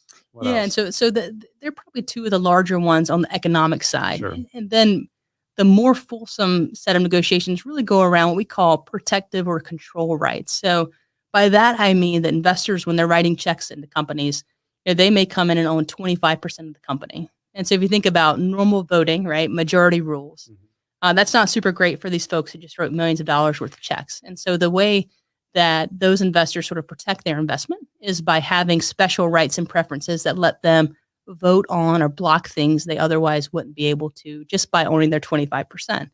So examples of this would be, we talked about earlier, the board seat. So often investors will, as a part of their investment, make it contingent that at least one person from that round goes on to the company's board. And why that's super important for the investors is because that board of directors for a corporation is really the highest level of decision-making authority. Right. So they're the ones that approve future financings or sales of the company or issuing equity out to folks. That all happens at a board level. So that's a pretty important right. From the founder's perspective, that's going to sort of change life for them, because usually before that first round, it's been founders or co-founders or a mighty group of three that sort of does these board approvals and moves the company forward. But there's now you're faced with sort of board meetings, right, and providing information to your investors and sort of being accountable to the investors for the checks that they wrote and the faith they put in the company. So that's usually an important control, right? We also see things like we call them preemptive rights. So that means that when an investor comes in and they purchase 25% of the company, what they want from the company is the ability to maintain that ownership if the company raises another round. Okay. And so you hear them called preemptive rights or rights to invest, but it means that in the future round, they have the right, but not the obligation to participate on the same terms as your next investor and maintain their ownership level. So they'll kick in more money, but they have the right to kick in enough to keep them at that same level. Exactly. Yeah. And, and most companies are pretty open to that, because if things, hopefully you've kind of picked well with your investors, but again, sort of thinking about where checks come from, investors are at that point a known quantity. And so most companies like the investors are willing to sort of re-up their commitment, and new investors to the company also look at that. Mm-hmm. If prior investor isn't willing to write a check, and we know that investor has the means to do so, why? So that's an important one as well. So this may be off on a bit of a tangent, but you're previously talking about kind of board seats and the importance of kind of having board control. I think we've all heard kind of horror stories of founders who built this company and then all of a sudden find themselves essentially kicked out of the company or kicked out of their CEO position. Is there, kind of losing some of that day-to-day control of the company? Do you see that often? Is that something that's really been missed? I don't know, created through movies and other things, or is that a real risk? And how do people protect themselves against that? So I think it probably has been played up a bit in the movies, but it's a risk. And for folks who have put years of their life into starting and growing a company, even if that risk is a small one, it's a really important one. And so there's a few ways companies can sort of protect against this. One is sort of what we just talked about, the board level control. So not a lot can meaningfully happen in a company without the board approving it. So selling the company, changing out officers. So when you think about CEOs or CTOs, they're all appointed by the board. Mm-hmm. And so board voting is most typically done sort of on a one person, one vote basis. So if you and I are co-founders, we're going to have to agree at a board level on everything. Right. And so if we can't, we're sort of stalemated. As you start to raise capital and that board size gets bigger, what you'll see companies start to negotiate, and we try to help with this, is what's a reasonable board composition for your seed round or for your A round? And what does that mean if we have a CEO seat versus a common seat? And so there's a decent amount of effort sort of at the term sheet stage, again, put into how does that board structure look? Mm-hmm. Because if a founder can maintain for as long as possible control of that board, so majority control between that founder and his or her friendly colleagues or co-founders, they stand a longer chance of being able to sort of hold control of their positions and not have a Facebook-like problem pop up. So that's sort of the board level. The other sort of mechanism that happens for control of the company is around the stockholders. And so, tying back into what we're just talking about, the control rights investors want, typically because their investment percentage is low, so they don't own a majority of the company, they will have what we call protective provisions. So think of those as bells and whistles that investors get where they have blocking rights they wouldn't otherwise have. Okay. And so this comes across in the transaction documents we work on as being thou shalt not do these 14 things without having the preferred stockholders approve them. Okay. And it's higher level things like selling the company or changing the charter, but there can also be pretty granular things like you won't raise a debt round in excess of 100,000 without us. You won't issue these stock awards without this vesting schedule unless we approve it. So depending on how many of those appear, you start to get into sort of granular control of your investors. But when rounds are raised at the stockholder level, the more control or more ownership percentage is given away, the more likely you start getting into those types of scenarios where you have to look out for, is the common stock or the founders, are they protected in doing this round? Yeah. And are there other things or other deal points where founders can protect themselves or what they should be focused on kind of at the term sheet negotiation stage? Yeah, there definitely are. So aside from board, which we've talked about, there are also things like founder vesting. Sometimes you'll see what founder vesting is it deals with how a founder owns its stock and whether or not that's owned 100% as of today, or if a founder owns, over the next 4 years, it's vesting monthly. And so what you'll see sometimes at a deal round is if a company hasn't taken care of this founder vesting thing, which is one of the things we talk about early on with companies. If they haven't done that, often investors will come in and say, I want to write you a check, Trevor, really like your company. I'm going to need you to vest your stock, vest half of it to make sure you're staying involved with this company for the next 3 years. Mm-hmm. And when you see things like that, there are, basic tips, things like, if I get ousted without cause, I want to have that accelerate. Or if I leave because with good reason, I want that to accelerate. So there's some things that we talk to companies about when we start seeing founder-related provisions popping up about how to best sort of protect themselves in that equation as well. Okay. And are there certain issues or areas that you see founders who talk to you being overly concerned about, but that you see as being in the long run not as big of an issue as they might think? We're lucky enough that a lot of the companies we work with, the founders have either been involved with other companies or they have friends who have led companies. And so some of the horror stories or some of the myths they're worried about have worked themselves out. the day-to-day operations of a company, probably before and after financing, we hear a lot of times that, at closing, now it's just going to be totally different. And some of their world does change, right? Again, board meetings look different. Your cap table is a lot different. You're now using Carta because you got to manage all these securities that went out. But the operational part of it, that money, the running of their business feels a lot the same the day after as did the day before. And so sometimes they tell us that's a little bit of a letdown, right? You got the millions of dollars in the door, and like the next day it feels kind of the same. Right.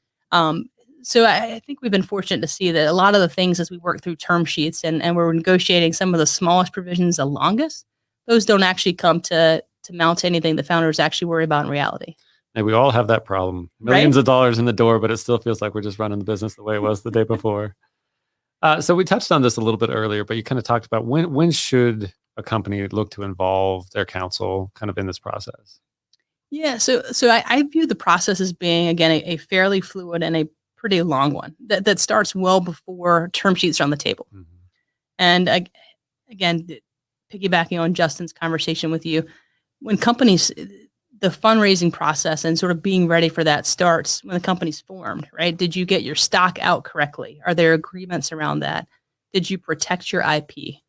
And so while those aren't neatly kind of going into a term sheet, they are all things that as part of a deal, they're going to be looked at. We call that process diligence. Mm-hmm. So whether we're on investor side or company side, when the check size starts to come in, usually, again, bigger checks mean more diligence. But as part of that, they're going to be looking to see those things were done correctly. Right. And so taking care of those when you're not sort of in the heat of the financing is a really good idea. And so I tend to tell folks that involving trusted advisors as early on in the process as possible, that not because our law firm wants to charge hourly clients to sort of gut them, but we are able to help clients proactively prepare and actually save them money as a part of this process. I'd also say that, at the term sheet stage, there's real reason to involve your counsel. So even though there are forms available for this, you can find seriesseed.com term sheets that are available online, or NVCA forms we can talk about, and they give you an outline of how these deals look. Right. But even with those types of forms, there's always like things you could pick within ranges of reasonable, or things that maybe are a little more company friendly than investor friendly, or vice versa. And so having trusted advisors or lawyers sort of involved with that who can give you ranges of reasonable, if you're doing a convertible note round, what is normal interest rate? Or how long should I be thinking about for this maturity date? Those types of things that, again, lawyers that do this on a daily basis are going to be well equipped to give you good feedback about what the market looks like, so that you're giving your investors or talking to them in a way that makes you sound pretty credible. Yeah, coming back to the diligence side of things, I think, one comment I wanted to make too is, I think it expresses the importance of working with a venture focused firm, because, as I think about my practice in IP protection or contract and licensing, as we do those kind of day-to-day operational side of things for the company, we have in the back of our mind that your goal as a company is eventually to take on funding, or your goal as a company is eventually to take on an exit. Mm-hmm. How do we structure this agreement so that you're best suited to show value to your future investors? How do you protect your IP now so that you can, again, demonstrate that value to investors or to a potential acquirer? And I think that, again, is a value of working with somebody who's kind of in this space and working with it on a daily basis, is that we're already thinking about that before you get to the point where you're taking on money. Yeah, because it can also sort of not only possibly blow up your deal, but can make your deal more expensive and take a lot more time. And so by that, I mean folks like you who work in parts of our practice that deal with contracts or really important licensing transactions, how those things play with financings or change of control transactions really matter. Mm-hmm. And so setting those up in a way in the beginning so that the company has as much flexibility as possible to grow, raise the capital it needs, and eventually make the sell decision it wants to make is really important, because there's nothing that's a little bit more gut-wrenching than getting knee-deep into an M&A transaction and realizing that there are these third-party prohibitions on change of control transactions. And it's harder and sometimes more expensive to have to go fix those when something really good's happening for the company, because it can raise sort of the what's in it for me type of response from folks when we're chasing down inventions, assignments, or things like that at a financing, because it's a cue to folks that things are going well. Right. Well, and that's the other point. They feel like they've got that leverage because they know money is coming in the door, or they know there's that potential that they could hold it up. So I do think it's important to, it's better to have those conversations early. I did want to kind of touch on one of your points. You talk about kind of the costs and some of the things that can drive up the cost for financing. So I guess for our listeners who are worried about like, why do I want to take on all this money in financing and then, it'd be so costly to have lawyers involved with it. I mean, how can counsel kind of reduce those costs or make it a smoother process? Yeah. So I think I hear you on that. First of all, we're not inexpensive. By a virtue of the profession is that there's sort of that billable hour scare out there. Mm-hmm. I would say that working with firms who do this again is going to add in quite a bit of efficiencies from a cost and timing perspective than ones who are sort of moonlighting into helping a company raise capital. I'd also say that, again, firms like ours, in terms of the overall deal, where we may be spending time, it actually helps companies come out in a much better spot than they would have been in. So sort of the extra few hours spent negotiating a term may result in lots and lots more proceeds being payable out to the company, which is what we want ultimately. There are also ways that our industry, we're excited about it as a law firm, but like a lot of industries, we're starting to see more technology coming into law. There's a whole law tech industry. And as part of that, you'll start seeing more crowdsourced documents or sort of consolidating points on where companies or where lawyers can start with financing documents that are agreed upon starting points. Right. And that's had the added benefit over the last 5 to 10 years of driving deal costs down. And most folks sort of think that's bad for law firms. I think our law firms is a good thing, right? Because we want those companies to be able to get as much money into their pocket as possible, right, so that they can get to the end of this race successfully. And so whether you're doing a Series seed financing, there's starting point seriesseed.com. So if your lawyers are working on deals, I would talk to them about those starting points, be it seriesseed.com or what we refer to as NVCA, mm-hmm. which is the National Venture Capital Association documents. It's funny, the other thing I would tell you about deal cost is depending on what type of financing you're doing, deal costs can really range. Right. And we're sensitive to that as a firm because, whether you're raising $1 million on these sort of NVCA forms, which are hundreds of pages of documents over 7 to 9 different things we put together, whether you're raising 1 million or 100 million, the documents are kind of the same. Right. And so we try to really be mindful of cost for companies. But using those starting points, I think helps lawyers when you're getting those inbound in a deal. You can sort of see what's the other law firm change, where are they trying to get into this deal that's not sort of market norm, mm-hmm. and you can talk about those things rather than make sure your client understands the rest of the document. But here's the skeletons are probably going to be in what the changes are, right, and figuring out sort of where in the ranges of reasonable they picked the different options. Well, and I feel like. Also, there's a certain amount that you can control with you and your counsel, but there's always going to be the opposing counsel on the other side of the deal as well. And really their experience and their familiarity with what are market terms or what's normal in the industry can directly impact your costs as well. Yeah, 100%. That's what makes, when companies come in, they say, what's it going to cost to raise this A round or this B round? And depending on sort of who they're negotiating, who the investors are, you can make some educated guesses about what counsel might be like on the other side, but it is kind of unknown. Yep. And so we can often, again, we do this a bit. We can say, here's what we expect this to look like in terms of us producing a first set of documents. And here's what we expect that to cost. A little bit of unknown in terms of what happens once they go out the door to the other side and how reasonable it's going to be in terms of the other party's lawyers working back and forth with us. We hope for the best. Hope for the best. That's right. We only can control what we control, right? Yeah. So, I guess kind of throughout your career, do you have any sort of horror stories, kind of financings that have gone bad that destroyed a company, or anything that really kind of stands out as far as the opposite of that financing that was really exciting for you to work on and that really kind of set the company on the right footing? Luckily there's not as many horror stories. Good. And there are a lot of good ones. And that's a really good place to sort of set, because you get invested as a lawyer sort of with wanting these companies to get the funding and be able to grow, and you get excited for them. And we're a part of that ride. Some of them, they walked into our office 3 years ago with just an idea. Mm-hmm. And, fast forward a few years later, and they're getting their 7-figure checks and really growing and doing well. I have a client that comes in, anytime we talk, he always asks, have you seen a financing that was quite like mine? And I always respond, challenging. And what made that particular deal challenging wasn't company's technology was great. They're doing amazing. But it was a round in which there were a ton of investors.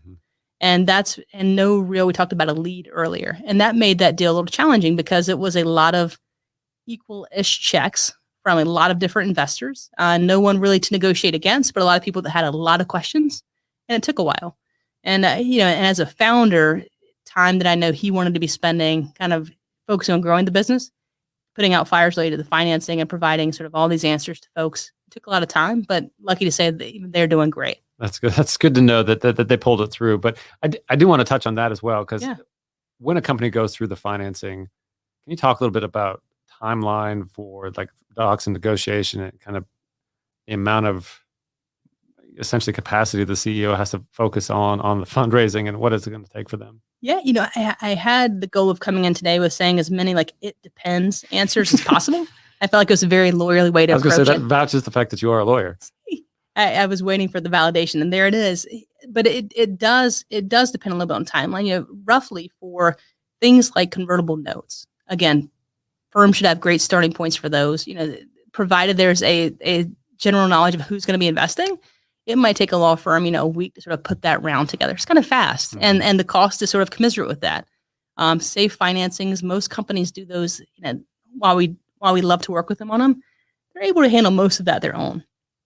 But when you get into sort of the venture, the larger rounds where the seven-figure checks are coming in and those hundreds of pages of goodness I was talking about, those rounds, roughly from sort of signed term sheet to check in the door or check in the bank, wire in the bank is maybe around a month or so. Okay. And that's if things kind of progress normally as you'd expect. And again, thinking about your diligence is in pretty good shape. And we have some deals that happen sort of term sheet to close in a month. That's a little more aggressive, but it does happen. Okay. I think that's helpful to get in a mindset as what am I expecting? Because I think typically my experience with all things legal is it always takes longer than clients want it to or that we expect it to. It doesn't. Companies are rightfully really excited about raising money, right? And they often have big hires they're waiting on as they get the checks in the door, or folks who are going to join the team, or things they're going to do that are really exciting with the money.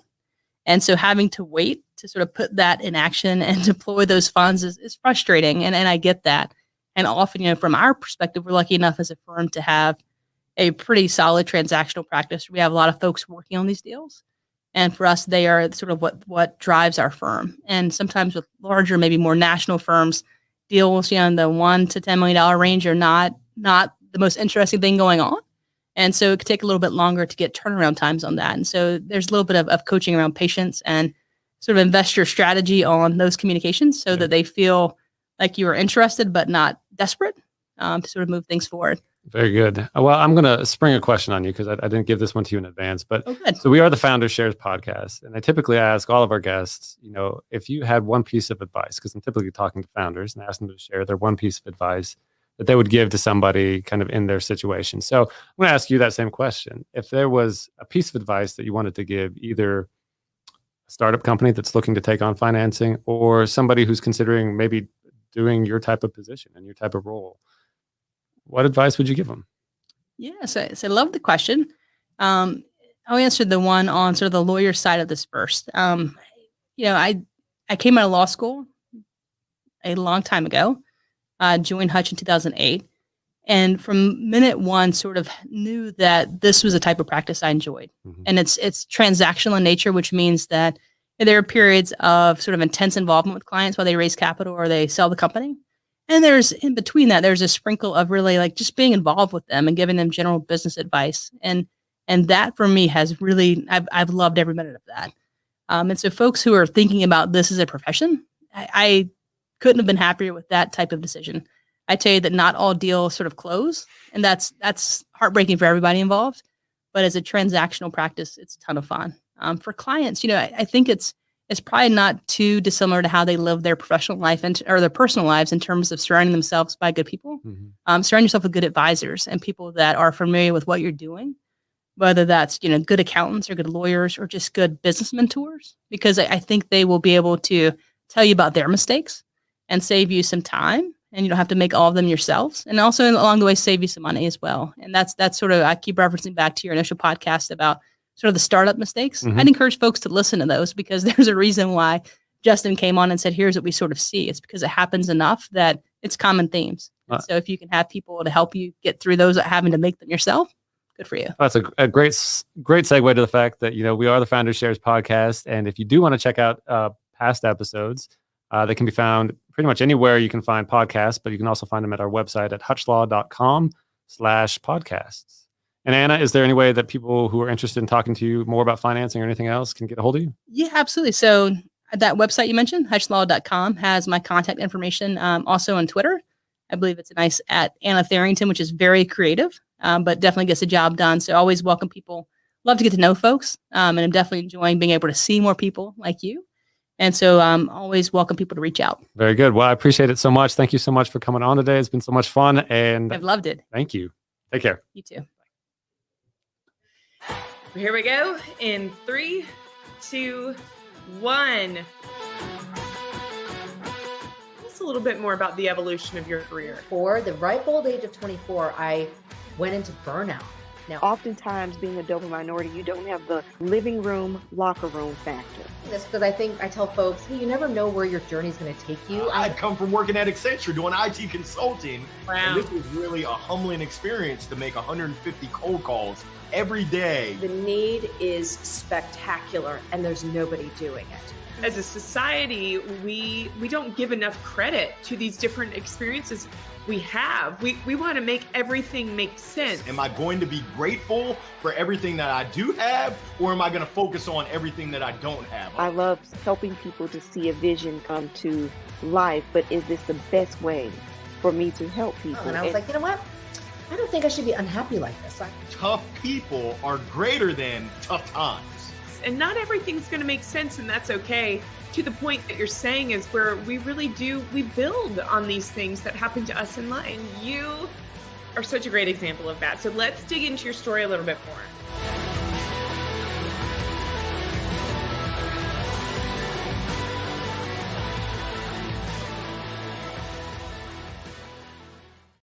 We get asked all the time, what is hustle and gather? Yeah. It's kind of like a existential answer, I feel like. What is hustle and gather, really? What are these? I guess so. But Hustle and Gather started really as a creative outlet for me and Courtney back in 2019. And I would love to say it's because we were bored and we were in a great place with business, but that actually is not the truth at all. Yeah. It was a really hard business year for us. Our business was still like all over the place. We were still trying to figure out really what we were doing, but we just knew that we loved talking to people about business and we really wanted to do more for others that wanted to be entrepreneurs. So we started Hustle and Gather.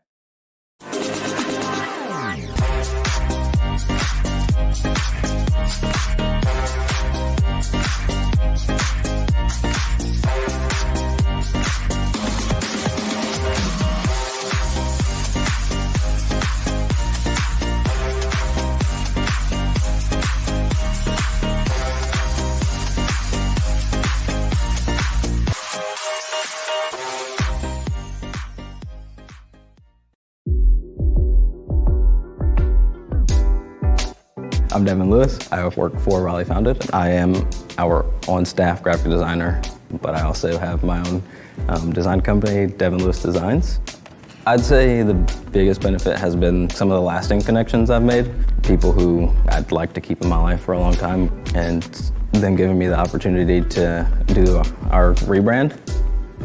My work with our rebrand has afforded me other opportunities. So far, that's been a pretty great experience. I've been working to make sure that people of different walks of life feel like they're welcome and they can see themselves in the things that we're doing.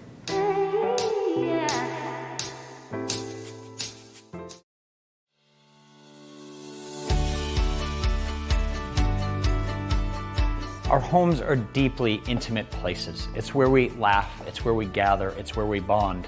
It's where we hang out on Friday nights, pizza night, and sometimes that turns into food fights. But that very home, that very bonding place we have, we don't care for it like we often should. We at Exhale, we become your one trusted property manager to proactively care for your home so that you can have such precious time back for you and your family. Whether it's your pool or your landscaping or on the inside of your house, housekeeping, plumbing, electrical, we at Exhale specifically curate a plan for you and your home. We vet all those vendors so that you don't have to call anyone other than Exhale ever again for home services. I have a really hectic lifestyle. I have 6 children, I have a thriving business, and over time I've really realized that my time is my most precious commodity. My breaking point was that I needed my bathroom renovated, and I hired a contractor. And 8 months later, the project was not completed. And I knew that it was because I was not able to stay on top of the contractor, communicate properly, and also hold them accountable. So at first we had Exhale come in and evaluate the home, and they came up with a plan. They have such good relationships with their subcontractors that they're able to do the projects, do them on time, do them well, and do that at the right price point. Having Exhale a part of my team has really given me the time to do the other things that I really wanted to do. My parents once bought a seriously ugly yellow van, which became a treasure in our house because of the bumper sticker, which read, "The clock of life is wound but once." It has become a mantra for me, my family, and our team at Exhale as we aim to give back such precious time, to deliver peace of mind, and to turn your home into a haven.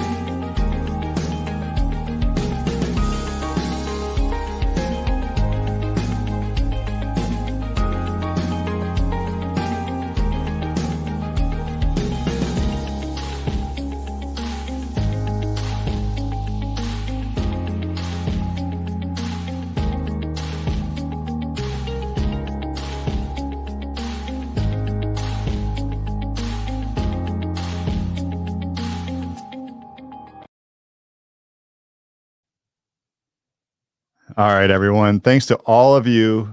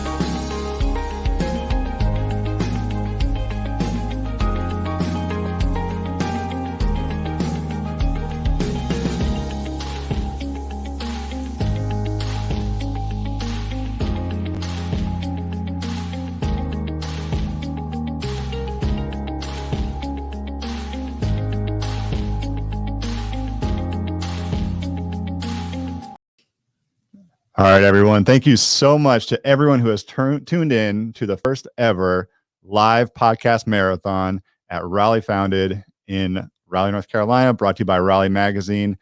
I am so excited for our main event today. We've got the Greater Than podcast with Jen Hoverstad, and in transit is the mayor, Mary Ann Baldwin. Yes. But in the meantime, I wanted to give Jen a chance to talk about herself, talk about her podcast, what podcasting has meant to her, depending on how much time we have. So Jen Hoverstad, professional speaker, cancer warrior, future book writer, and all-around inspiration. How's it going today? It's going great. I have had so much fun tuning in to today. This is incredible to be part of the first ever podcast marathon. I love the studio, and it is an honor to be bookending it today with my podcast, the Greater Than Podcast. So thank you for having me. Of course. Yeah, I wouldn't have it any other way. And Jen, why I wanted to interview you real quick here is because as podcasters, sometimes we just give. We give to our guests because we are so curious and we just want to hear their stories. And sometimes we don't take the opportunity to kind of be self-serving a little bit and give back to ourselves. So I wanted the opportunity to interview you just for a second here. Tell me about the Greater Than podcast. Where did it all come from? Thank you. So, it's funny. I started the podcast in 2019, the end of 2019, after I had wrapped up active treatment for an aggressive breast cancer diagnosis. But the idea had always been in the back of my head. And actually, the first time I was on the radio was in first grade. My dad was a professional broadcaster growing up on the radio. And in first grade, he had to work the holiday shift.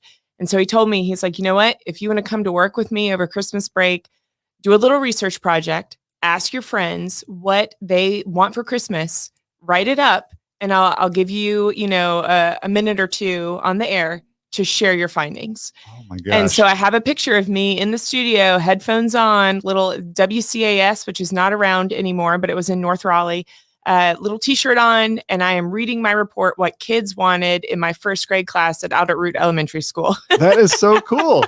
So that is where the seed was planted to do this. But I kept thinking like, wow, I want a podcast. And then after being diagnosed with breast cancer, I realized the biggest thing was that other women, other people were going through really difficult situations. And it's really hard when you don't see anyone else talking about those tough situations. So I said, you know what? Let's bring these stories to light. There's a lot of people that we know and love, just like the mayor, who's telling me she's on her way. So she's going to be here very, very soon. But, it's one of those things where we want to know we're not alone in what we're going through. And the first season of Greater Than, which we released last year, is just a plethora of nearly 50 stories, 50 unique stories. I don't know how much we really have overlapping, but talking about people overcoming life's challenges. And we're in the middle of recording season 2 right now, which will be out soon before the end of the month. And I'm really excited to share that group of stories as well. But yeah, it came from this concept of like, we are not alone in life's challenges. Yeah. Wow. That's so great. And good job, Mr. Hoverstad. No, not Mr. Hoverstad. Mr. Edwards. Mr. Edwards. Yes. Good job, Mr. Edwards, for making that happen. Jen, so I know we are very limited in time, and let's do this again another time. Yes. But let me ask you this. Maybe this is a signature question. I don't know. But what makes you greater than? Ooh, so Greater Than came from my mantra facing breast cancer, where I said to myself, I am greater than cancer. We are never greater than anyone else, but we are greater than the circumstances we're in. So for me, it is a mantra. It is a lifestyle. It's a way of thinking about yourself personally. And so I will tell you the biggest thing that makes me greater than any obstacle I have faced or will be facing in life is the community that's around me, right? And that's for any of us. One of us can achieve a lot, but when we all pool together what we bring to the table, man, we can really overcome some big hurdles. Oh my gosh. And can we talk about your career journey real quick? I don't know if we have that much time, but no, not your journey, but your recent career moves. Sure, absolutely. Okay, just making sure. Recently, you made a big pivot. I did, yes. And talk about that. What led you to do that? I'm so excited for you. Oh, thank you so much. Well, most of my career, so over the past decade, while I am a licensed attorney, I went in-house early on in my career, and I really found my niche in marketing and communications. Most recently, I was with the KO Cancer Fund, which is an incredible organization located here in Raleigh that raises money to fund research for all cancers that affect women. And so at the end of May, that role ended, and I am now a professional speaker and really focused on continuing to build this content that I have. So between the Greater Than podcast, I also released a program in May called Rebuild RX, which is just for women who have faced a life-changing diagnosis. So for me, that was cancer. But for other women, it looks a million different ways. But it's a program that guides them through 6 weeks of realizing that most of us try to leave the diagnosis in the past. But this program helps you accept your diagnosis and realize that it's actually made you a better version of yourself. And so how do you take that into the future? That's so great.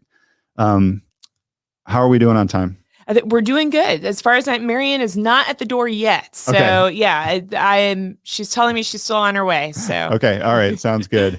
So how do you make your mark then in this space? Because, you and I have talked offline about this. Like there are a lot of cancer related books out there. There's a lot of female inspiration books out there. Like, how do you make your mark and get your message out there, which is just so powerful, but also very crowded? You really have to have a marketing mind for it. And if you don't have a marketing mind, then certainly ask someone who does. I'm always happy to brainstorm with people. But I think the biggest thing is that we want, and this was an obstacle I faced in terms of sharing my story. Most of us want to help everyone, right? We think what we can do can just help the world, and it's possible. But the marketing mind knows that no, you have a very specific audience you're trying to reach, and you have a niche audience. So let's look at who that audience is, and maybe you have a group of different audiences. But I think in terms of like you're saying, how do you know who you're trying to reach when you're sharing your story? I know for me. Based on my social media analytics, based on who has told me my story resonates with them. It's women It's women who are going through difficult circumstances. It's women who just need to know that, like, when I get up and put one foot in front of the other, that, you know, there's something there for me, right? And that's the whole reason I chose to share my story publicly, because I saw women like Sharon, Delaney, McCloud, who was here earlier today, choose to share their stories with cancer publicly. And then I saw where they were, you know, 2 years down the line, 3 years down the line. Sharon's now 5 years down the line. And it's so encouraging. So for me, if you look on my social media, you can see the moment I announced my cancer journey, which was 2 weeks after my diagnosis. And then you can see where I am today. And my hope is that those women who wake up in the morning and they're just like, you know, this is going to be a tough day. Yeah. I hope they can go to my Instagram, they can go to my blog, and they can see, all right, look where Jen is 3 years down the road from her diagnosis. I'm going to get there. You know, my road may look different, but I just got to keep going.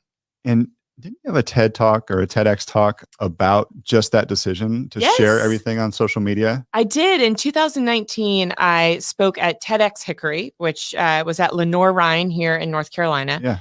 And I spoke about how to change the world by being an influencer. And of course, I love to use influencer as kind of like a catch to bring people in. Yeah. And most of the time people roll their eyes and they're like, I don't want to be an influencer. That's not what it's about at all. It's actually about it's challenging people's current perception of social media. It's like, what if I chose to take my social media channel and only be motivating and encouraging with the content that I'm sharing? I mean, it really would change the look of social media, wouldn't it? Yeah. Or the comments that we're making. I mean, you know, it's human nature for us to be cynical, sarcastic, for us to have these negative thoughts. And because we hide behind a computer, we're all too quick to post those kinds of things. So I really encourage people to take a moment, really think about what you're posting. What do you want someone to do because you're posting it? Again, there's that marketing mindset, right? Like, what's the action you're telling people to take? Yeah. And if it's not helpful to you or to them, then why are you doing it? Yeah. You know? So yeah, that's in my TED Talk specifically focuses on you know, how to do that on social media with whatever you're going through. Yeah. But breaking news, the mayor is here. Okay. Downstairs. All right. So shall we get ready to bring her in? Let me ask you one final question here. So I know you've shared a lot of different stories on your podcast, but again, I want you to be a little self-serving. Okay. What have people told you about how you inspire them?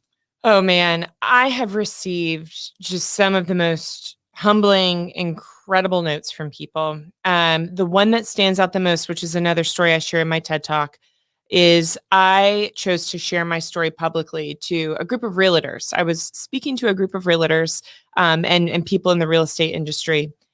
And 2 weeks later, I get a DM on Instagram from a woman who had started following me after that engagement. And she said, hey, I just want to let you know, I heard you speak and I had this funky thing going on in my chest. I went to the doctor and I've been diagnosed with the exact same thing you had. And she had 2 young kids at the time. And it was crazy. And so that in and of itself, it's like, man, like if I have helped to give someone the bravery to walk into a doctor's office and say, there's something going on, I don't think it's quite right. And while her journey was equally tough in terms of what she had to face with cancer, she caught it. She's here today and she's doing awesome. Wow. Yeah. That was awesome. All right. Well, Jen, thank you for this little bit of time to talk about the Greater Than podcast. Mark, let's play the Greater Than season 2 promo here, and everybody listen to the season 2 of Greater Than. When we come back after this brief commercial, Marianne Baldwin is going to be with Jen Hoverstad on the Greater Than podcast. Thanks, Jen. Thanks, Jason. Here we go in 3, 2, 1. A little bit more about the evolution of your career. For the ripe old age of 24, I went into burnout.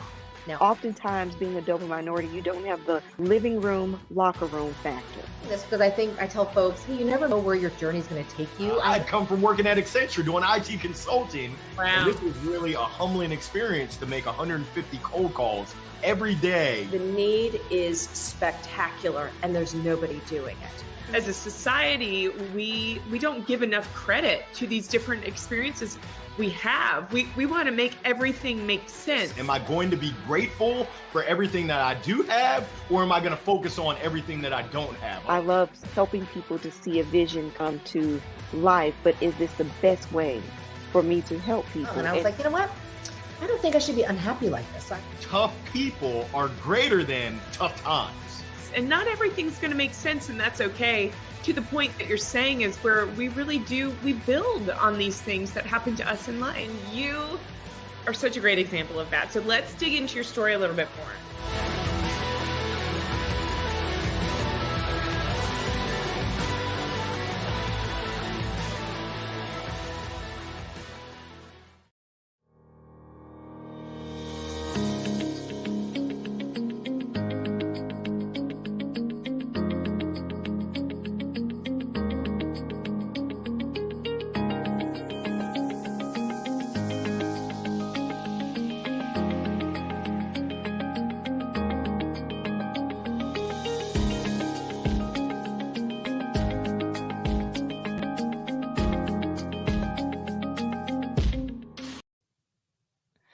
We are back on the podcast marathon, and we're bookending it today with my friend Marianne Baldwin. Thank you for being here. Thanks for having me. I'm so excited. So we're recording an episode of the Greater Than podcast here in Earfluence's studio, which is amazing.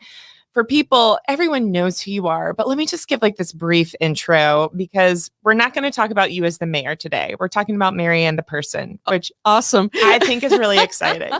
So Marianne Baldwin was elected to the Raleigh City Council in 2007. She served 5 terms, and then she was elected mayor in 2019. As a professional, she has over 30 years of experience in communications, marketing, business development, and right now she is serving as one of the directors of business development with Barnhill Contracting.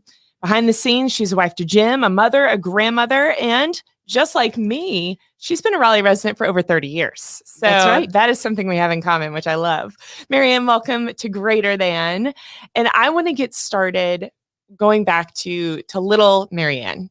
Family life Marianne. You're the oldest of 4. Mm-hmm. And you know, when we think about what your slogan was during the election, Notorious Marianne Baldwin, were you a tiny notorious MAB as well? Or tell us, what was your life like growing up?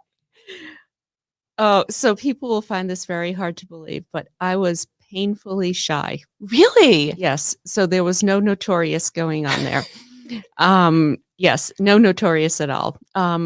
It's funny. I can remember my first day of kindergarten. Mm-hmm. I cried like relentlessly. I was painfully shy. Yeah. I remember my mom taking me to a classmate's birthday party, and I refused to get out of the car. I was like terrified to be with a group of people that I really didn't know that well. Yeah.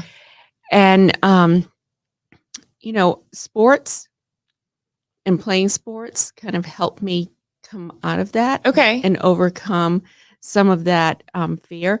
But I remember when I turned 16, my dad looked at me one day and said, "What the hell happened to you?" Because I kind of broke out of my shell. Wow. And all of a sudden, it wasn't shy Marianne. It was like mouthy Marianne. Oh, okay. Like, and kind of like, yeah. So I kind of, it wasn't an overnight change, but I guess to him it felt like it. And yeah, so. Now, when you're in high school, you also had a pretty pivotal conversation with a counselor. Tell us more about, you know, this high school Marianne. Sounds like kind of like an onion here. We can peel back some layers, but tell us about this conversation you had with your counselor. Oh, gee. Well, this is really funny. It's not funny. It's actually really sad because this was life for women back then. I graduated from high school in 1974. I'm sure many of your listeners weren't even born then, but you know, graduated in 1974. I remember going to my high school guidance counselor and sitting down with her, and she asked me if I wanted to be a secretary, a nurse, a dental hygienist, or a teacher. That was it. Those were your options. That was it. Okay. And I literally sat there terrified because I don't want to be any of these things. Mm-hmm. What do I do? And, back then, women in the workforce, like my mom worked before she married my dad. She was a bookkeeper, which also explains why she paid all the family bills. But the fact is, two of my aunts, two of her sisters, waited on tables. The rest were stay at home. She was one of 5 women, 5 girls. And then my dad, his sisters, he was also one of 5. One worked in a factory, rest stayed at home. So if you were looking for a female role model back then, there were few and far between. And I actually signed up to go to secretarial school. Okay. And the day before I was supposed to go, I called them and told them I wasn't coming. Oh, wow. You just had the gut instinct? I was like, I can't do this. Yeah. I hadn't told my dad yet. Oh. Oops. So when he came home that day, he calls me downstairs and I'm like, oh no, this is not good. Because I heard the phone ring. He's like, I just got a phone call. What are you doing? And I just said, Dad, I can't do that. That's not me. Right. And I ended up, he was heartbroken because to him, getting an education was the most important thing. Sure. And he wanted all of us to go beyond high school, which I did too, of course. And I told him, don't worry. I'm going to go to community college. I'm going to take a semester off. I just need a break. And that's what I did. I waited on tables at night and I worked in a butcher shop during the day. Okay. Okay. Butcher Marianne. I learned how to cut up a side of beef, actually. And I will tell you, I did not eat meat for 13 years. You literally saw how the meat was made. And the smell to this day is like, so you were able to rule out another career path. I definitely ruled that out. Waiting on tables and tending bar, the best thing ever though. Okay. Because it gave you a path to make decent money. I worked through community college and put myself through school. And then went to University of Rhode Island to complete my education. But going to community college was the best thing that ever happened to me. I found myself. This was back in the days of Woodard and Bernstein, Catherine Graham at the Washington Post. I took a journalism class and found a mentor who literally helped guide me through. Wow. And I ended up taking photography classes and I fell in love with both. So when I went to 4-year school, I knew I wanted to go into journalism. I had the photography background. The only thing that I had that was cumbersome was I had this really severe Rhode Island accent. Okay. And I remember the first time when I did a broadcast journalism class, everybody was laughing at me. And I said, what is so funny? Right. And somebody said, well, your accent. And I remember saying, what accent? Which made everybody even more hysterical. So you didn't hear it. I didn't hear it. That is so did you, I assume through school, you worked on that then to lose the Rhode Island accent? No, actually what happened was I worked in journalism in Rhode Island for a couple of years. Okay. And then I had an opportunity to join the net newspapers in New York City. Like it was Westchester County. I worked for their newspaper there and then was an assistant night city editor at their newspaper in Rockland County. Okay. But when I moved to New York, my peers in the newsroom constantly poked fun at me. Oh. And that's when I said, okay, I've got to get rid of this accent. Right. And I will say, if I go back to Rhode Island and spend any time there, you will hear the accent come back. But when I go up there, they all think I sound Southern. Oh. And I think it's all about cadence. Right. Like it's a slower cadence. You speak slower. Up there, everybody speaks really fast and blah, blah. So it's just kind of funny. But that's how I got rid of my accent, was just being tormented. That is so funny. You know, and I think too with hearing you talk about that, my family's from Eastern North Carolina, and you get us all in a room together. And even though I was raised without too much of an accent, it very quickly can come back. Oh, yeah. When you're around the right people. Mm-hmm. I love that. So, you know, one thing that I did not know about you as you were continuing to move into your career, is that you were a single mom for a period of time. Yes. And so tell us a little bit about that, because, you know, here you focus so much on finding the right fit for you. You found what you loved, you were passionate about, and then you found yourself a single mom. What were those, or what was that time like for you? Wow. Well, you know, my daughter, I worked for a company then. It was a healthcare company. And I was hired as a part-time editor of their magazine. And when my ex-husband and I separated, I had asked about going to work full-time. And I ended up heading up their PR efforts and communications, government affairs. I mean, it was kind of crazy, but so professionally, it was a great opportunity and a great time. My daughter, I had to rework everything I was doing to ensure that she got the care she needed. So meaning like she was in a preschool program, so then it was finding after school care. When she was went to elementary school soon after that, she became a child of the Y. Yes. So she went to after school care there, went to summer camps there. You know, that was a experience for her that really helped shape her. But that was like my biggest worry and concern was, how is this impacting my daughter? And the fact is, she has turned out quite okay. I love it. So very independent. She is smart as a whip. This will tell you all you need to know about her. In 4th grade, she got a B. And she said to me, I am never getting a B again. And yeah, I had the same reaction. I was like, yeah, right. Good luck with that. She never got a B again. Wow. And she was bound and determined. And that, you know, that's her. And now she has a little girl.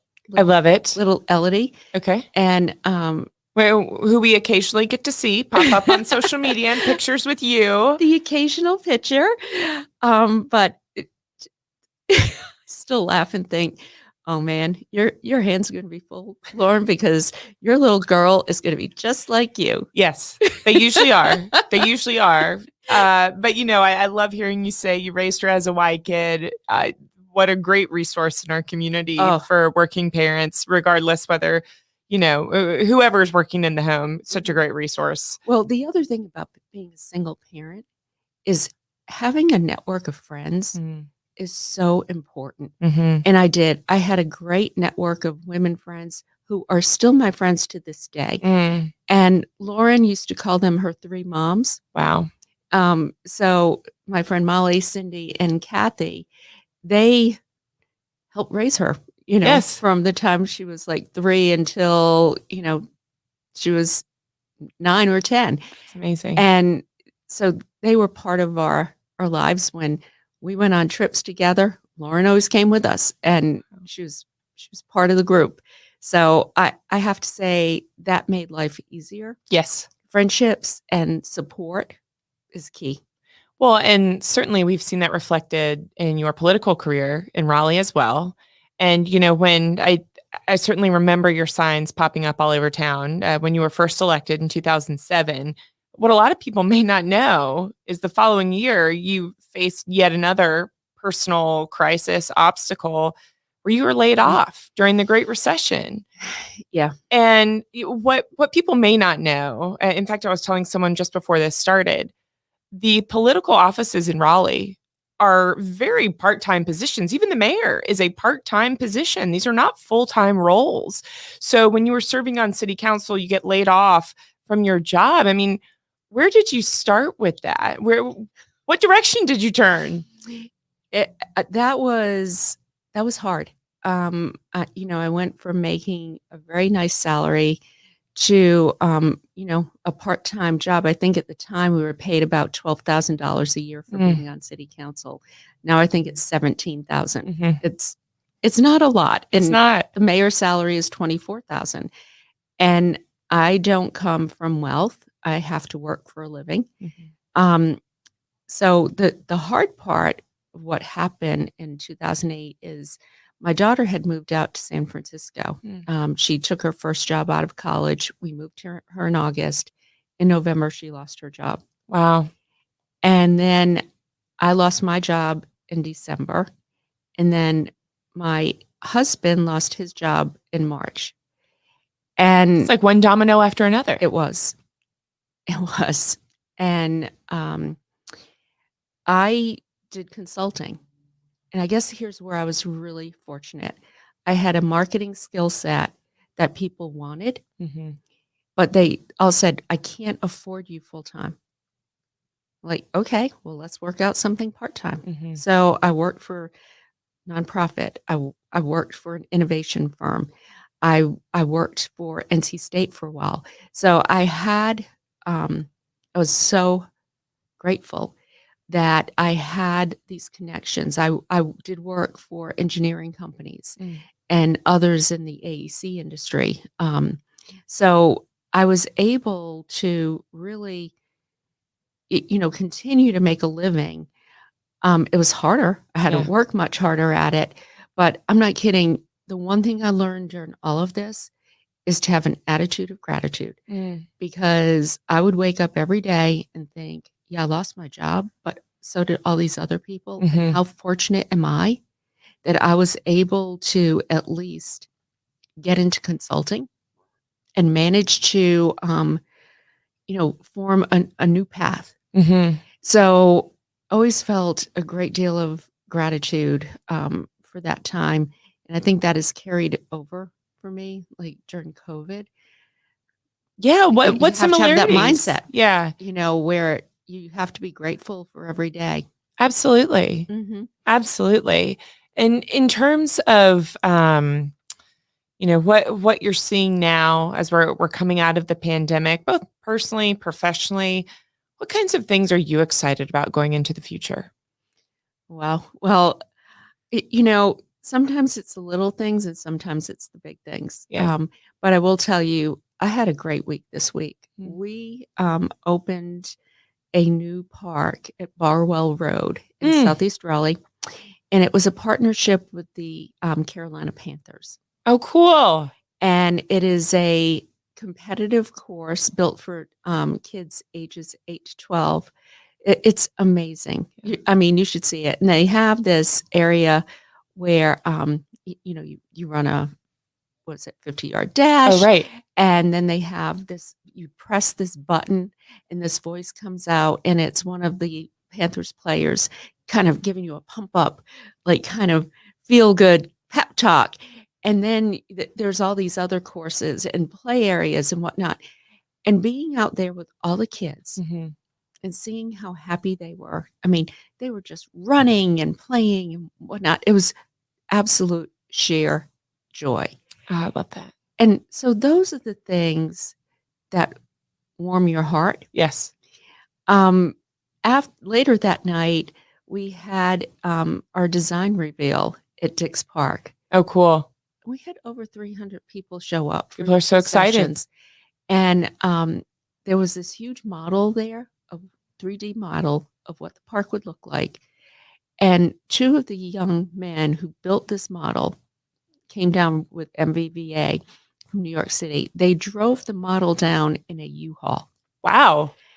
They're originally from North Carolina.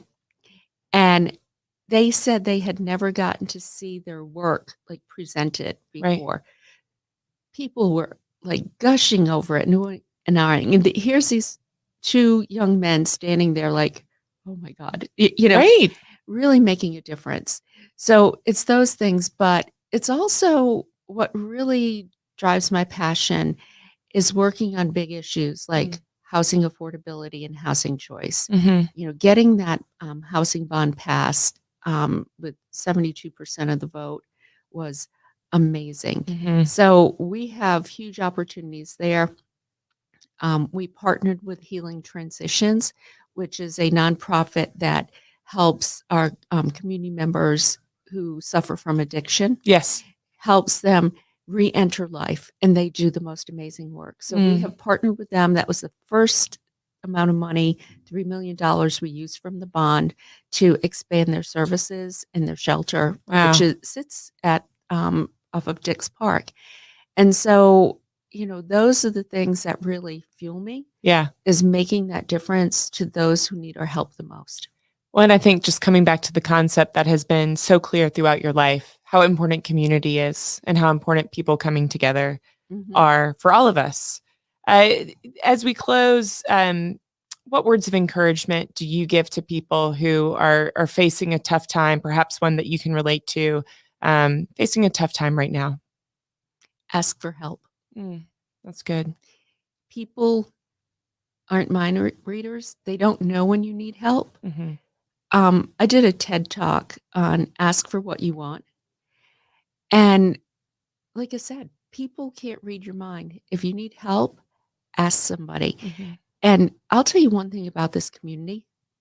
People want to help each other. When you ask, all of a sudden, the phone is ringing in somebody else's office. Somebody is making that connection to connect you to that next person. And, I had a meeting before I came here.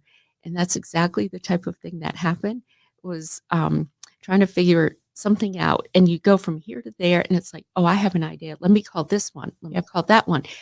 And all of a sudden, you have a group around somebody who's asking for help. And, I've worked with a lot of entrepreneurs who have moved here from other areas. And it's only fitting I should mention this since we're sitting at Raleigh Founded. Yes. But the thing they always say to me is, people here are so nice. Yeah. People want to connect me with others. They want to help me. That's our whole community. It's really based on a sense of giving and compassion and being there for each other. So that's my advice.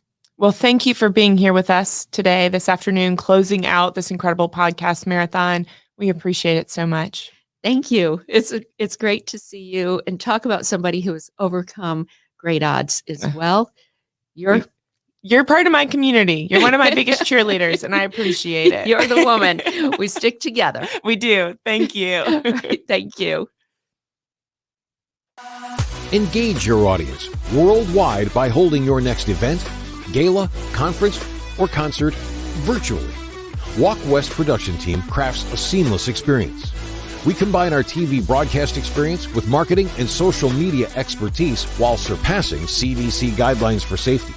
Trust Walk West to be your partner in creating and amplifying events people remember.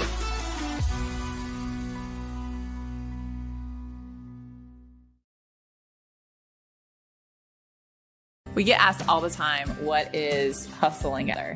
Yeah. It's kind of like a existential answer, I feel like. What is hustle and gather, really? What are yes. I guess so. But Hustle and Gather started really as a creative outlet for me and Courtney back in 2019. And I would love to say it's because we were bored and we were in a great place with business, but that actually is not the truth at all. Yeah. It was a really hard business year for us. Our business was still like all over the place. We were still trying to figure out really what we were doing, but we just knew that we loved talking to people about business and we really wanted to do more for others that wanted to be entrepreneurs. So we started Hustle and Gather. Here we go in 3, 2, 1. A little bit more about the evolution of your career. For the ripe old age of 24, I went into burnout. Now, oftentimes being a double minority, you don't have the living room, locker room factor. this because I tell folks, hey, you never know where your journey is going to take you. I'd come from working at Accenture doing IT consulting. Wow. And this was really a humbling experience to make 150 cold calls every day. The need is spectacular, and there's nobody doing it.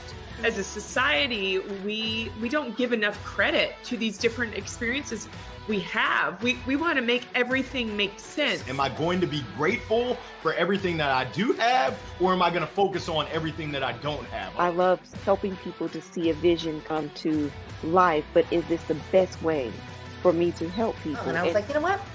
I don't think I should be unhappy like this. Tough people are greater than tough times. And not everything's going to make sense, and that's okay. To the point that you're saying is where we really do, we build on these things that happen to us in life. And you are such a great example of that. So let's dig into your story a little bit more.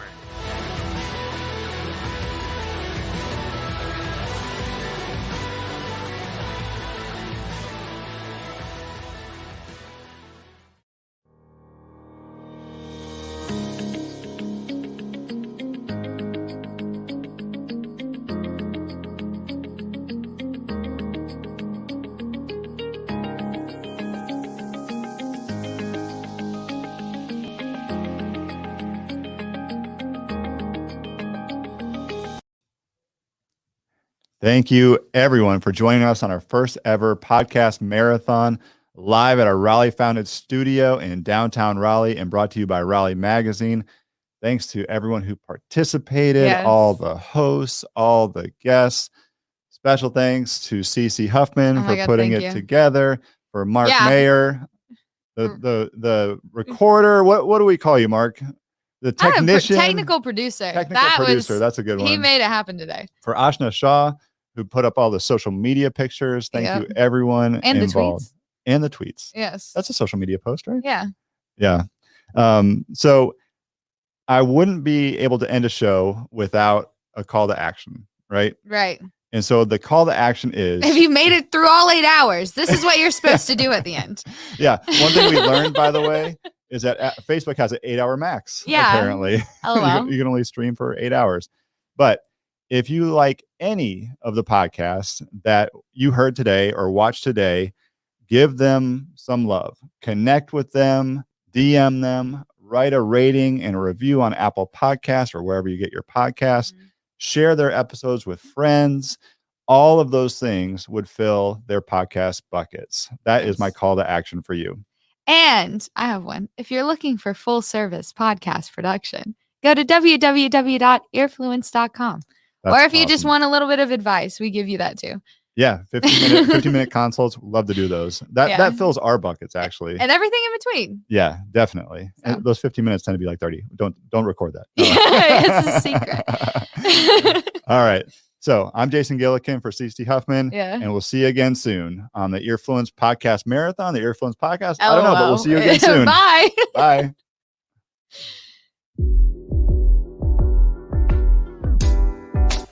I'm Devin Lewis. I work for Raleigh Founded. I am our on-staff graphic designer, but I also have my own design company, Devin Lewis Designs.